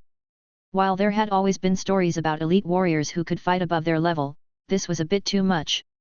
Smiling, Xia Fei said, I should have been no match, but a few months ago, I happened to learn of a method that allowed me to instantly unleash my energy to increase my fighting power, and together with my numerous treasures, I just barely managed to kill him. Chen Dong was even more curious now. Instantly unleashing your energy to increase your offensive power? This is the first time I've heard of this method. Where did the energy come from, and what level can instantly unleash this energy take you? Xia Fei explained, the energy is stored in the 7th brain region using a secret method, and when it's unleashed, I can have the fighting power of a Law Emperor. Instantly multiplying your fighting power by several times?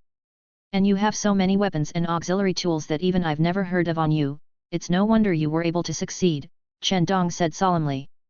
He was a martial arts fanatic and was naturally very interested in Xia Fei's ability to unleash power in this sort of fashion, and he seemed to be waiting for Xia Fei to teach him. Xia Fei was put in a difficult spot. He was able to accumulate energy in his 7th brain region entirely because of the blood crystal. Putting aside this bloodthirsty dagger, there was no replicating the modifications applied to the law of primal chaos and the celestial zero hammer. There was only one blood crystal in the universe, and only Xia Fei possessed the ability to boost his cultivation instantly. Even if he wanted to help Chen Dong, he could not.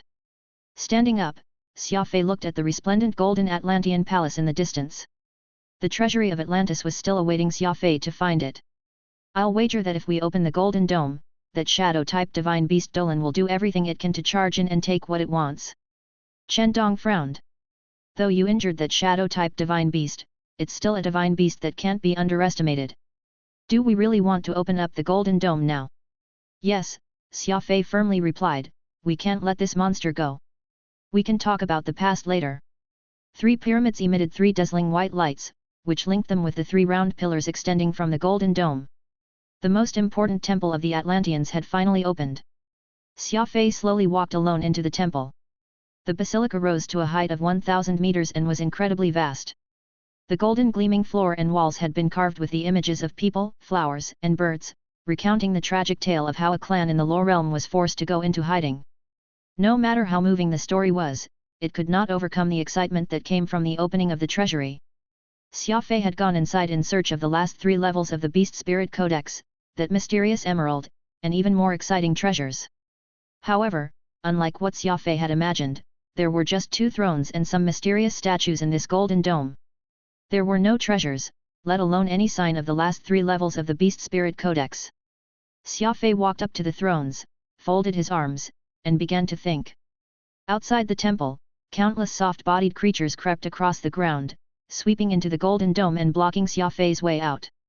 Xia Fei appeared not to notice, though.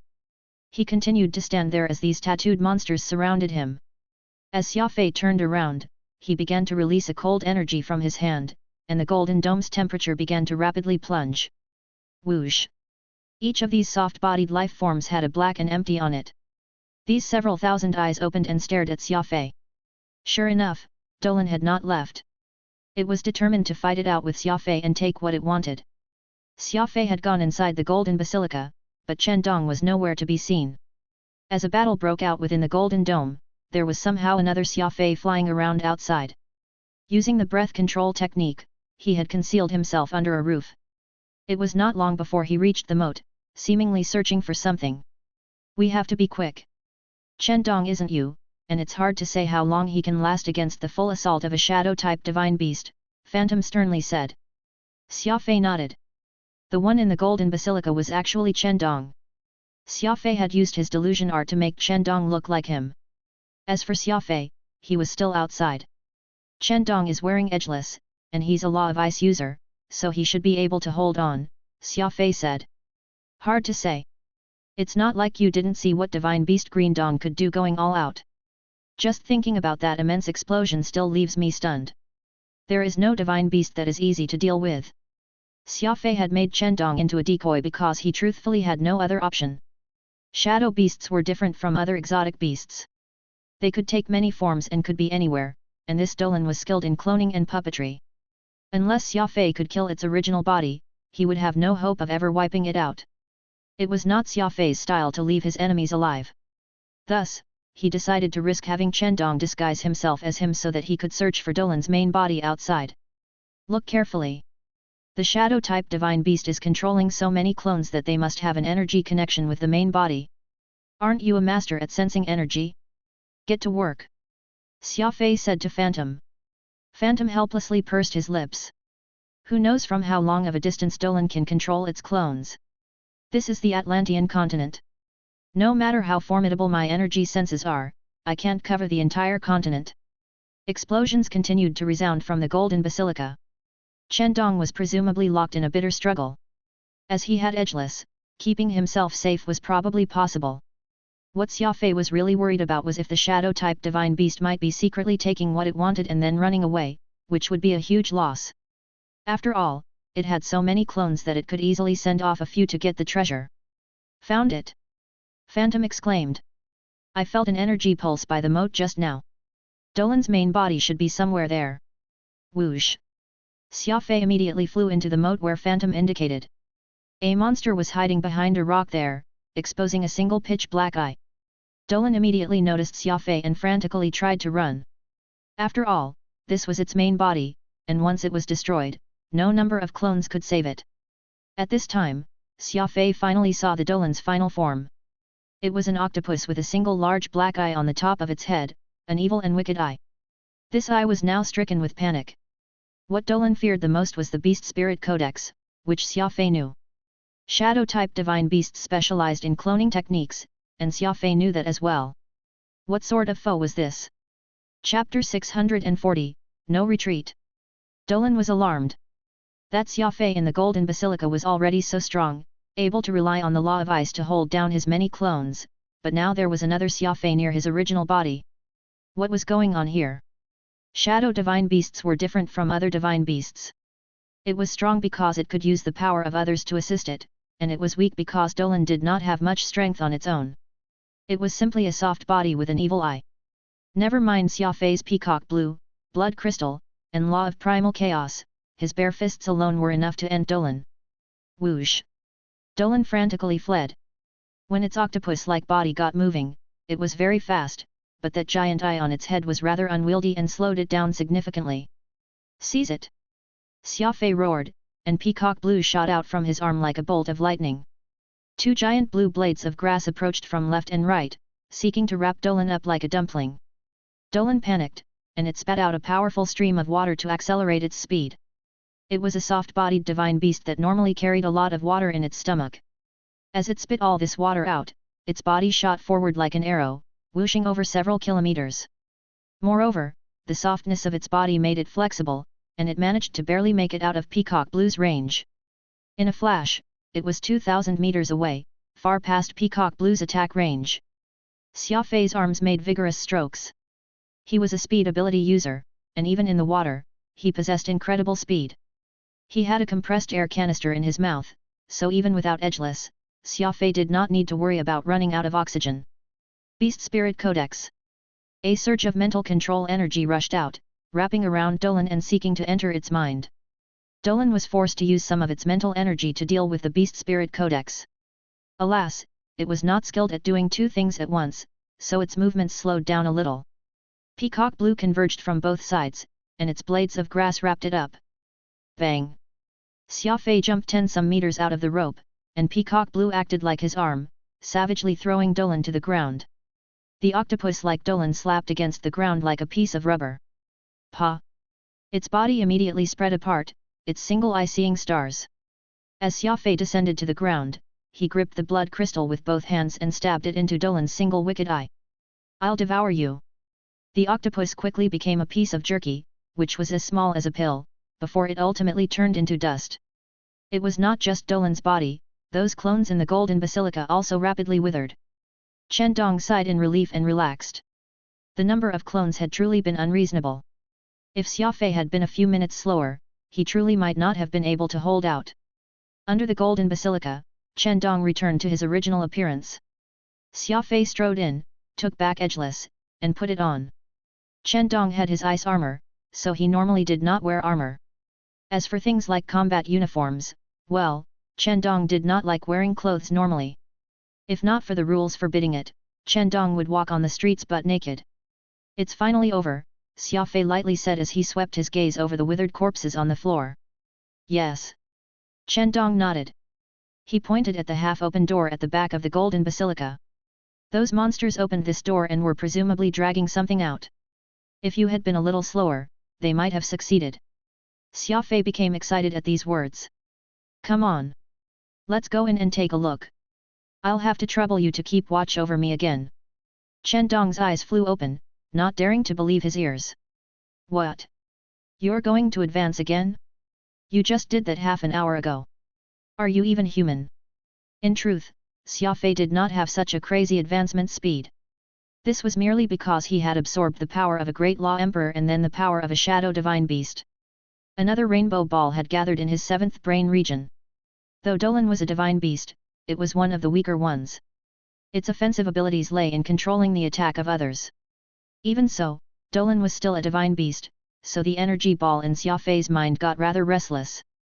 He had reached the edge of advancement, though it was not as urgent this time. Xia Fei found it hard to explain the blood crystal's functions, so he decided not to explain altogether. Chen Dong was very easy to work with and did not ask any more questions. He was just truly astounded by Xia Fei's advancement speed. This hidden door had originally been a mural. In the mural, there was a muscular man with a bare upper body pushing at a door. Surprisingly, the door on the mural was an actual door controlled by a switch. Without Dolan's help, it probably would have taken some time to find this door. Once he entered, he saw a vast amount of treasure that dazzled his eyes. Paintings embroidered with gold, statues made from gold, necklaces studded with jewels, and many other kinds of treasure filled this storehouse, which covered an area of more than 1,000 square meters. Who needs these things? They're clearly all trash. Chen Dong could not help but blurt out. In this cosmic era, jewels and gold, which had once been priceless, were no longer as valuable, falling to the status of display items in ordinary households. After all, the universe was so big that even planets made entirely of gold and jewels were not rarities. These things no longer had any value at all. Xia Fei pointed at a crib on the floor and said, "Look here."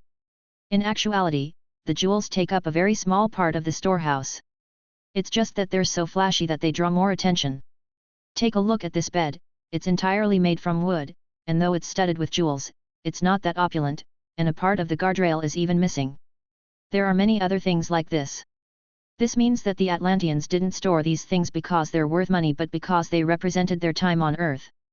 At that time, the people of Earth were still in chaos and disorder, believing that metal like gold was pretty and enchanting, so they gave these things to the Atlanteans to gain their favor. Later, when the Atlanteans left Earth, these items, which represented the memories of their life there, were stored away. It seems like the Atlantean king was the sentimental sort. Chen Dong nodded. I get it now. Isn't Earth your home? Do you recognize these people? I don't, Xia Fei shook his head and said. There was another hidden door in the distance, thicker than the previous and sealed by an intricate lock. Dolan had already opened it, so Chen Dong and Xia Fei went right in. Origin crystals! Chen Dong exclaimed. This room was a bit smaller, and 3 alloy chests had been placed on a stone platform. One of them was packed with origin crystals. The lid was open, so it was possible to see the translucent stones within. Out of the several thousand origin crystals here, half were grade 4 while the rest were grade 3. Xia Fei cared little about these things as he did not lack for origin crystals. A darkness metal weapon alone could be exchanged for 1 million grade 4 origin crystals back at the Lionheart race. The other 2 chests were much smaller. Several dozen of Dolan's clones were gathered around one of the nearby chests, their bodies withered. It had only been a few steps away from success, alas, at the final juncture, Xia Fei had found Dolan's main body and had this greedy divine beast receive the deserts it so justly reserved. Chen Dong was about to walk over and look when Xia Fei suddenly pulled him back. Listen! Beep beep beep beep! What's that sound? Chen Dong curiously asked. Xia Fei grimly retorted, if you were that shadow divine beast, what would you do once you got what you wanted? In shock, Chen Dong said, destroy this place and kill every life form present. Rumble. An enormous explosion swept through the stars, emerging from within the dark crow pupa cavity, annihilating this hidden space. It took dozens of minutes for the explosion to finally subside. In the small demon warship, Xia Fei and Chen Dong watched the explosion and counted themselves lucky. It was a good thing that Xia Fei had noticed that beeping noise, allowing them to use their spatial rings and then escape. Otherwise, everything would have gone up in smoke, the collapse of the hidden space taking them with it. Chen Dong, carrying that chest of origin crystals, used his hand to wipe the sweat off his face. It was actually rather laughable. As they were leaving, Xia Fei immediately swept up those two unopened chests, while Chen Dong had gone for the origin crystals. Chen Dong, when did you get so desperate for money?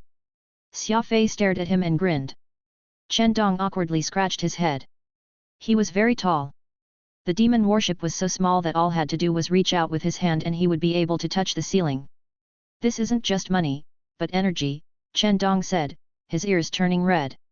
He had before regarded money like dirt, now, in the lower realm, he could no longer ignore the power of money as it was the origin energy of the universe, the foundation of a warrior's power. Xia Fei nodded. That's true. You can keep this box of crystals. Chen Dong waved his hands. No way. It only makes sense to split it evenly. Xia Fei chuckled. I want you to take it, so just take it. What's the point in being so polite with me? Seeing as he could not refuse, Chen Dong could only put the chest into his ring, a delighted look on his face. He was a martial maniac and knew nothing except fighting and cultivation. He was naturally happy to have obtained so many origin crystals, guaranteeing his energy supply. We should leave quickly. Sullivan did not come alone, and that explosion was so intense that the others in the area are certain to come and see what happened, Chen Dong sternly said.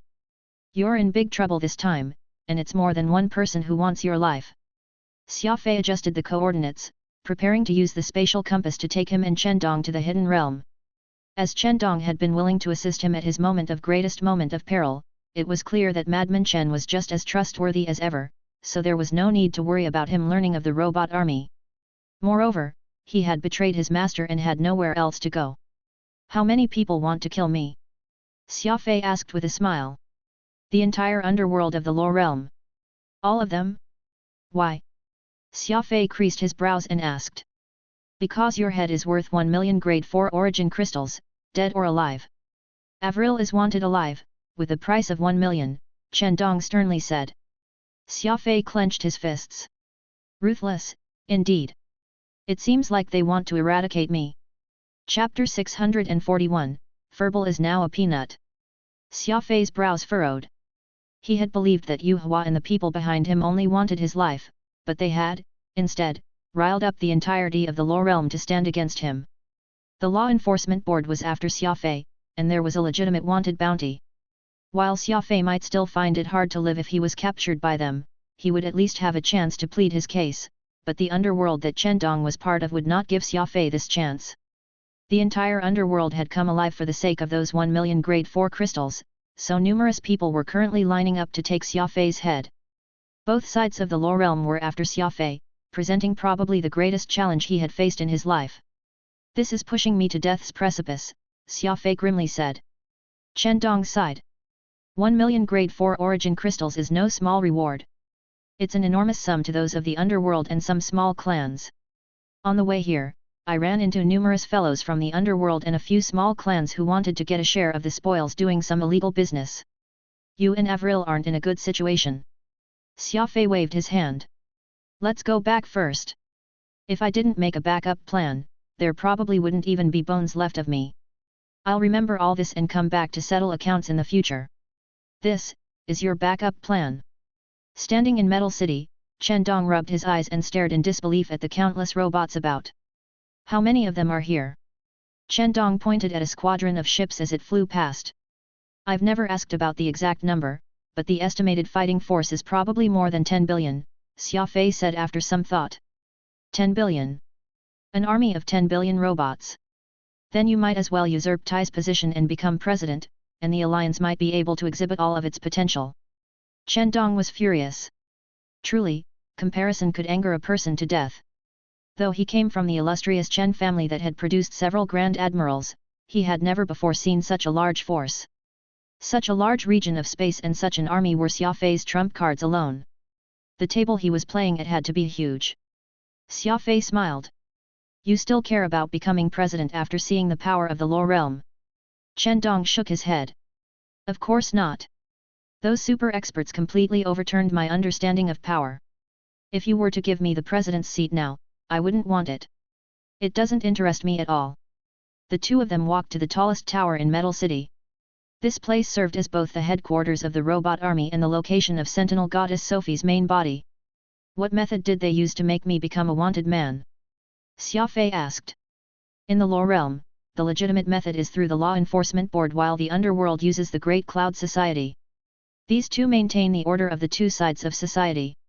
Someone hung up your wanted notice on the Great Cloud Society's wanted board, Chen Dong answered. Who did it? Xia Fei sternly asked. You can hang up wanted notices in the Great Cloud Society anonymously. All you need to do is pay the fee by depositing the money into the bank indicated by the society. The Great Cloud Society will handle everything else for you.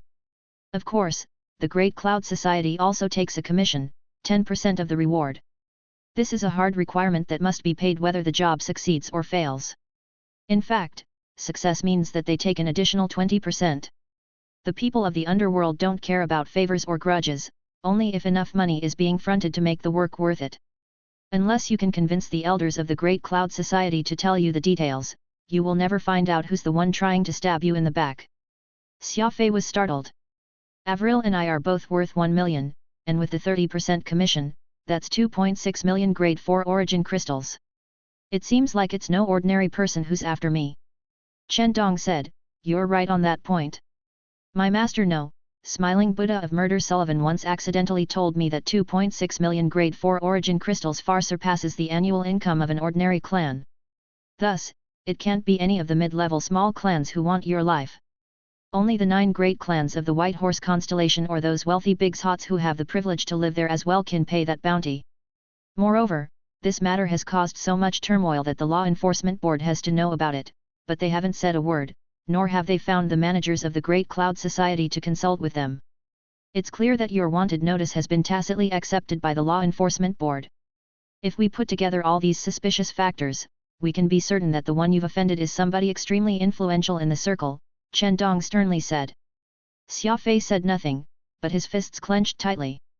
The reality was clear, and Xia Fei would no longer be able to live a clear life, not in the Alliance and not in the Luo realm. There was probably no place in the universe that Xia Fei could safely reside in now. Swift eradication had been one of Xia Fei's frequently used methods, but now, someone else was using it on him. Right, I recall that the ancient human civilization was wiped out by an army of robots. Could this robot army be connected to that one? Chen Dong asked. It's not just a connection, this was that very same army, Xia Fei bluntly replied. Chen Dong casually shrugged. Influenced by Xia Fei, he did not feel too much hostility toward robots, and after Xia Fei explained what had happened, Chen Dong cared even less. He now looked upon the robots with kindness. Remember, when you see Avril, don't mention a word of this to her. We're both men and we have no reason to frighten our women, Xia Fei solemnly said. Chen Dong nodded. With this chauvinistic point in mind, they quickly entered the tower. Chen Dong, Xia Fei and Avril sat around a table laden with food. Avril and Chen Dong had known each other long ago, so she knew that he was Xia Fei's friend. Besides that, she had not seen another human in some time, so she was particularly happy. Of course, she was the happiest that Xia Fei had safely returned. Sophie and the other two leaders, Dimsky and Warstar, had all come out to meet him. They saw that, though Chen Dong was a little inflexible, he held no hostility toward robots, so they were in a good mood. Even though they did not eat, they still sat at the table with the 3 humans. Pod was busy serving tea and pouring water. The master had come back with friends, so this robot king had to serve them personally, but there was no sign of Furball. Why hasn't Furball come out to see me? Xia Fei curiously asked. Avril covered her mouth and smiled. He's probably embarrassed. That fellow knows how to feel embarrassed now? His skin is thicker than a wall. Let me go and find him. Xia Fei felt that Furball must still be angry over being unable to go with him on this expedition, so he wanted to teach his pet a lesson and make the latter understand what it meant to be aware of the big picture. In truth, it would have been absurd if Furball had been the teachable sort. Just like Xia Fei, that fellow was set in his ways and cared little about the rules. There's no need to go. He's right here. Avril smiled as she moved aside her golden hair, revealing a flashing peanut-sized ball hiding behind Avril's neck, 2 sesame-sized eyes peeking at Xia Fei. Ah! Xia Fei jumped out of his chair and pointed at the golden peanut. When I left, you were like a rice ball, why are you now a bean? What did you do while I was gone? Furball made a face at Xia Fei, having known that the latter would scold him. Pod was just pouring tea, and when he heard this, he asked, Bean? My name is Pod. What does the master need me for? Is the PUERT not good? Should I change it out for Mingqian? The fried paste noodles will be ready soon, and it has your favorite cucumber strips and tomatoes. Everyone laughed, and Xia Fei sighed. Having no intention of blaming Furball, he sat back down in disappointment. Furball seems to have gotten angry after you left, so he did nothing but sit on the bed and eating all of those transparent stones you gave him, and the result was this, Avril softly said, dropping her head. She seemingly blamed herself for not taking good care of Furball. Xia Fei hastily hugged Avril. It's fine. Furball and I were just joking. It's not your fault that he became so small, rather, he promoted again. He promoted. Avril seemed very excitedly hugged Furball. I just thought that Furball was cuter when he was smaller, but he's too small now. A gust of wind might blow him away. Furball bemoaned his fate. Xia Fei already did not like that he was getting smaller and smaller, so he had been hoping that Avril would speak up on his behalf, but it turned out that both of them did not like how small he was and were seemingly in sync with each other. Chen Dong was taken aback. He curiously looked at the little peanut on the table. What sort of exotic beast is this? Furball glared at him, his eyes so sharp and imposing that Chen Dong almost wanted to fight with this little ball. However, when he noted how small Furball was, he felt that there would be no accomplishment in such a battle and that he had no reason to bully around such a small fellow. This isn't just any exotic beast, this is the holy beast Shatterstar, Xia Fei somewhat proudly said. Holy beast? Shatterstar. Chen Dong was stunned. He had heard the tales of holy beasts, but he had not met one until this moment. So this is what a holy beast looks like. It thought that they would be giant and savage monsters. Chen Dong stroked his chin and muttered. Everyone laughed again while Furball inwardly fumed, telling himself, this is just a phase, okay? How could you judge someone purely by appearance? The banquet was a very warm and enthusiastic affair. Everyone, except the unfortunate Furball, was satisfied. Chen Dong mentioned nothing about Xia Fei and Avril's current predicament, nor did he speak about the lore realm. Xia Fei had made it a rule to always bear any danger alone, no matter how perilous it was. Thus, they only talked about daily life. The sentinel goddess very diligently listened. Robots only had the concept of work, so interacting more with the lives of ordinary people would help them better mix with other sapient life forms. Once the meal was over, Xia Fei and Chen Dong headed over to the cultivation chamber. It had been 2 years since their last meeting, and they had a lot to talk about. Why don't we first take a look at today's spoils? Xia Fei took out the 2 chests from his spatial ring and asked. Chen Dong shook his head. There's no need. No matter what's inside, it's all yours. My ability is sealing ice, and I learned the law of ice, which is an offshoot of the law of matter. It requires warriors to create their own armor of ice to protect themselves and attack using as much of one's own strength as possible. For me, as long as I have enough energy, I don't need any equipment at all. Everyone has their own path of cultivation. You like collecting mystical weapons, while I like being self-sufficient. Xia Fei nodded and put the chests to the side. The law of matter had extremely harsh cultivation requirements, using one's own power to create weapons and armor and adjusting to local circumstances. However, it was rare to see people like Chen Dong who persisted for this long, almost stubbornly resisting various temptations. There's no going back to the lore realm, so we can't get any information from that side. We're currently in a completely passive position, Xia Fei lit a cigarette and said. The only person he trusted in the lore realm was Gu Dong, and he had already fallen prey to Yu Hua. Xia Fei clenched his fists. Lady Fuping of the Withered Mew clan had treated him rather well, but Xia Fei instinctively excluded her. After all, the Withered Mew clan did not have a friendly attitude towards Xia Fei. If you want to get information about the Law Realm, there actually is a person you can trust, Chen Dong said after considering the problem. Who? Moon Song. Chapter 642, To the Demon Territory. Moon Song. Xia Fei asked in shock. Is Moon Song also in the Law Realm? How is it that I've never run into her? Chen Dong smiled. The Law Realm uses spatial compasses and terminals, not the microcomputers of the Pan-Human Alliance, as communication tools.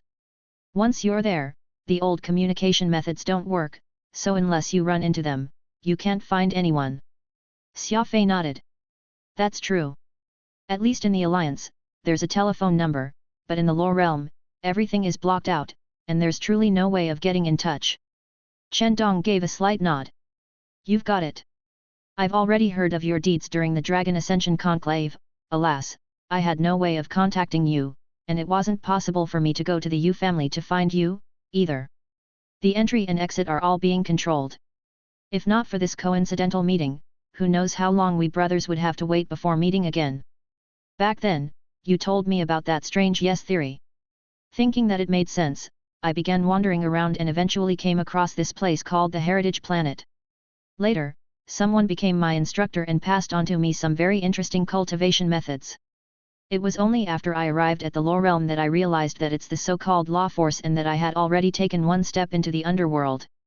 It's too late for regret, so I decided that since it was all about cultivation and fighting anyway, it didn't matter if it's in the dark or out in the open, and it's fine as long as I could cultivate.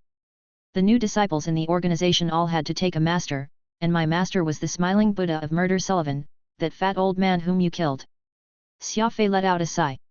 So you said farewell that time because you were entering the Law Realm? Chen Dong nodded. Precisely. Unfortunately, I couldn't tell you the truth then. Xia Fei awkwardly shrugged. We're the same. I didn't tell you that I was headed to the Law Realm either. What's your current cultivation level? Chen Dong answered, Level 8 Law Sovereign. I cultivate the laws of matter and ice. Level 8 Law Sovereign. Xia Fei was stunned. He thought that his advancement speed was heaven-defying, but it turned out that Chen Dong was even faster. Chen Dong said, I started cultivating law earlier than you did, all the way from Heritage Planet. It's just that the teacher who taught me at the time didn't tell me that it's Law Force. It's only when I arrived at the Law Realm that I understood. Xia Fei had been to Heritage Planet before, but the place he had been to had been abandoned long ago. He had been lucky enough to come back alive, let alone find some teacher to instruct him. It was no wonder that Sullivan had brought Chen Dong with him. He was already a level 8 Law Sovereign and on the verge of ascending to Law Emperor. The smiling killing Buddha regarded him as a cherished disciple. This thought made Xia Fei's face freeze. Not only had he burdened Avril with this incident by forcing her to hide in the hidden realm, he had also burdened Chen Dong by making him bid farewell to the Law Realm. If not for him, Chen Dong might have been able to travel very far under the guidance of that great Law Emperor instructor. Though Chen Dong walked in the underworld, that was still a road. At least, it was better than not having a road at all, like things were now. For Xia Fei, Chen Dong had actually abandoned his master and bid farewell to a promising career. Xia Fei found it impossible to return such a favor. Fortunately, Charlie and the others were safe. If something happened to them, Xia Fei would be too ashamed to face his elders back in Jiangdong. What's going on with Moon Song? Xia Fei asked. I met her a while ago. It seems like she's with a small clan in the Law Realm, though I don't know how she managed to get there. She's as carefree as ever, gnawing on a big cucumber whenever she's free, Chen Dong replied. Xia Fei chuckled. Her way of doing things is also pretty good, never having a hard time no matter where she goes. She just lacks a little in womanly qualities. Chen Dong heavily agreed with Xia Fei's view of Moon Song. Now that he thought about it, it was rather strange. Moon Song was short with a bulging chest and a simple face, a devil's body mixed with the face of an angel, but the resulting personality was extremely uncivilized, completely unlike her appearance, so much so that even her sexual orientation was vague. Chen Dong took out a piece of paper from his spatial ring and gave it to Xia Fei. She gave her spatial compass number to me, but before I could contact her, Sullivan took me to the Alliance to hunt you down. If you want to find someone who understands the Law Realm, you should go and find her. Xia Fei frowned. I'm a wanted individual. Moonsong's not guaranteed to stand on my side. Chen Dong laughed. Even I can tell, so how do you still not get it? Moonsong likes you. Let alone gather information, she'll even climb a mountain of blades or forge into a sea of fire for you without fear. Xia Fei pursed his lips. There were some things that truly put him in a difficult situation.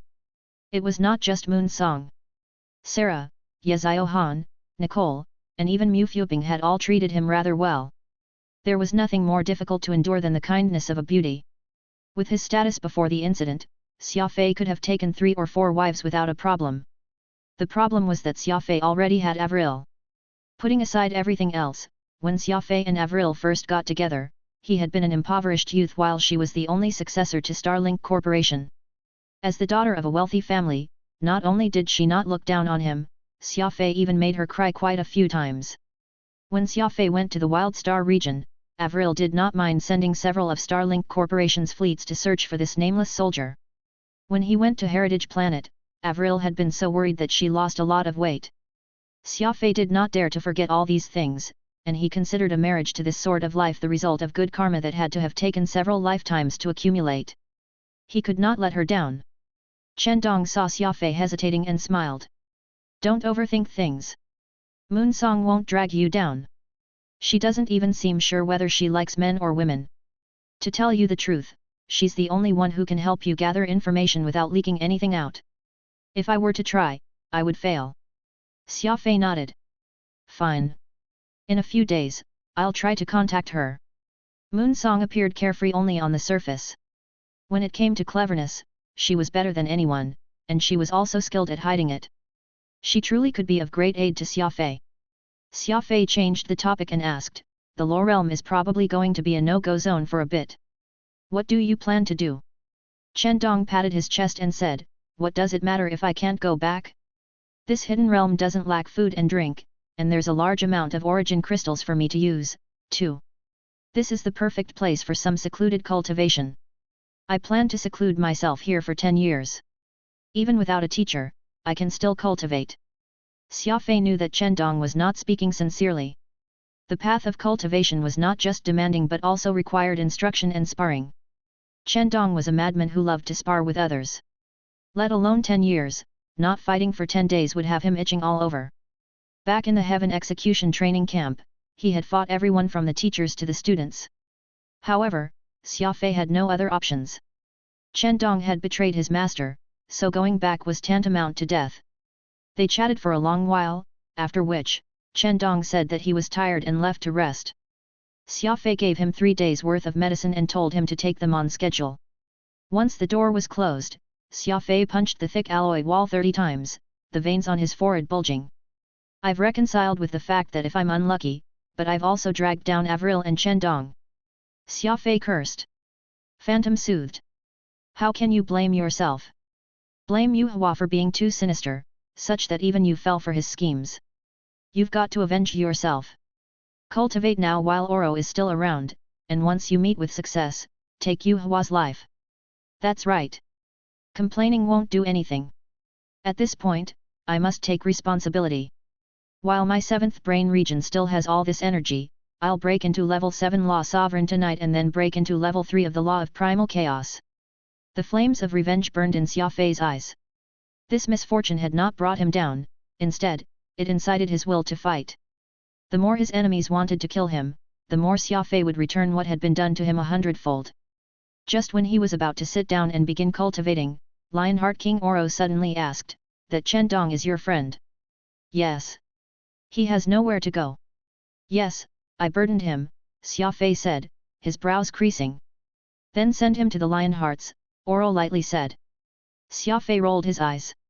The Lionhearts are of the demon race, which is opposed to the god race. Humans have always been with the god race, so sending Chen Dong to the demon race may not be very proper. Besides, your words probably don't count now. Oro became slightly angry. Who said that my words don't hold weight? I might not have said anything then, but as long as I speak, my words will definitely count. Xia Fei ignored him. Rather than choosing not to speak out, it was more of the fact that Oro was scared of speaking out. His enemy had almost beaten him into a cripple, just how formidable would they have to be to do that? It would be bizarre for him to show his face before recovering his cultivation. It was not just seeking death, it was courting disaster, too. I'm telling you the truth, Oro said with deadly earnestness. Your relationship with that great-grandson of mine, Heathfield, is rather good. Find him and he will definitely agree. Surely not? He doesn't owe me anything. Even though I saved his son, he bought Waning Moon's toll at several times its value. That debt has already been settled, Xia Fei said. Fool! If you have Chendong go to the Lionhearts, you won't be owing him. He will be owing you. Oro rebuked. What do you mean? Xia Fei asked in confusion. Chendong is a genius. A brilliant genius. In just 2 years, he's already nearing the Law Emperor level. This advancement speed is comparable to yours, and he hasn't had the resources of some wealthy clan all this while but was in the underworld. Any clan would value this kind of genius, Oro excitedly said, his eyes almost spewing flames. From this, one could see that he truly had a high opinion of Chendong. How many people in the universe can advance at such an insane pace? Chendong definitely meets the standard genius. Unfortunately, he joined the wrong faction and picked the wrong master. With us Lionhearts, if he had been provided with a limitless energy supply, he would have reached the Law Emperor realm long ago. If you send a genius like that to the Lionheart race, they'd naturally be grateful to you. Xia Fei found that Oro's argument made sense. Everyone knew that Chendong was a genius. Since he could not go back to the Law realm, serving under the demon race was an option. This would both resolve the problem of Chendong's future cultivation and also make the Lionheart race owe Xia Fei a favor for recommending such an excellent candidate. What was it that the Law realm lacked the most? Geniuses. Moreover, if Chendong thrived in the Lionheart race, Xia Fei would have another major source of assistance, this one from the demon race. In truth, it'll be fine if you join the Lionhearts too. Heathfield has a rather high opinion of you, Oro said, his eyes gleaming with a cunning light. Head to the demon race. Xia Fei muttered. Let me think about it some more. That's a path with no return. As he spoke, Xia Fei slowly opened the 2 chests next to him. Chapter 643, Rock Private Bank. Oro finally voiced his plan, bring Xia Fei and Chendong to the demon race. The two of them were in difficult circumstances, pursued by both the lawful and the lawless organizations from the god race. Though the sea of stars were vast, there were few places that they could hide in. To tell the truth, Xia Fei was tempted. However, he had no idea whether a human running off to the demon race would be a blessing or a curse. As he weighed his options, he opened the chests. The 3 mechanical locks presented little difficulty for Xia Fei, and 2 nimble hooks made of steel wire were enough to do the job. Snap! The lock sprang open, and Xia Fei curiously opened the chest. In the key was only a dazzling key. It had an ordinary shape but was exquisitely crafted, and a string of numbers had been carved into. 9527. Xia Fei took the key from the red velvet pad and curiously examined it. Both the Atlantean continent and the entire Dark Crow pupa cavity had been destroyed. If this was the key to some treasury, then he was in trouble. A key without a treasury was the same as using a wicker basket to draw water. Do you recognize this key? Xia Fei asked. Lionheart King Oro carefully examined it, and then he burst into laughter. Xia Fei, hurry and open up the other chest. Xia Fei frowned. Do you recognize this key or not? Oro mysteriously said, first open the second chest. Xia Fei shrugged and used the same method to open the other chest. Inside was a golden card about half the size of his palm, carrying a black data chip on its surface. The card was made of metal and featured a boulder on both sides that appeared to be falling from a cliff. Rock Private Bank. Xia Fei read the words aloud on the card. Oro became excited, sternly saying, these 2 items are a key to a treasury and an account card. As for Rock Private Bank, it is the wealthiest private bank in the Law realm, with an excellent reputation. You've taken the treasure of an entire clan this time. Xia Fei was not as excited as Oro. What does it matter if I have the key and the account card? It's not like I can run off to the bank and just clear out the vault, right? I won't even be able to get through the DNA verification. Not to mention that I can't even go back to the Law realm. Oro laughed at Xia Fei's ignorance, lightly saying, look again. This is Rock Private Bank. Do you understand what a private bank means? Xia Fei shook his head and indicated that he did not understand. A simple explanation will be enough for you to understand. Ordinary banks are strictly regulated. If you open an account at a regular bank, your account information can be looked up by organizations like the law enforcement board outside of it. The advantage of these banks is that they're convenient for public transactions. It's just like your spatial compass. You have to tie it to an ordinary account, or else you can't use it. In addition, the money you have stored in an ordinary bank won't suddenly disappear. Even if the bank can't pay its debts and goes bankrupt, you can get your money back all the same. The price is that you submit yourself to supervision. Private banks are different. The accounts and holdings are all secrets, and nobody will know how much money or what treasures you have in a private bank. As for the disadvantages, you can't use this money for public transactions, and if the bank goes bankrupt, you won't get a cent of your money back. Xia Fei nodded.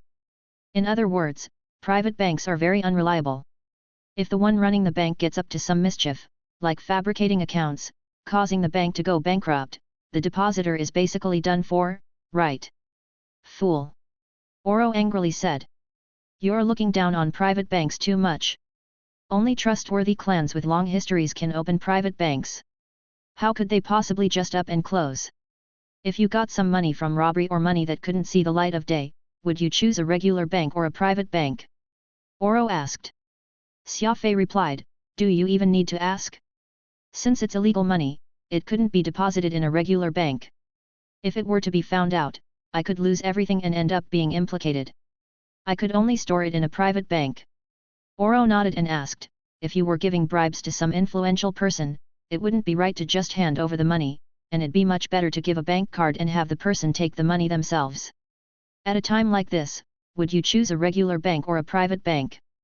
Xia Fei replied, the private bank, of course. If you gave him a regular bank account, wouldn't you be selling him out? Oro burst into laughter. Isn't it clear now?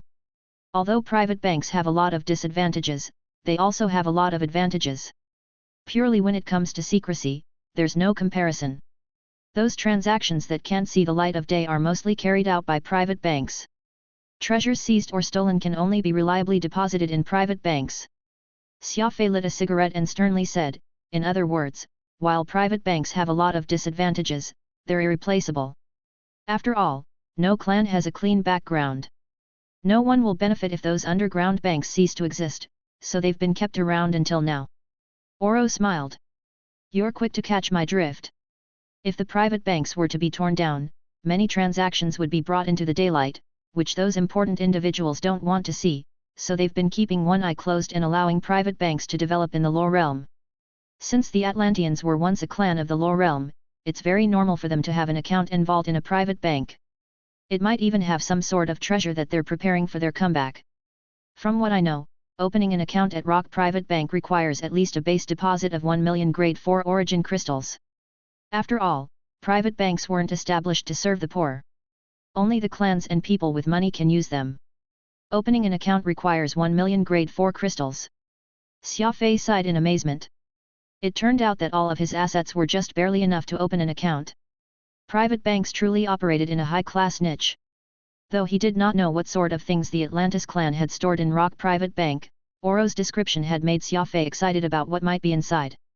I'm currently wanted, so no matter what is in Rock Private Bank, I can't go there yet, Xia Fei dejectedly said. Oro flashed a cunning smile. Just find that great-great-grandson of mine, Heathfield.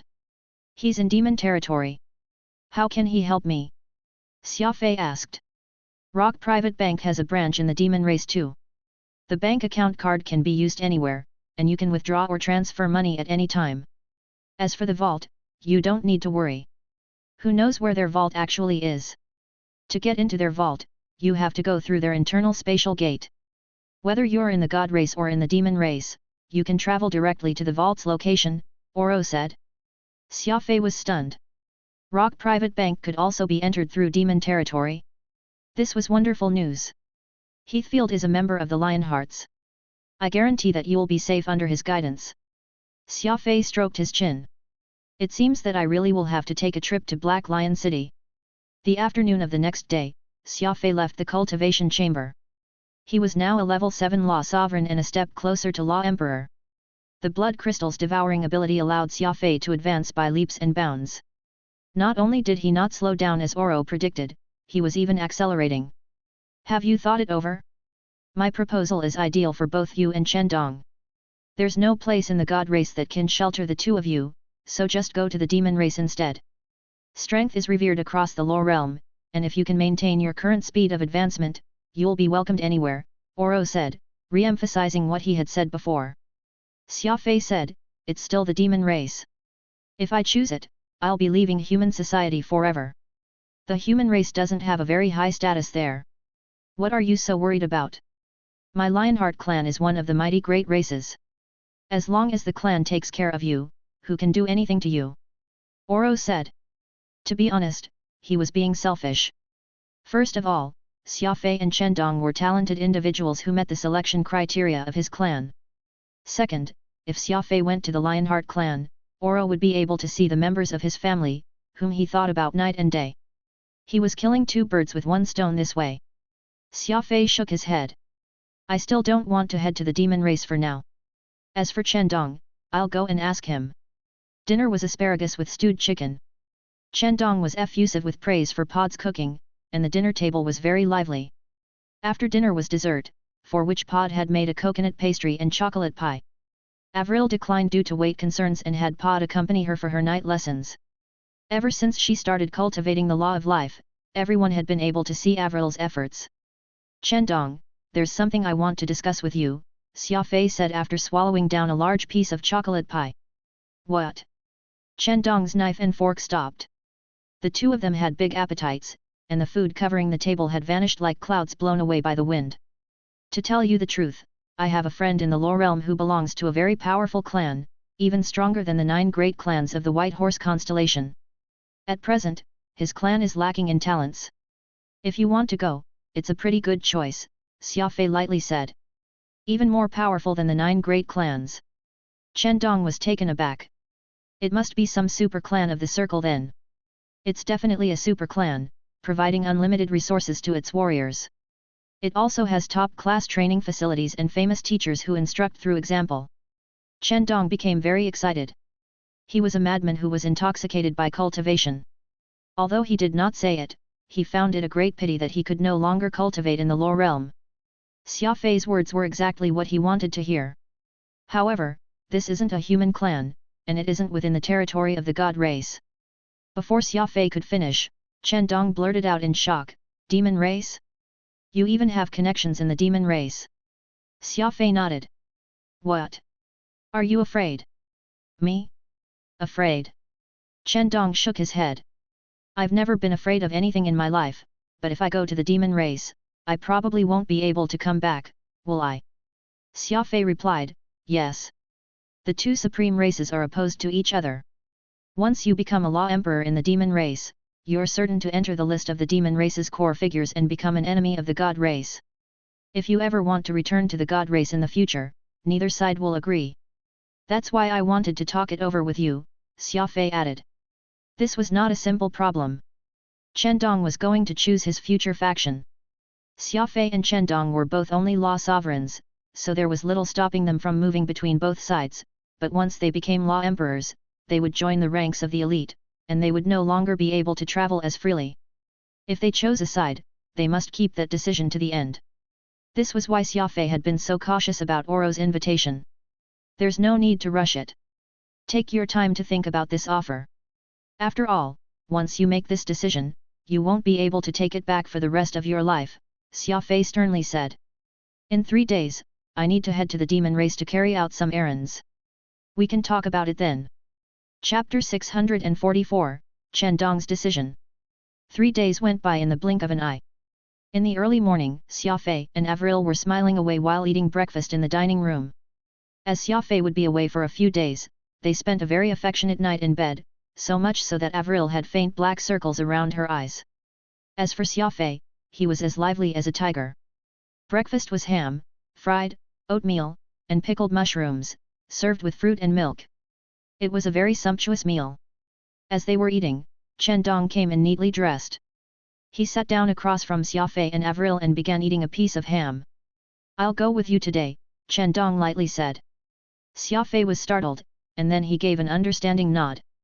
This seemingly casual exchange was actually an extremely important decision in Chen Dong's life. From now on, he would no longer be part of the human species and would seek to enter the territory of the Lionheart clan, entering the world of the demons. The chances for him and Xia Fei to meet would inevitably get smaller and smaller. I rarely see you in such formal clothes. Are you going to see someone? Avril smiled and asked. As Chen Dong studied the law of ice, he could create his own ice armor. Thus, he normally disliked wearing too much and usually went out wearing just a pair of pants. Even when he ate together with Xia Fei and the others, he would at most wear a shirt and pants, sticking out like a sore thumb. Today, however, Chen Dong had put on a grey suit, leaving Avril amazed. Oh, I'm going to see a friend, Xia Fei's friend, so I have to dress a little more formally, Chen Dong simply said. Right, I might choose to stay there for some time, so I'll give this to you. Chen Dong offered Avril an exquisite gift box. Inside it was a pink pendant. She could not tell what it was made of, but it was exquisitely crafted. Why are you just randomly giving me something so valuable? Avril happily tried it on before asking. I might have to stay for a long time, so I might not be able to make it back in time for your wedding. Since I've already prepared a gift, I might as well give it to you now, Chen Dong said. Avril's pretty face immediately turned red. She and Xia Fei had spent some time here, but they had yet to hold their wedding. Girls always dreamed about a glorious wedding, and Chen Dong voicing Avril's desires caused her to drop her head. Saying that she was full, Avril left. Did I say something wrong? Chen Dong nervously asked. Xia Fei helplessly shook his head. You're not wrong. I'm the one who is wrong. In the current situation, I'm afraid the wedding will have to be postponed a little longer. Originally, Xia Fei planned to settle down a bit in the Law realm before marrying Avril.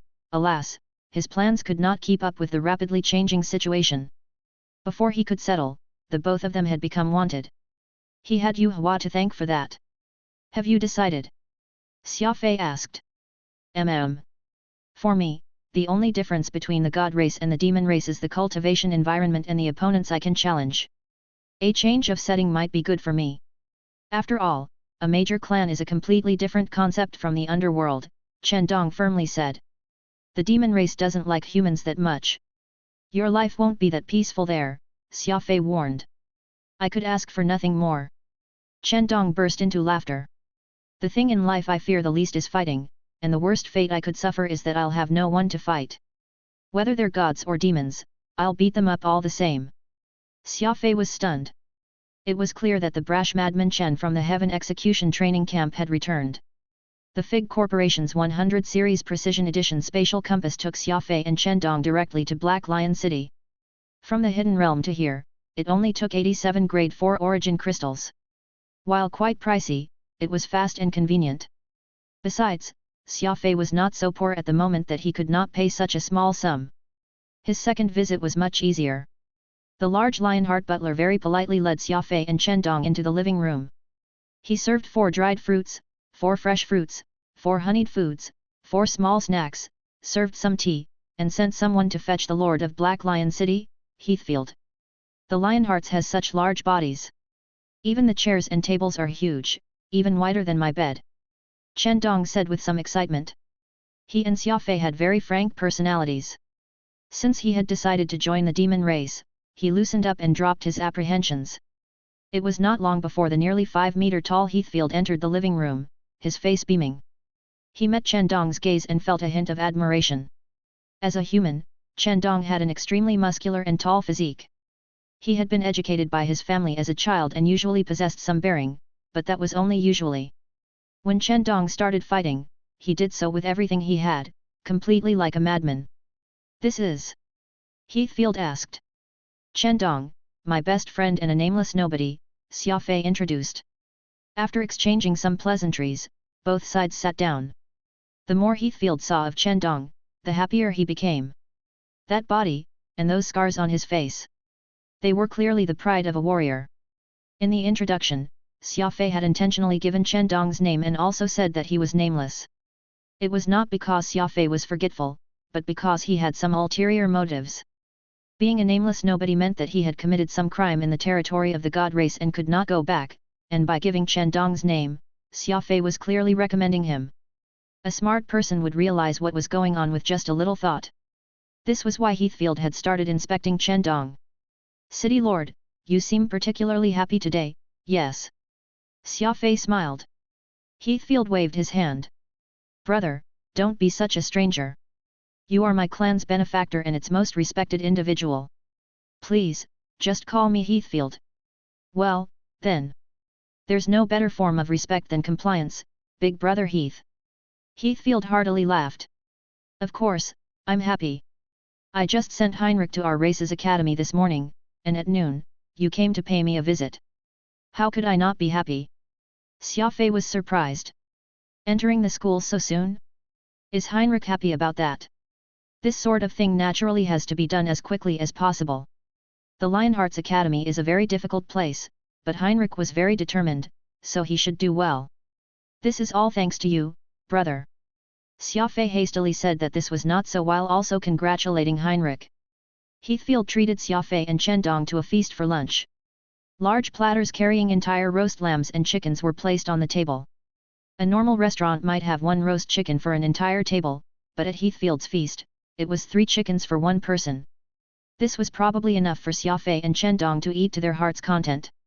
Chendong and Xia Fei both had large appetites. They were not as tall as Heathfield, but they ate just as much, causing this lord of the Black Lion City to once more break out in praise. He believed that this sort of appetite was required to have a good time. After 3 sumptuous courses, Heathfield asked, I can tell at a glance that Brother Chendong is talented. Your cultivation must be extremely high, yes. Xia Fei had already given him a hint, so Heathfield had decided to ask about Chendong's situation. He knew that Xia Fei was formidable, so his friend could not possibly be lacking. Level 8 Law Sovereign, Chendong put down his knife and fork and said. Oh, so close to being a Law Emperor at such a young age. Brother Chen, you're a genius. Heathfield loudly said. Xia Fei ate a white-boiled shrimp and then lightly said, Chendong has only been cultivating laws for over a year, but he already possesses this level of cultivation. The title of genius truly is a good fit for him. Heathfield was stunned. It was incredibly rare to see warriors who could reach this level with only a year and some months of cultivation. Thus, while gawking in amazement at Chendong, he toasted him 3 times. Chendong was no Xia Fei, and this slight praise caused his face to feel hot. In truth, Xia Fei was not lying. 1 year and a month was over a year, and the same could apply if it was 1 year and 12 months. Chendong truly had not been cultivating laws for more than 2 years. After a pause, Heathfield began to discuss business. Brother Chen, being a nameless person isn't a long-term plan. What are your plans for the future? Chendong said, I plan to think on my feet. The universe is so big that there must be some place that can shelter me. Heathfield waved his hands. This is wrong. Shelter is for ordinary people. Warriors like us naturally have higher and stronger pursuits. We have to think in the long term when it comes to the future. Xia Fei's eyes flashed as he said, Big Brother Heath, you're a member of the mighty Lionheart clan. Why not have Chendong stay at your side as a bodyguard? His Law of Ice is extremely unique, and he'll even be able to fight against a Law Emperor on even terms. Absolutely not, Heathfield quickly refused.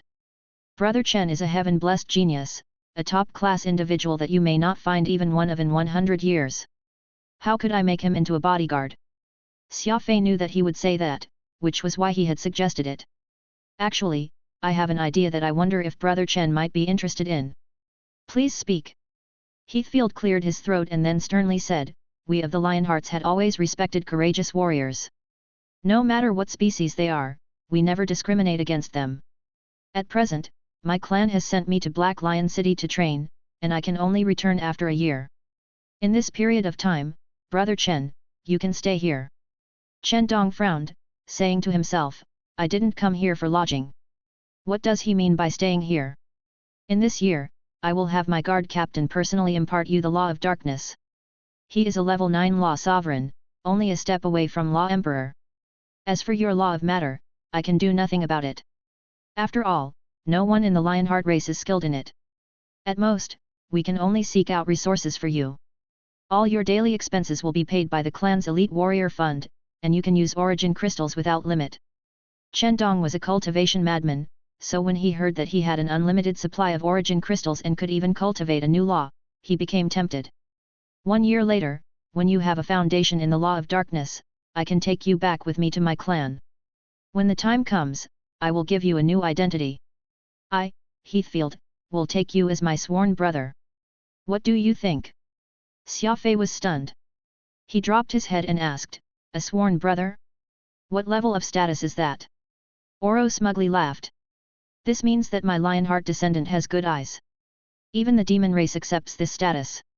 It's second to being the Lionheart royalty, and it's higher than ordinary members of the Lionheart clan. From that moment, Chen Dong will be an official member of the Lionheart clan, akin to joining one of the 9 great clans. Xia Fei emotionally sighed. To recruit Chen Dong, Heathfield was willing to give him a status second only to the royals, a truly heavy price tag. He hurriedly blinked his eyes, signaling that Chen Dong should agree, but he was also very curious to see what sort of conditions Heathfield would offer if he himself had chosen to remain in the demon race. Then I will leave it to Big Brother Heath, Chen Dong bowed and said. Heathfield happily said, it is my fortune to have a powerful ally like Brother Chen, the great fortune of my Lionhearts. It's only a pity that I have to trouble you to remain in Black Lion City for a year so that we can establish a friendship between the two of us. This is the only way to minimize the gossip in our clan. There's nothing else to be done. The clan is truly too big. Before this, Chen Dong had been a disciple of the underworld, unable to see the light of day or participate in the Dragon Ascension Conclave, but in a flash, he had become a member of one of the top clans in the demon race, his status having improved by many times. After a few more minutes of happy conversation, Xia Fei said, Big Brother Heathfield, I have another matter I must trouble you with. I need a way to get to Rock Private Bank to withdraw something. Chapter 645, Dark Gold Card. Big Brother Heath, I have another matter I must trouble you with. I need a way to get to Rock Private Bank to withdraw something, Xia Fei said. Heathfield was surprised. Rock? That's a private bank of some scale. The 2 supreme races don't dare to admit it, but it's one of the best in our circle. Does brother truly want to open an account? I won't deny, while Rock is truly a top-class bank when it comes to keeping secrets, opening an account isn't cheap, and it comes with lots of restrictions. Heathfield spoke very ambiguously. He knew very well that Rock was a bank only open to high-class clients, so he was hinting at Xia Fei that he would probably run into a wall. After all, he could not be considered some rich scion of the Law realm, so he might not be treated well. Even Heathfield or the Lionheart royalty might not be of any help. The bank's doors cared only about money, not status. Xia Fei smiled. I have a small unregistered account there, and I need to go over to handle some small matters, but you know what my current status is, so I naturally can't go pay a visit on that side. Which is why I came to find you as I'm unfamiliar with the demon territory. A small account? There was no such thing as a small account when it came to Rock Private Bank. Heathfield was rather amazed. He had not expected that Xia Fei would have an account at a private bank normally frequented by the wealthy and powerful. Oh, if that's so, I'll have someone guide you over tomorrow. However, you must understand that the city isn't like the borders here. Rules are everything there, and exposing your identity will do little good for either of us. There's no problem with me sending you over, but we might run into big problems if you go around walking everywhere, Heathfield solemnly said. He had taken 10 minutes to think this over and seemed extremely reluctant. Xia Fei slapped his chest and promised, don't worry. I'm just going to Rock Private Bank. I won't go anywhere else. Heathfield then went on a long spiel about what he should watch out for and made sure to outline every step of Xia Fei's itinerary. Even then, he was still rather uneasy, so he had someone go overnight and fetch a spatial compass used exclusively by the Lionheart royalty. This way, they could keep in touch at any time. He also wrote down 2 emergency contacts, saying that they were his cousins and that Xia Fei should get in touch with them if he could not get in touch with Heathfield. Finally, after handing him a keepsake of the Lionheart royalty, Heathfield was finally able to rest easy. Isn't Heathfield being too careful? You're just going to the bank. Feels like he's making a mountain out of a molehill, Phantom impatiently said. Xia Fei also felt that this was a bit too much. There was no reason for the Lionheart royalty to be so nervous just because he was going to a bank. There were few clans in the demon race who were stronger than the Lionheart clan, so there should have been no need to be so cautious. Putting on a smile, Xia Fei agreed to all of Heathfield's terms. Rock Private Bank's branch is in the Unicorn Immortal constellation, the territory of the Cobalti. They don't have much regard for us Lionhearts, so if something really happens, I may be unable to protect you. As for the other branch, it's in the Red Fur constellation, the base of our Lionheart's mortal foe. There are 2 branches in all, and both are located in the territory of our rivals. Brother, I'm treating this matter so seriously for your sake, Heathfield sincerely said. Xia Fei naturally thanked him and did not refuse, expressing his utmost sincerity. In his ring, Lionheart King Oro sighed. There's nothing to be done. The Lionhearts has always had a candid temperament, causing it to get into feuds with many other clans. All these feuds built up over tens of thousands of years are difficult to resolve. Xia Fei was startled. While the Lionhearts was powerful, it had many enemies with the majority of the clans of the demon race. Why had Oro never mentioned this before? No wonder it was so thirsty for talent. It simply had too many enemies. He was beginning to regret making Chen Dong join the Lionhearts, but after some thought, he realized that having too many enemies might not be a bad thing. At least, Chen Dong would not lack training partners.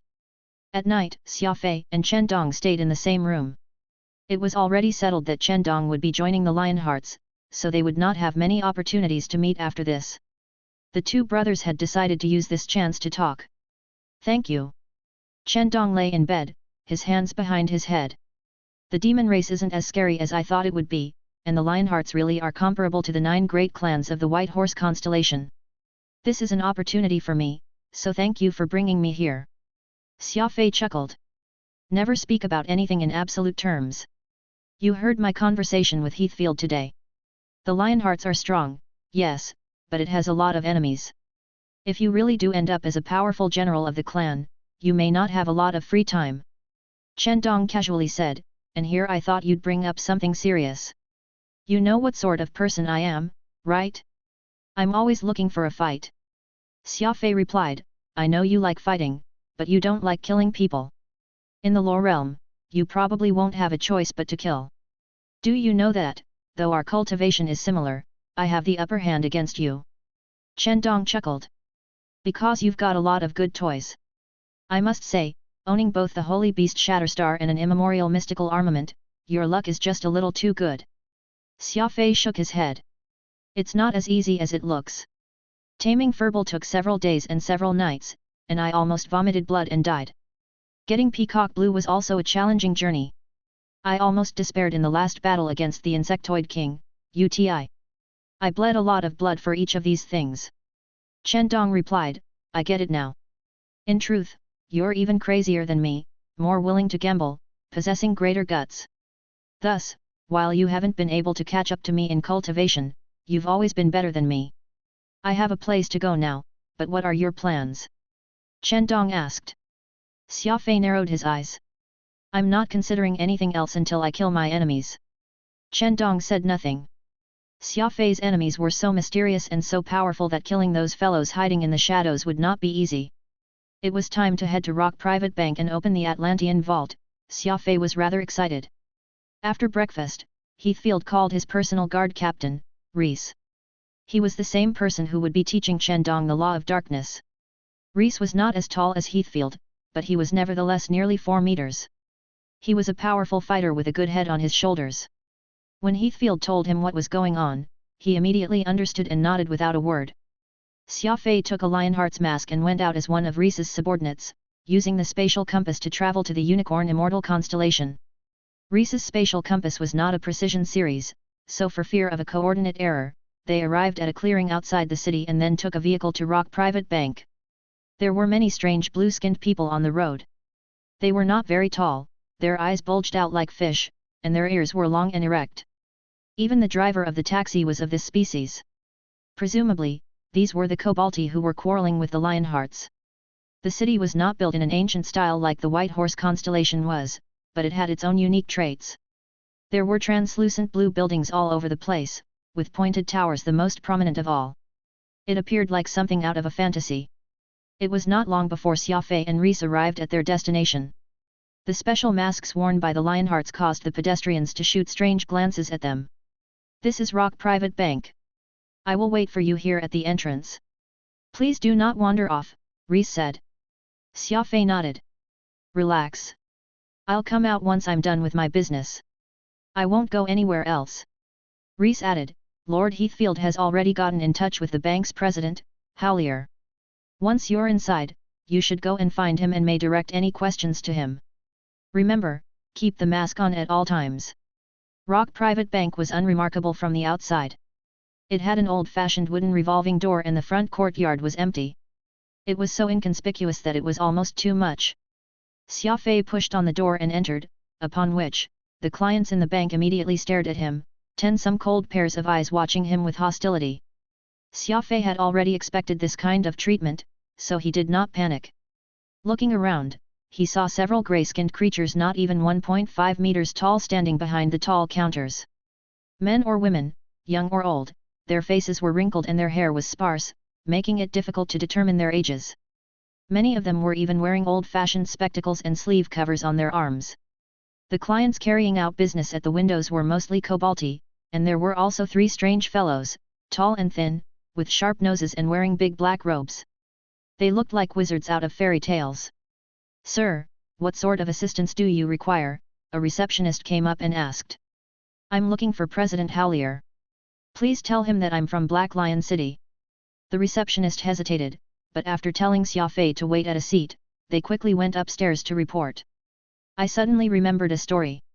Upon seeing Xia Fei, one proud kobolti sitting behind him spoke to his 2 companions.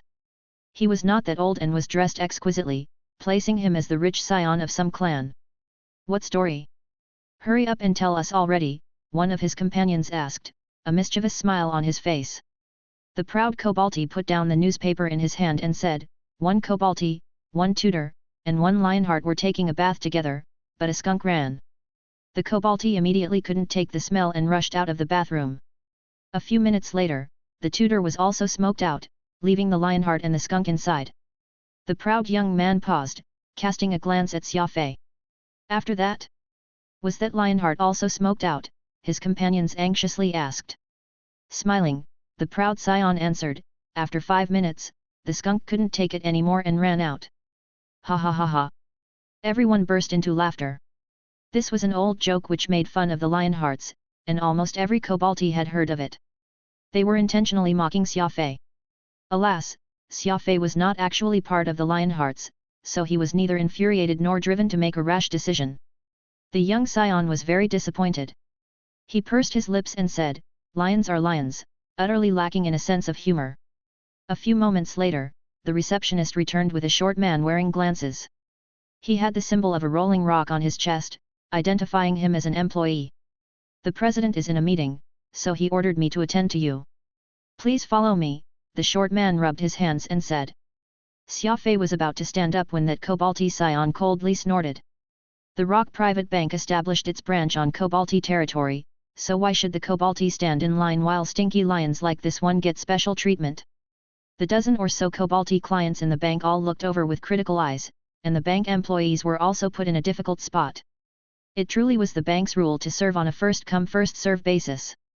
Giving Xia Fei special treatment would definitely make it seem like they were treating the other clients unfairly. Xia Fei smiled. "Forget it. I'll just stand in line so as not to put you in a difficult spot." Saying this, Xia Fei took out that unregistered bank card so that he could register and wait for his name to be called. Whoosh! The lobby became utterly silent, everyone staring at the dark gold bank card in Xia Fei's hand in utter shock. A dark gold card? That smug young scion swallowed. Chapter 646, Tiered Account and Tiered Treasury. A dark gold card. The moment Xia Fei revealed the card in his hand, a wave of excitement rushed over the crowd, and even that arrogant kobolti youth fell silent, a scowl appearing on his face. The cards of Rock Private Bank were divided into different tiers. Bronze, silver, and gold cards were the most commonly seen. They were distributed according to the financial strength of the client. Those with money got gold cards, whereas ordinary clients had to settle for bronze. Each card also received a different treatment. Bronze and silver card holders had to stand in line while gold card holders had an employee to specifically attend to their needs in a special room. After all, this was a bank, not a charity institution. The one who could bring the bank more profit called the shots. This was a principle that would fit with any business. Meanwhile, Xia Fei's card was dark gold. This was not even part of the standard tiers for Rock Private Bank's customers. This was why everyone was surprised. Be they bronze, silver, or gold cards, they could be obtained as long as one had money, but a dark gold card represented the client's status as VIP. This was not just about money. This represented the bank's respect for the super client. Dark gold cards could not be applied for. When a bank felt like a client deserved to have a dark gold card, it would do the paperwork for the client. If one was some rich client who attempted to apply for a dark gold card by taking out all their money, they would unfortunately only be able to get a gold card. They would not even have the right to get a dark gold card. That proud young man felt his heart twitch as he unconsciously stroked his spatial ring. There was a silver card of Rock Private Bank inside, far inferior to Xia Fei's card. Anyone who could wave around a dark gold card was a major individual of considerable strength and influence. Xia Fei was wearing a Lionheart mask, so no one knew who he was. Thus, everyone regarded him as some incredible individual and treated him with utmost respect. The eyes of that short man from the bank flashed, and he repeatedly bowed to Xia Fei. My apologies. I didn't know that you are one of the bank's super clients. My apologies for keeping you waiting. At the same time, all the bank employees behind the counter stood up and bowed to the super client as he was invited to the VIP lounge. Xia Fei, who was currently wanted, did not want to cause any sort of stir. Alas, it was not up to him. The moment he revealed the dark gold card, everyone's attitude changed. However, the sight of that young scion deflating left Xia Fei feeling rather happy. That blue face was slightly green now as if he had eaten a dead mouse. The VIP lounge was luxurious and extravagant.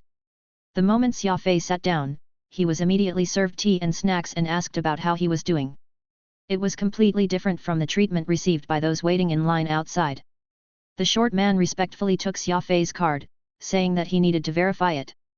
Xia Fei was somewhat uneasy as he handed the card over.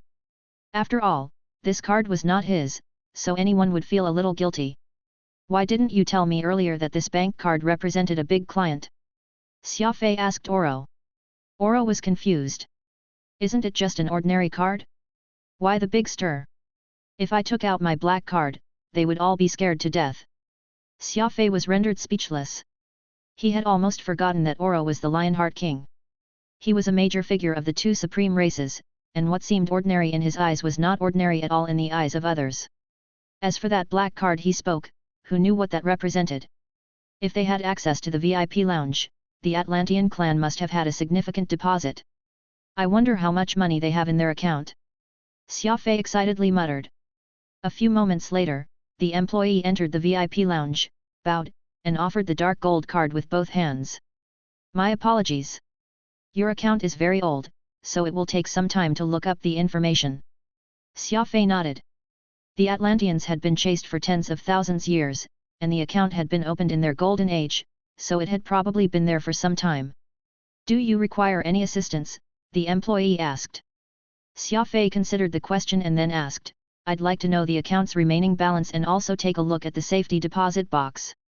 Safety deposit box? There is no safety deposit box under your name, only a tiered treasury, replied the employee with a smile. Xia Fei was stunned. That key was meant to open a storehouse. A treasury. Right, you call it a treasury and I call it a safety deposit box. They're all for storing things, anyway, Xia Fei casually said as he picked up his tea. The employee nearly bit his tongue and said to himself, super clients are super clients, taking treasuries as ordinary safety deposit boxes with such ease. After looking at the display on his terminal, the employee said, your account is also tiered. At your current level of cultivation, you may only view and access the Tier 1 account. This is the balance. Xia Fei glanced at the number and started mentally counting, 1, 10, 100, 1000, 10,000, 100,000, 1 million. 8 million. The current balance was 8,476,000 grade 4 origin crystals. The Yu clan's annual revenue was not more than 4 million, and the number on this paper was equivalent to 2 years of that. Xia Fei had never seen this much money in his life, so his excitement was understandable. Moreover, with the money he had on hand, his total assets pushed right past the 10 million threshold. However, he continued to act unperturbed, nodding to indicate that he had seen the number. I'm a multimillionaire. Xia Fei inwardly rejoiced. Would you like to withdraw funds or invest them in the bonds market? Our Rock Private Bank has its own investment analyst. If you wish, we can have a personalized investment plan designed for you that can maximize your profit. Xia Fei shook his head. I don't need the money at the moment, nor do I need to invest. I'd like to inspect the treasury next. The employee took Xia Fei's key and left, saying that he needed to verify it. After all, the Atlantean account and treasury were simply too old. Once the employee was gone, Oro said in disappointment, it seems like the Atlantis clan had quite a lot of money. It's a pity that it's a tiered account, preventing you from wiping everything clean in one go. What's all this about tiered accounts and tiered treasuries? Xia Fei curiously asked. It's quite simple, those of different cultivation levels can open different accounts. You can currently open the basic Tier 1 account. Once you're a Law Emperor, you can open the Tier 2 account, and at Law Overlord, you can open Tier 3. For the sake of encouraging their descendants to work hard and cultivate, some clans design this sort of system, placing the most valuable items in the highest tier of treasury. If later generations focus on cultivation, they can get the more valuable treasures and have access to more money. Who wouldn't try their hardest to get at the treasury left by one's ancestors? It's quite effective, Oro explained. Xia Fei was stunned. So there's more than one account and treasury? Definitely. Once you get the right to open the higher tier vaults, you may be in for a big surprise. Oro chuckled. Xia Fei could not help but long for the future. He was currently a level 7 Law Sovereign. Once he stepped into the Law Emperor realm, he could access the Tier 2 account and treasury, at which point, who knew how much money would fall into his pockets. A spatial gate linked the Rock Private Bank's branch in the Unicorn Immortal constellation to the bank's only treasury. Xia Fei followed the employee through and arrived at a spacious and brightly lit lobby. Numerous corridors led off into rows of orderly treasuries. It was a secluded and peaceful environment. There were 3 keyholes on the giant circular alloy door of the treasury. To gain access to the treasury, the keys of the bank manager, the treasury custodian, and Xia Fei would have to be inserted at the same time. Not one could be missing. Clunk! As the 3 individuals turned their keys at the same time, a crack opened in the heavy alloy door. Sir, your treasury is now open, and you may enter to inspect the contents. An employee will be waiting outside. If you need anything, please don't hesitate to call us over. As for the time, there is no need to be concerned. Even if you need to eat or sleep within the treasury, we can make arrangements for you. Xia Fei nodded. Private banks truly were something else. Even their service attitude was excellent. To avoid suspicion, the employee immediately moved to the side once the treasury was open. Once Xia Fei entered, the giant door boomed shut. The only way to open it now was from the inside, thus ensuring the secrecy of the treasury's contents. This treasury had an area of 70 square meters, and it was about 6 meters tall. Besides the 3 alloy shelves, there was also a single chair sofa which had the massage function, an automatic beverage dispenser, a desk lamp, a revolving chair, a sturdy alloy desk, a toilet, and a shower. It was arranged like a study. Wooden chests of varying size were placed on the chest. From their appearance, one could immediately tell that they had been made by the same person. Despite the many years, these chests seemed brand new. There was not a speck of dust in the treasury, and the temperature was a little on the cold side. Letting out a breath, Xia Fei went to the first shelf and began to take down its chests and open them. Let's start and see if there's anything good in this treasury, Xia Fei excitedly said. The chests on the first shelf contained information on the clan's members. As he flipped through them, he gradually gained some understanding of the Atlanteans. It turned out that their original surname was Yellow. They had resided in the White Horse constellation, and though they had not been one of the 9 great clans, they had some reputation in the circle. After all, the Law Realm's hierarchy was strict, and any clan who could live in the White Horse constellation could not be considered weak. From the various clues, Xia Fei discovered that this clan had a rather decent reputation in the circle, never quarreling with others, but got hunted down and destroyed in the space of a single night. This left Xia Fei rather confused. How had such a genial clan encountered such abrupt misfortune? The Yellow clan might have been a sacrificial lamb in a battle of the higher-ups. Look, the files did mention that some elites of the Yellow clan had succeeded in joining the god race, becoming supreme existences of the Law realm. Not only are the 2 peak races opposed to each other, they have numerous internal factions. Since the Yellow clan didn't have any enemies in the White Horse constellation, the most likely possibility is that they were dragged into an internal conflict of the god race.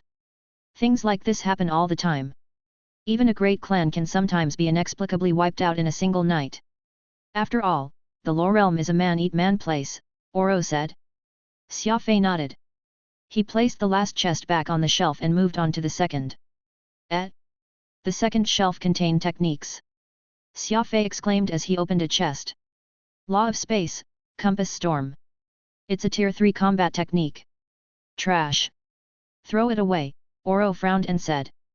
Anything Tier 6 and below is trash. You don't even need to look at it. Xia Fei shrugged and began to sift through the innumerable combat techniques for useful ones. Alas, Oro's standards were too high. After an hour, he had yet to find a single worthwhile one. Stop. Let me take a closer look, Oro suddenly said. Chapter 647, Coxcomb Stolen Scent. Xia Fei, who did not find anything special about this martial technique, was planning to throw it back in the chest when Lionheart King Oro suddenly called, Stop. Let me take a closer look. Xia Fei smiled. Didn't you say that anything not above Tier 6 isn't worth looking at? This is only Tier 5. Oro mysteriously said, there's an exception for everything.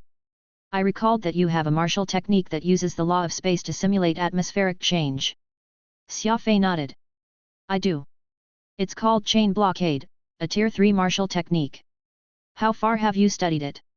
Chain Blockade has 7 levels, and I've already studied all of them. I can use this technique to its maximum effectiveness. Then start practicing this technique. Golden Sand Dance and Chain Blockade both use the law of space to imitate the explosive power of a tornado. Golden Sand Dance is an advanced version of Chain Blockade that is mixed with a small-scale spatial explosion. Its offensive power is at least 50% greater. Your Chain Blockade can cover a vast area, but it lacks in power, making it less effective if you run into warriors who are just a bit higher in rank. Besides that, you've already cultivated that technique to its limit, and it has no more potential to be unlocked. It's about time you switch it out for a new one. Xia Fei comprehended his meaning. Chain Blockade was Xia Fei's only large-scale combat technique, and it was rather good. Alas, Xia Fei was rising far too quickly. Chain Blockade could no longer fulfill his needs, and changing it for a new one had become a pressing matter. This Golden Sand Dance, which Oro had selected, created the same result through a different method. Xia Fei would find adapting to it very easy. Stellar Remnant Flicker? Not bad, not bad. Take it. The 4-ring Golden Fiend Hook? Also not bad. Take it. Ground Lotus of 100 cuts? Also pretty good.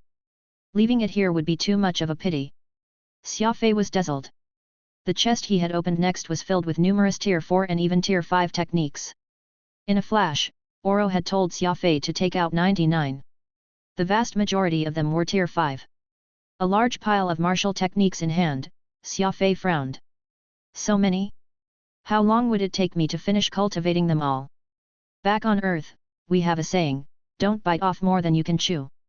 Oro casually said, I know that your home has another saying, it's always good to have more skills. Xia Fei was rendered speechless. He had never before attempted to cultivate this many martial techniques, and he had no idea if he could succeed. However, with his sharp eyesight, Xia Fei clearly realized that each of the techniques Oro had chosen had a unique attribute. After all, this was a demon who had lived for tens of thousands of years, and his judgment was not to be underestimated. In the darkness, Oro naughtily smiled. Since we have so many martial techniques, let me test Xia Fei and see where his break point is. Xia Fei had no idea that Oro had excessively chosen 99 martial techniques with an unspoken goal in mind, find Xia Fei's true potential. Once he was done looking through the combat techniques, Xia Fei immediately moved to the last shelf, the treasure shelf. White Swallow Gems. Bruised Glaze Lock. Xia Fei almost fell unconscious from joy, and Phantom gawked in wonder. Even someone as important as Oro found plenty of valuables in this treasury. He. It seems like the Yellow Clan possessed quite a lot of good things, proving my conjecture. They were wiped out because they offended some powerful figure they shouldn't have offended, Oro said. Yes, Xia Fei said in a muffled tone. He was so excited that some drool threatened to come out of his mouth. Oro sighed. Could you be a little more far-sighted? This is only the basic treasury. Once you open Tier 2, you may be 1,000 times more excited. Oro's voice dwindled away as he seemingly lost his train of thought. The reason for this was because Xia Fei had taken out a coxcomb-shaped herb which exuded an enchanting scent. The moment it emerged, the entire treasury was filled with its aroma. Coxcomb stolen scent. To think the Yellow Clan would leave coxcomb stolen scent in a place like this? What an absolute waste! Oro angrily said. Is coxcomb stolen scent this formidable? I feel like its aroma is a little too much. Oro rolled his eyes. The scent of the coxcomb stolen scent isn't too strong, but its function is without comparison. Its extract allows for the full expression of the most delicious scent in the universe. Let's use you as an example. If you rub 1 drop of the coxcomb stolen scent extract on your body, vegetarians will take you as the most delicious vegetable and devour you, while meat eaters will consider you as the most delectable puffer fish and could not resist to take a few bites. In short, anything that is infused with the coxcomb stolen scent extract will become incredibly appetizing, whether they actually taste good or not. Xia Fei was shocked that such a sinister plant existed in the universe, using every method at its disposal to make others come eat it. If someone rubbed this substance on a monster's body, countless people might die in an attempt to eat that monster. Xia Fei chuckled, but when he was about to put the coxcomb stolen scent away, Oro nodded his head in satisfaction and said, with the coxcomb stolen scent, we no longer need the Fury Fire Lotus or the Green Python Bat, we just need to rub some extract on the 9 Night Plum and Peacock Blue will take it for something delicious and devour it. Xia Fei finally realized that Oro had decided to change the way they would combine the two armaments. Peacock Blue would eat the 9 Night Plum, merging them together into an even greater power. After learning about the history of the Atlantis clan, obtaining 99 rather excellent martial arts techniques, gaining more than 8 million grade 4 crystals, and finding the coxcomb stolen scent, which could merge the 9 Night Plum and Peacock Blue, Xia Fei finally realized that he had picked up a very valuable treasure, the treasury and account of the Yellow Clan. There was no doubt that this long-vanished clan had once had a golden age. No matter the reason for their ultimate demise, what was most important was that their property had ultimately been passed on to Xia Fei. As Xia Fei grew stronger and stronger, he would gain the privilege to open up Tier 2, perhaps even Tier 3. As rich as a country. It would not be excessive at all to describe Xia Fei with this phrase. In Black Lion City, Heathfield once more held a feast for Xia Fei and Chen Dong. Heathfield had not just been sitting around while Xia Fei went to rock private bank. He had been observing Chen Dong both openly and secretly. There was nothing to complain about with regards to his cultivation, and he possessed a rare persistence and resolve. His body covered in scars also left Heathfield stunned. The Lionheart clan was a tough race that admired martial prowess and revered warriors. In their eyes, scars were not scars but rather medals, representing the dignity of a warrior. Thus, Heathfield felt greater respect for Chen Dong and began to like him more and more. This is for you. Before leaving, Xia Fei gave Chen Dong a spatial ring with 1,000 cubic meters of space. In the lore realm, the law of space made this storage tool very common, but one like Xia Fei's with 10,000 cubic meters of space was very rare. After all, besides the materials, creating such a spatial ring required a law of space master. What is this? Chen Dong curiously asked. 10,000 grade 4 origin crystals, 20 kilograms of white swallow gems, 17 law of matter martial techniques, and also some drugs that I concocted, with instructions on each bottle. The rest, ahem. I can't think of it right now, so just take some to look through it yourself, Xia Fei casually said. 10,000 grade 4 origin crystals. 20 kilograms of white swallow gems. Chen Dong's eyes went wide. Did you strike it rich? Why am I even staying in Black Lion City? I might as well just spend time with you. My God! Xia Fei smiled and patted Chen Dong on the shoulder. Don't say stupid things. You know how powerful the Lionhearts are.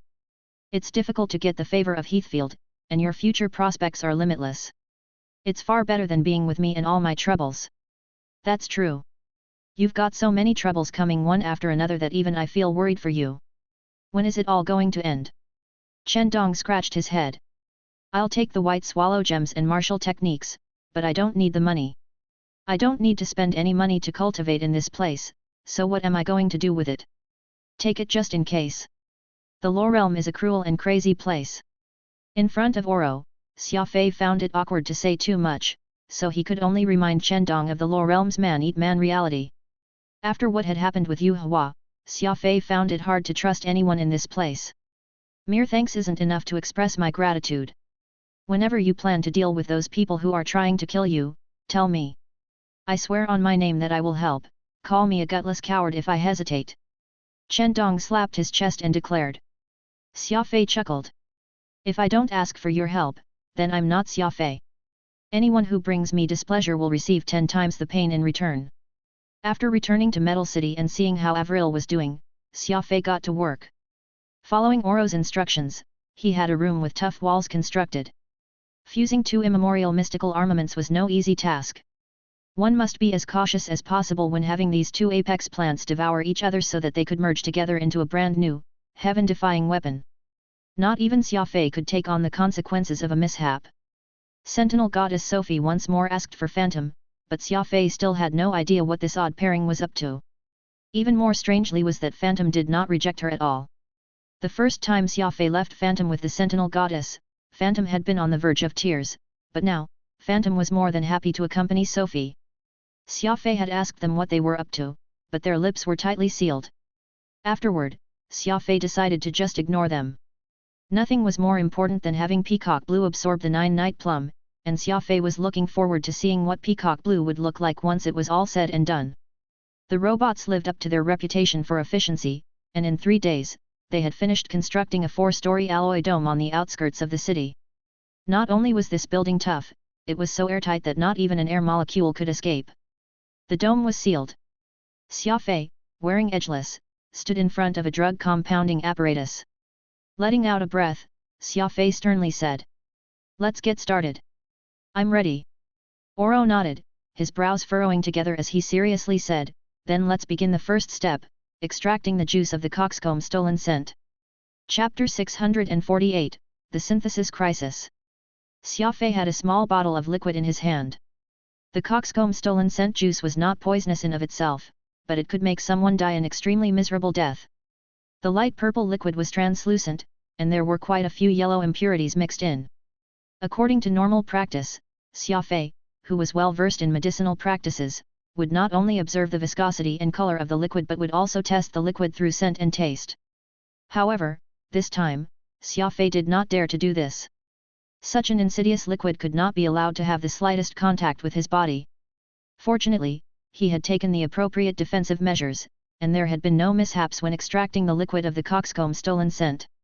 You have the liquid now, so you only have to spread the liquid over the incredibly poisonous 9-night plum, after which, you can just sit back and wait as Peacock Blue fuses with it. As Peacock Blue is attached to your arm, the success of the synthesis will, to a large degree, depend on your ability to control it, Oro sternly said. Xia Fei nodded. Once the arrow was loose, there was no taking it back. Either Peacock Blue would fuse with 9-night plum and create a supreme mystical armament, or the two would both be badly damaged, with Xia Fei even standing to lose Peacock Blue. With this heavy responsibility resting upon his shoulders, Xia Fei could not help but be a little nervous. 9-night plum has yet to take a host, while your Peacock Blue has already been through many battles, 2 of the 13 leaves having already grown out. It is much stronger than 9-night plum. Plus, Peacock Blue's trait is tenacity, never speaking of defeat and never giving up. As long as you and Peacock Blue fight until the end, your chance of success is extremely high, Oro encouraged him. In truth, not even Oro was sure of success. After all, this sort of abnormal mystical armament synthesis was the stuff of legends. It was true that the ancestor of the Lionheart race had succeeded in this feat, but it was not as if he had crawled out of his grave to instruct Oro in how to do it. Oro developed this method through assembling the various clues he could find in his clan's records, but he had no experience in implementing it. Oro's confidence came from his acknowledgement of Xia Fei's performance. He felt that Xia Fei was far too abnormal and that there was something indescribable hidden in his bones. Begin. You can definitely do it. Oro sternly said. Xia Fei slowly poured the light purple liquid into the incubator liquid. 9-night plum lived in a plant incubator, and the liquid inside was responsible for providing all its required nutrients, which could be considered a highly advanced composite product. For this liquid equivalent to 3 bottles of mineral water to have sustained 9-night plum for 1,000 years, it must hold an incredible amount of nutrients. Whoosh! The liquid rapidly turned, and Xia Fei could clearly see the light purple liquid slowly flowing through 9-night plum's veins. It was not long before this bizarre plant was tinged with a hint of the bizarre, light purple liquid running through its body like a little stream. It's time. Let out Peacock Blue. Remember what I said, success or failure will depend on Peacock Blue and whether or not you can coordinate with it. Oro nervously said. This was the first Xia Fei had seen him in this state, nervous and excited at once, as if he had just taken his medicine. Whoosh! Immemorial mystical armament Peacock Blue moved out. 2 blue grass blades moved like hunting dogs, first inspecting 9 Night Plum from a distance. As mystical armaments, Peacock Blue shared a strange connection with 9 Night Plum. Perhaps because 9 Night Plum's toxin was too strong, Peacock Blue slowly turned back after making its initial probe, waiting 10 some meters away from 9 Night Plum for the time to strike. Temptation. The coxcomb stolen scent's powerful allure gradually began to work, and Peacock Blue grew more and more restless and irritated. The 2 grass blades trembled and shuddered as if they were dancing, wanting more and more to lunge at 9 Night Plum and absorb it. Xia Fei saw Peacock Blue's excitement and knew that it was the moment to make his move. Go! That's a delicious feast over there. Consume it and you'll become a unique immemorial mystical armament. Among the 30 immemorial mystical armaments, you will be the strongest. There will be no other. With these words, Xia Fei urged Peacock Blue into bravely approaching the toxic 9 Night Plum. 9 flowers were like 9 lanterns that led toward the path of the strongest. Peacock Blue trusted Xia Fei, its body coiled back like a snake before it lunged forward. The immemorial mystical armament revealed its awesome power and began to fight with 9 Night Plum. Shockingly, 9 Night Plum began to counterattack as if it were being controlled by someone. 9 flowers bit down on Peacock Blue like the mouths of a monster. The areas bitten rapidly yellowed and withered, losing their original vigor. However, this death did not discourage Peacock Blue, and it began to regenerate the poisoned parts rapidly. Right. Just like that. Your Peacock Blue is the world's most tenacious grass. How could a small wound possibly subdue it? The battle has just begun, so don't give up until the very end. Oro was even more agitated than the 2 combatants, constantly urging Xia Fei to land the killing blow. Xia Fei naturally knew that he could not give up, nor did he have any plans to. In the blink of an eye, Peacock Blue and 9 Night Plum exchanged 300 blows. The battle between these 2 plant-type immemorial mystical armaments was intense beyond imagination, on par with a clash of apex experts. Perhaps because it sensed that its life was in danger, 9 Night Plum put up a fiercer and fiercer resistance, like a cornered beast. Peacock Blue fully exhibited its tenacity and stubbornness, the 2 blue grass blades attacking and defending in unison. Xia Fei was so busy he had broken out in a sweat. Peacock Blue had the upper hand in large part because of his control. He tried to have it complete a set of highly difficult maneuvers equivalent to sly thrust. Even though Xia Fei had studied this complicated martial technique for a long time, making Peacock Blue move in the same way as he did was easier said than done. However, as time passed, their coordination increased, and Xia Fei found it easier and easier to control his immemorial mystical armament, which came as a pleasant surprise to him. Peacock Blue was a weapon with a mind of its own, not like the blood crystal. If one wanted it to move left, it would move right, and if one wanted it to move right, it would move left. Truly controlling the immemorial mystical armament's power required constant practice. Xia Fei had feared that other people might find out he had Peacock Blue, so he tried to minimize its use. After all, talented people and treasures would always be coveted by others, so it was best to take countermeasures. Now, Xia Fei and Peacock Blue had the perfect chance to practice together. The longer and more difficult the battle was, the more Xia Fei and Peacock Blue synchronized. This thought invigorated Xia Fei, and he controlled Peacock Blue and battled with 9 Night Plum for 1 day and 1 night. Battling to his heart's content, Xia Fei felt entirely satisfied. This isn't right. How could 9 Night Plum last this long? It's getting stronger and stronger. It's as if 9 Night Plum is also maturing in this battle alongside Peacock Blue.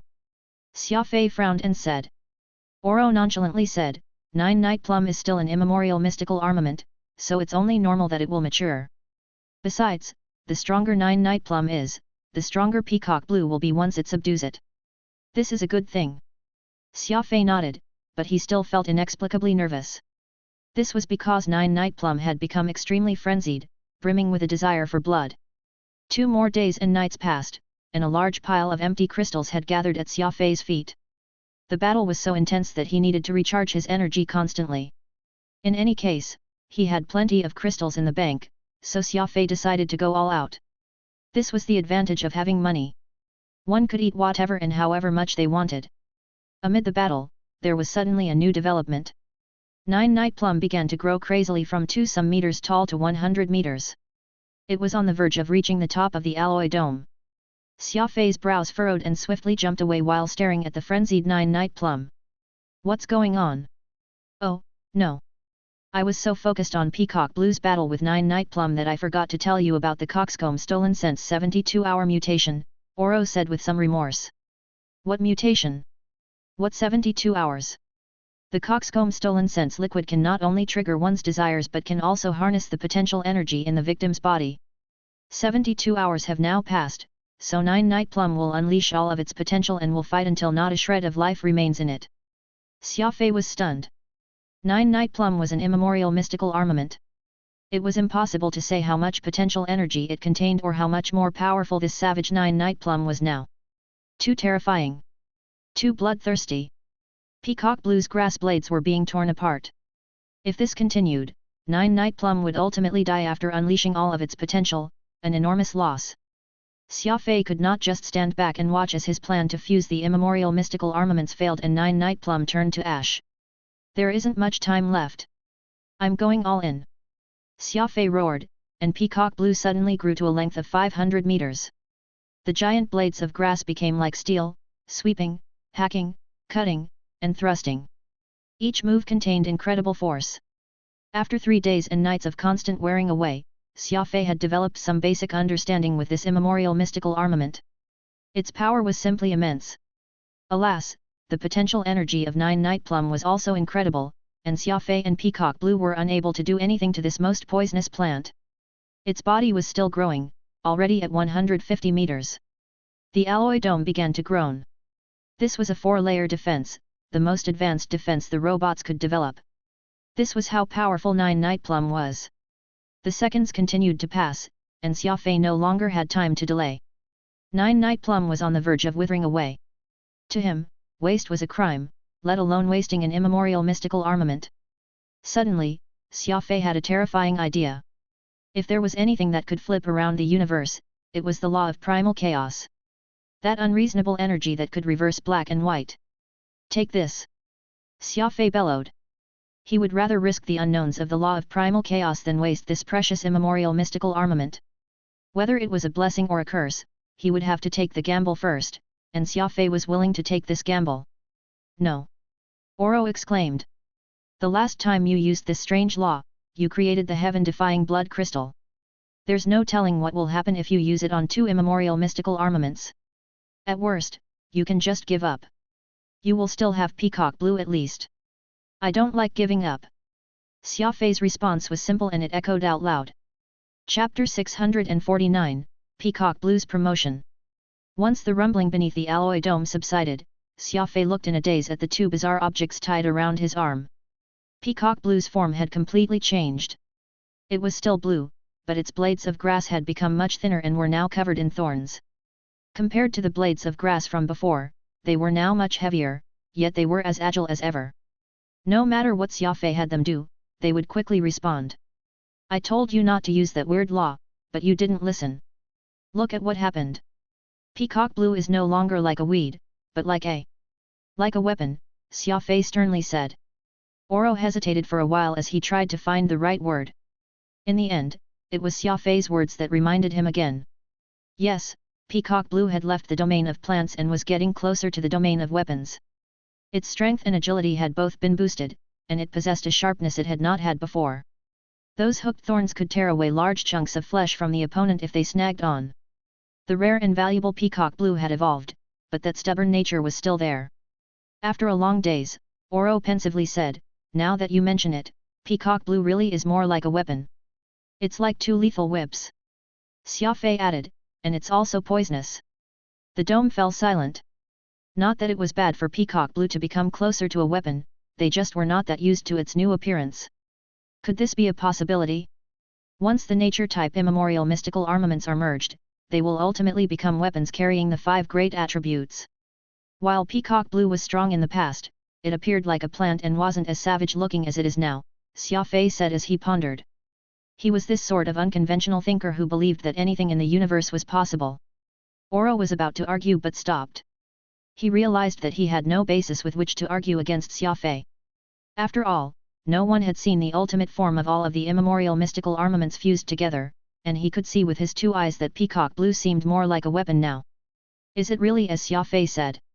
The immemorial mystical armaments require fusion to be used. Oro asked himself. Could the series of 7 plant immemorial mystical armaments combine into one weapon? Just the mere thought of this caused him to be fascinated. At this moment, Xia Fei suddenly took off edgeless and rolled up his sleeves.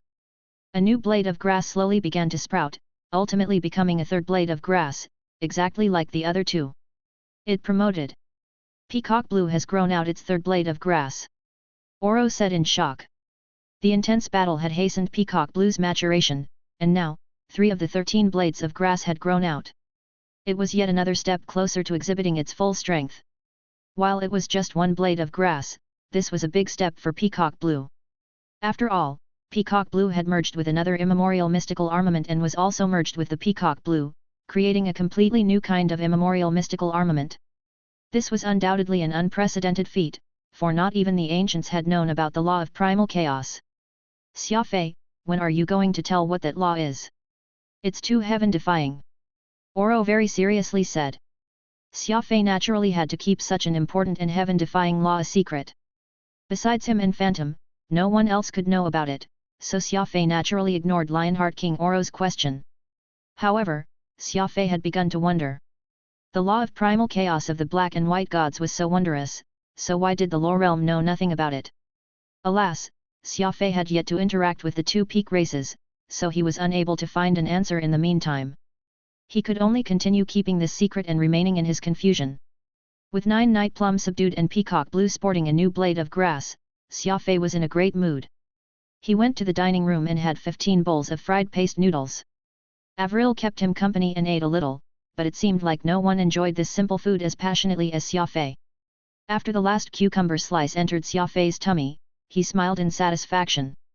Taking the Mofeng tea offered by Avril, he drank 3 cups and then shouted in satisfaction.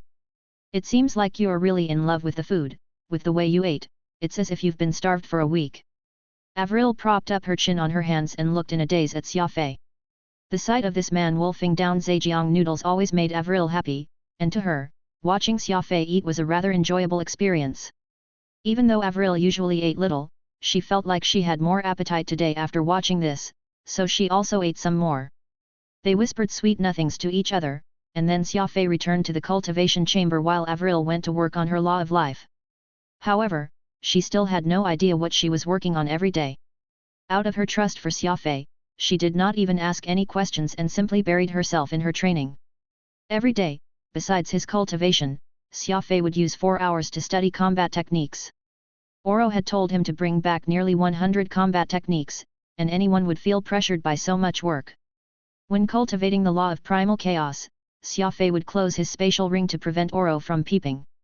When he was done with his regular training, Xia Fei would let out Oro and say, "You're the one who had me bring back so many combat techniques, so you decide which one I should train first. I can't be bothered to pick." Oro casually said, "Start with the golden sand dance. As an improved version of the chain blockade, it shouldn't be too difficult for you to learn. Tomorrow, I'll test you on your progress." Oro then relayed several important points to keep in mind when learning new combat techniques, after which, he requested to return to the ring. Rather than giving personal guidance, he wanted Xia Fei to explore the difficult points of the golden sand dance on his own. Xia Fei opened up the book recording the technique and started from the first level. As an upgraded version of another technique, golden sand dance had 9 levels, and once it was done, dragons would dance in the 9 heavens, a vast storm engulfing the surrounding 20 kilometers. One should understand that this was a storm which used the law of space as its base and was infused with spatial explosions and spatial tearing force. If used on an army of tens of thousands of soldiers, it would probably leave nothing behind. It was an immense power that could shake the world. Xia Fei already had chain blockade as a foundation, so cultivating this technique was not hard. His advancement speed could be described as supersonic. 4 hours quickly went by, and it was about time for Xia Fei to rest. 16 hours a day were devoted to cultivation and 4 hours were allotted to spending time with his beloved Avril. Xia Fei gave only 4 hours for himself to rest. "Forget it. I'll skip sleep today," Xia Fei muttered to himself as he held a grade 4 origin crystal in his hand to recover energy. Xia Fei had an astonishing vigor, and to him, not sleeping was not a big deal. He had even fought a battle for dozens of days without sleep or rest once or twice, and going without rest for a few days was quite normal. Besides, the strength and focus consumed by cultivation were far less than that consumed by battle. The next day, Oro was released from the spatial ring. Folding his arms, he laughed and said, "So how far have you gotten in the golden sand dance?" "I would have to find some open ground first," Xia Fei said. Oro nonchalantly said, "This large-scale cultivation chamber has a breadth of 5 kilometers. Is that not enough?" Xia Fei smiled. "No, far from enough." Oro was startled. He had looked through the golden sand dance. At level 5 and above, it was capable of overwhelming this cultivation chamber, which had a breadth of 5 kilometers and a height of 300 meters. Did Xia Fei manage to break through level 5 in the space of a single night? Oro wondered in shock. On the outskirts of the metal city, Xia Fei lightly raised his wrist, and a hurricane manifested. 9 hurricanes descended from the heavens. They took up the surrounding 20-some kilometers, crushing across the landscape like roller compactors, flattening everything in their path. The ground shattered. The sky became oppressively dark. It had taken 1/100th of a second for this frightening storm to manifest. Different from chain blockade, countless explosions like innumerable booms of thunder resounded within this law of space storm. In the eye of this storm were numerous white points of light. These were points of chaos created by the law force moving at absurd speeds. If this same storm was unleashed in an ocean, it would suck up vast quantities of water. In a desert, it would sweep up tough pieces of stone. At the same wind speeds, it would naturally be the sandstorm that was more lethal. The golden sand dance and the chain blockade had the same origin, but the chain reaction caused by the golden sand dance was more powerful. This is what allowed it to be called an upgraded version and to be of a higher level. You've learned all 9 levels of the golden sand dance? Oro tilted his head and asked. He did his utmost to hide the shock in his heart. Xia Fei lit a cigarette and coolly replied. Oro's heart began to beat faster. He knew the difficulty level of this combat technique, and even if Xia Fei had the chain blockade as a base, it should have been nigh impossible for him to learn all 9 levels in one night. However, Xia Fei had completed this nearly impossible mission. Oro had no idea how to describe Xia Fei's cultivation speed. Was this a genius?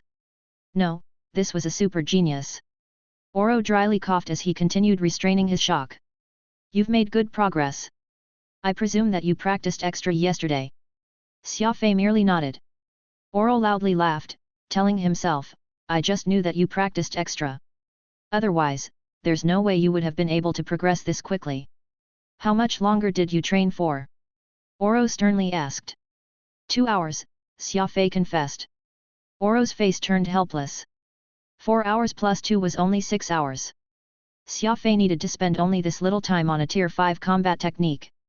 He was advancing 1 level on average every 40 minutes. What was there to say? This was a little too fast. I guess that's good enough, Oro lied. In order for Xia Fei not to be too proud, he decided to take the wind out of his sails. Golden Sand Dance shares the same roots as the chain blockade, so it's quite normal for you to advance this quickly. Learn Concealed Flash Dragon next. This technique is very useful against Law of Matter users. I will see how you've progressed in 3 days, Oro said. He once more gave a few pointers. Oro was determined not to personally guide Xia Fei, for he wanted to see the fullness of his potential and find out where his bursting point was. At this time, 2 figures flew over from a distance. When he saw who they were, Xia Fei burst out in laughter. I almost didn't recognize you two. How did the 2 of you turn out like this in the span of these last few days? Chapter 650, Dimsky in Shambles. How did the 2 of you turn out like this in the span of these last few days? Xia Fei said with a smile. It turned out the figures were not just anyone, they were 2 of the mech leaders, Dimsky and Warstar. Warstar was as staunch as ever. His body made of liquid metal was completely upright and as sharp as a keen knife. Meanwhile, Dimsky had changed to a strange body that had 4 arms, each hand holding a weapon, looking all menacing, like a crab that had learned how to walk. Warstar said, Dimsky's just created an unprecedented body frame, which he claimed to have a combat strength beyond any war armor before and which few could rival it in the universe. Were you the one who caused that hurricane just now? Xia Fei nodded. I was in the middle of learning a new martial technique and had to test it out here in the wild. Dimsky and Warstar were tremendously shocked. They had stared intently at the radar earlier. It was such a large hurricane that they even thought an outsider had infiltrated the hidden realm. They had not thought that it would actually be Xia Fei's handiwork. Xia Fei smiled at Dimsky. His nondescript body was very weird, the forearms able to be adjusted forward and backward. It was more flexible than an octopus, the arms broad and thick, most likely concealing several offensive weapons within. Your frame's very novel. Dimsky was pleased. After examining your war armor, edgeless, I suddenly got inspired and designed this completely new body frame. Xia Fei nodded. Dimsky was the chief science officer among the mechs, and he enjoyed spending all his time researching such technology. Who knew just how many different bodies of his did he have, and each one extremely specialized. However, this was actually the first time Xia Fei had seen him in a combat body. Dimsky whispered to Warstar, Xia Fei's combat strength isn't bad, should I get him to help me test out the new combat body? Warstar shook his head helplessly. Don't be silly. Xia Fei's very powerful. I was already not his match back then, so now that he has returned after spending time in the lower realm, his cultivation is even greater than before. I'm afraid that I won't even withstand a single blow from him now. The more Warstar praised Xia Fei's prowess, the more excited Dimsky appeared to be. How could you build him up while tearing down your own prestige? My brand new body is the strongest ever created. Warstar shook his head. If you really want to test it, I'm enough. There's no need to trouble Xia Fei. You. Dimsky was unconvinced. Though your body was personally constructed by Lord Radix, what I have now is a new model, something I spent plenty of effort on. It's not that I'm looking down on you, but there's no way you can last 3 rounds with me given your current cultivation. Warstar glared with much anger that his expression became stern. Whatever. Ever since you came up with that weird body, you've been so pleased with yourself till you're absolutely beside yourself. I really do wonder if it's really that powerful. Dimsky laughed. I'm not bragging about how powerful it is, perhaps you're dissatisfied that a science officer like myself possesses even greater combat strength than you do? Just you watch, I'll give Xia Fei a good thrashing today. You'll then know why I have such great confidence in this war armor of mine. With that said, Dimsky swaggered over to Xia Fei. Warstar followed him, still fuming. Though they were of the same race and shared a very tight bond with each other, Warstar was hoping that Dimsky would be properly trounced today more than any other time. He was truly being too infuriating, blustering with much confidence that it had gotten to his head after having come up with such a top-grade body frame, believing that there was nothing in this universe that he could not beat. Xia Fei, Dimsky called, all excited, I have yet to test properly this body frame I made, I think today's a great chance for me to mentor you. Mentoring implied that a superior expert would spar with their own disciple or a descendant. Obviously, Dimsky was referring to himself as that peerless master. Xia Fei smiled and casually said, okay. I happen to have some time right now, so let's see how amazing this new body of yours is. Dimsky happily widened his stance and solemnly stated, do you still remember that Silver Desert liquid war armor that you gave me? I used that along with the frame Xana left behind and the technology Edgeless employed to form this unique super body. Don't you complain about the pain after I make mincemeat out of you later. Xia Fei was stunned. Silver Desert was formidable, and the former leader of the Mech's warrior Xana was even more incredible. Edgeless was a top-grade war armor made by Fig Corporation, possessing a Law Emperor level of defense and combat strength, so powerful that nothing else rivaled it. The fact that Dimsky had successfully combined these 3 amazing weapons together, this body he built must surely be very powerful. Xia Fei got into his battle stance as well, his expression turning serious. An exceptional warrior was not one to be careless when facing their enemies, especially one whom they were not completely familiar with. He devoted 200% of his concentration to this fight. Dimsky was ultimately no warrior, and he boasted about all the different technology this new body frame of his possessed and just what great functions and capabilities it had. The air around slowly turned still. Xia Fei and Dimsky faced each other, creating an electrifying atmosphere between the two. Are you ready? Dimsky asked. Xia Fei knitted his eyebrows together and lightly nodded. Be sure to unleash your strongest combat strength. Of course. Kaboom! Crackle! After all that prelude, the actual fight was extremely unexpected. Dimsky's forearms were whirling like wheels of flames, while Xia Fei merely used a single move. Falling leaf of autumn's demise. The palm landed like a falling autumn leaf on the body frame that Dimsky had spent a whole 30 minutes boasting, and then he was sent flying the moment Xia Fei's finger touched.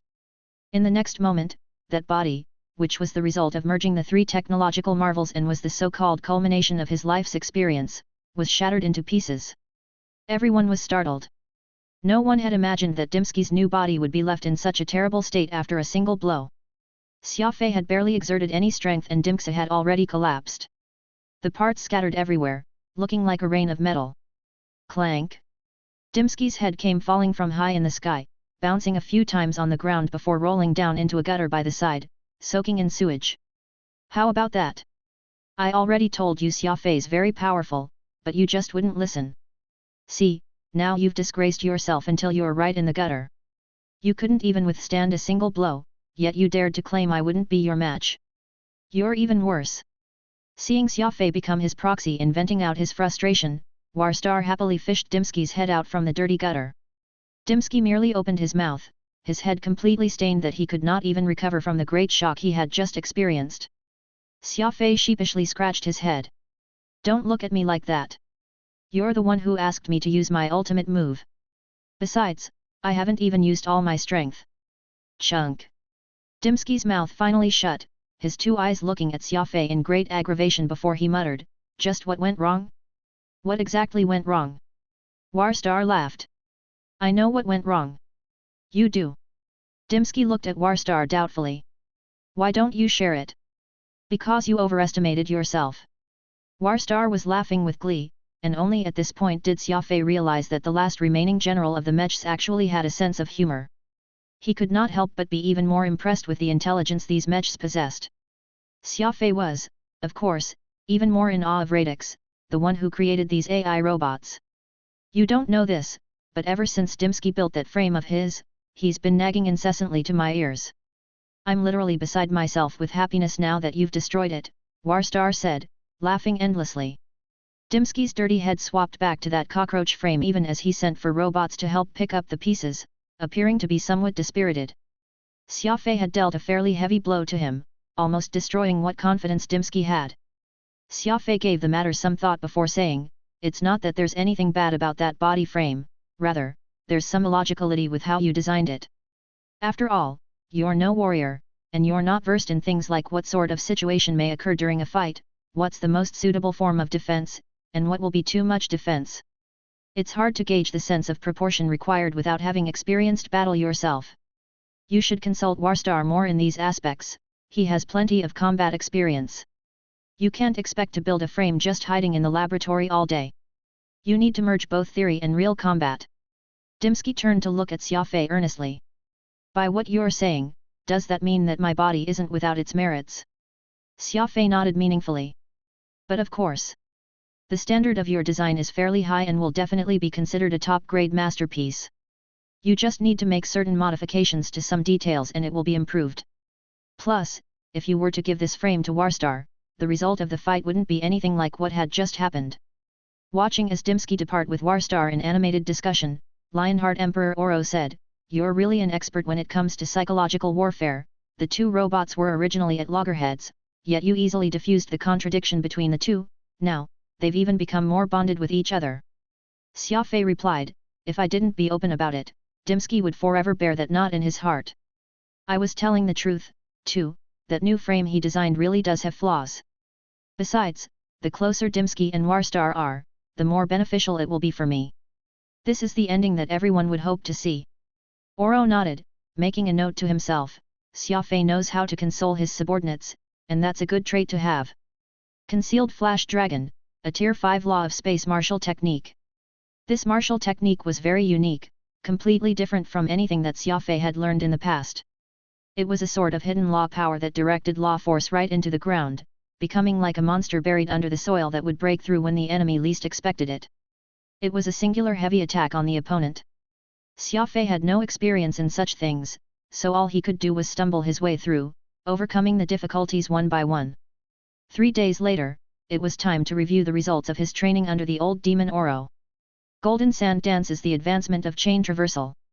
You have the prior experience, and given its difficulty, it can only be considered to be at primary stage level 5 skill. That's why you mastered it so fast. Concealed Flash Dragon is different. When it comes to the camouflaged activation of the law of space, the difficulty is many times more. Do you feel the complexity now? Oro asked. Xia Fei nodded. Indeed, I have to expend quite a lot of energy studying how to activate the law of space secretly. The difficulty is definitely many degrees of magnitude compared to the Golden Sand Dance. Oro was somewhat pleased. It was already a very decent result if Xia Fei managed to cultivate to level 3 after 3 grueling days of training with Oro, but compared to how swiftly Xia Fei had mastered Golden Sand Dance the last time, Oro decided it was better to include an additional level to his prediction for safety. I take it that you've cultivated Concealed Flash Dragon to level 4. Oro probed. If Xia Fei had reached level 4, then Oro would have predicted accurately and he would have nothing to add. If Xia Fei failed to hit level 4, then it would be the perfect chance for him to hamstring Xia Fei a little. Xia Fei shook his head. A little higher. Level 5. Oro's eyes turned slightly red. Still a little higher. Higher. You couldn't possibly have mastered all 9 levels, have you? That's impossible. No matter how talented you are, that's absolutely impossible, Oro spat hoarsely. Xia Fei shrugged. I'm not that fast. This martial technique is very difficult. Oro heaved a sigh. If Xia Fei had really mastered all 9 levels in 3 days, then that would be a huge blow to himself, since it meant that Xia Fei's potential had surpassed even his own. As a peak figure among the demon race, Oro had been an unparalleled genius since he was young. He could accept Xia Fei's talent being a little better than his own, but he would just be depressed if it was too much. So what level did you get to? Oro asked. 8. What difference does 8 make to 9? Oro could not resist but cursed, his scalp numbing.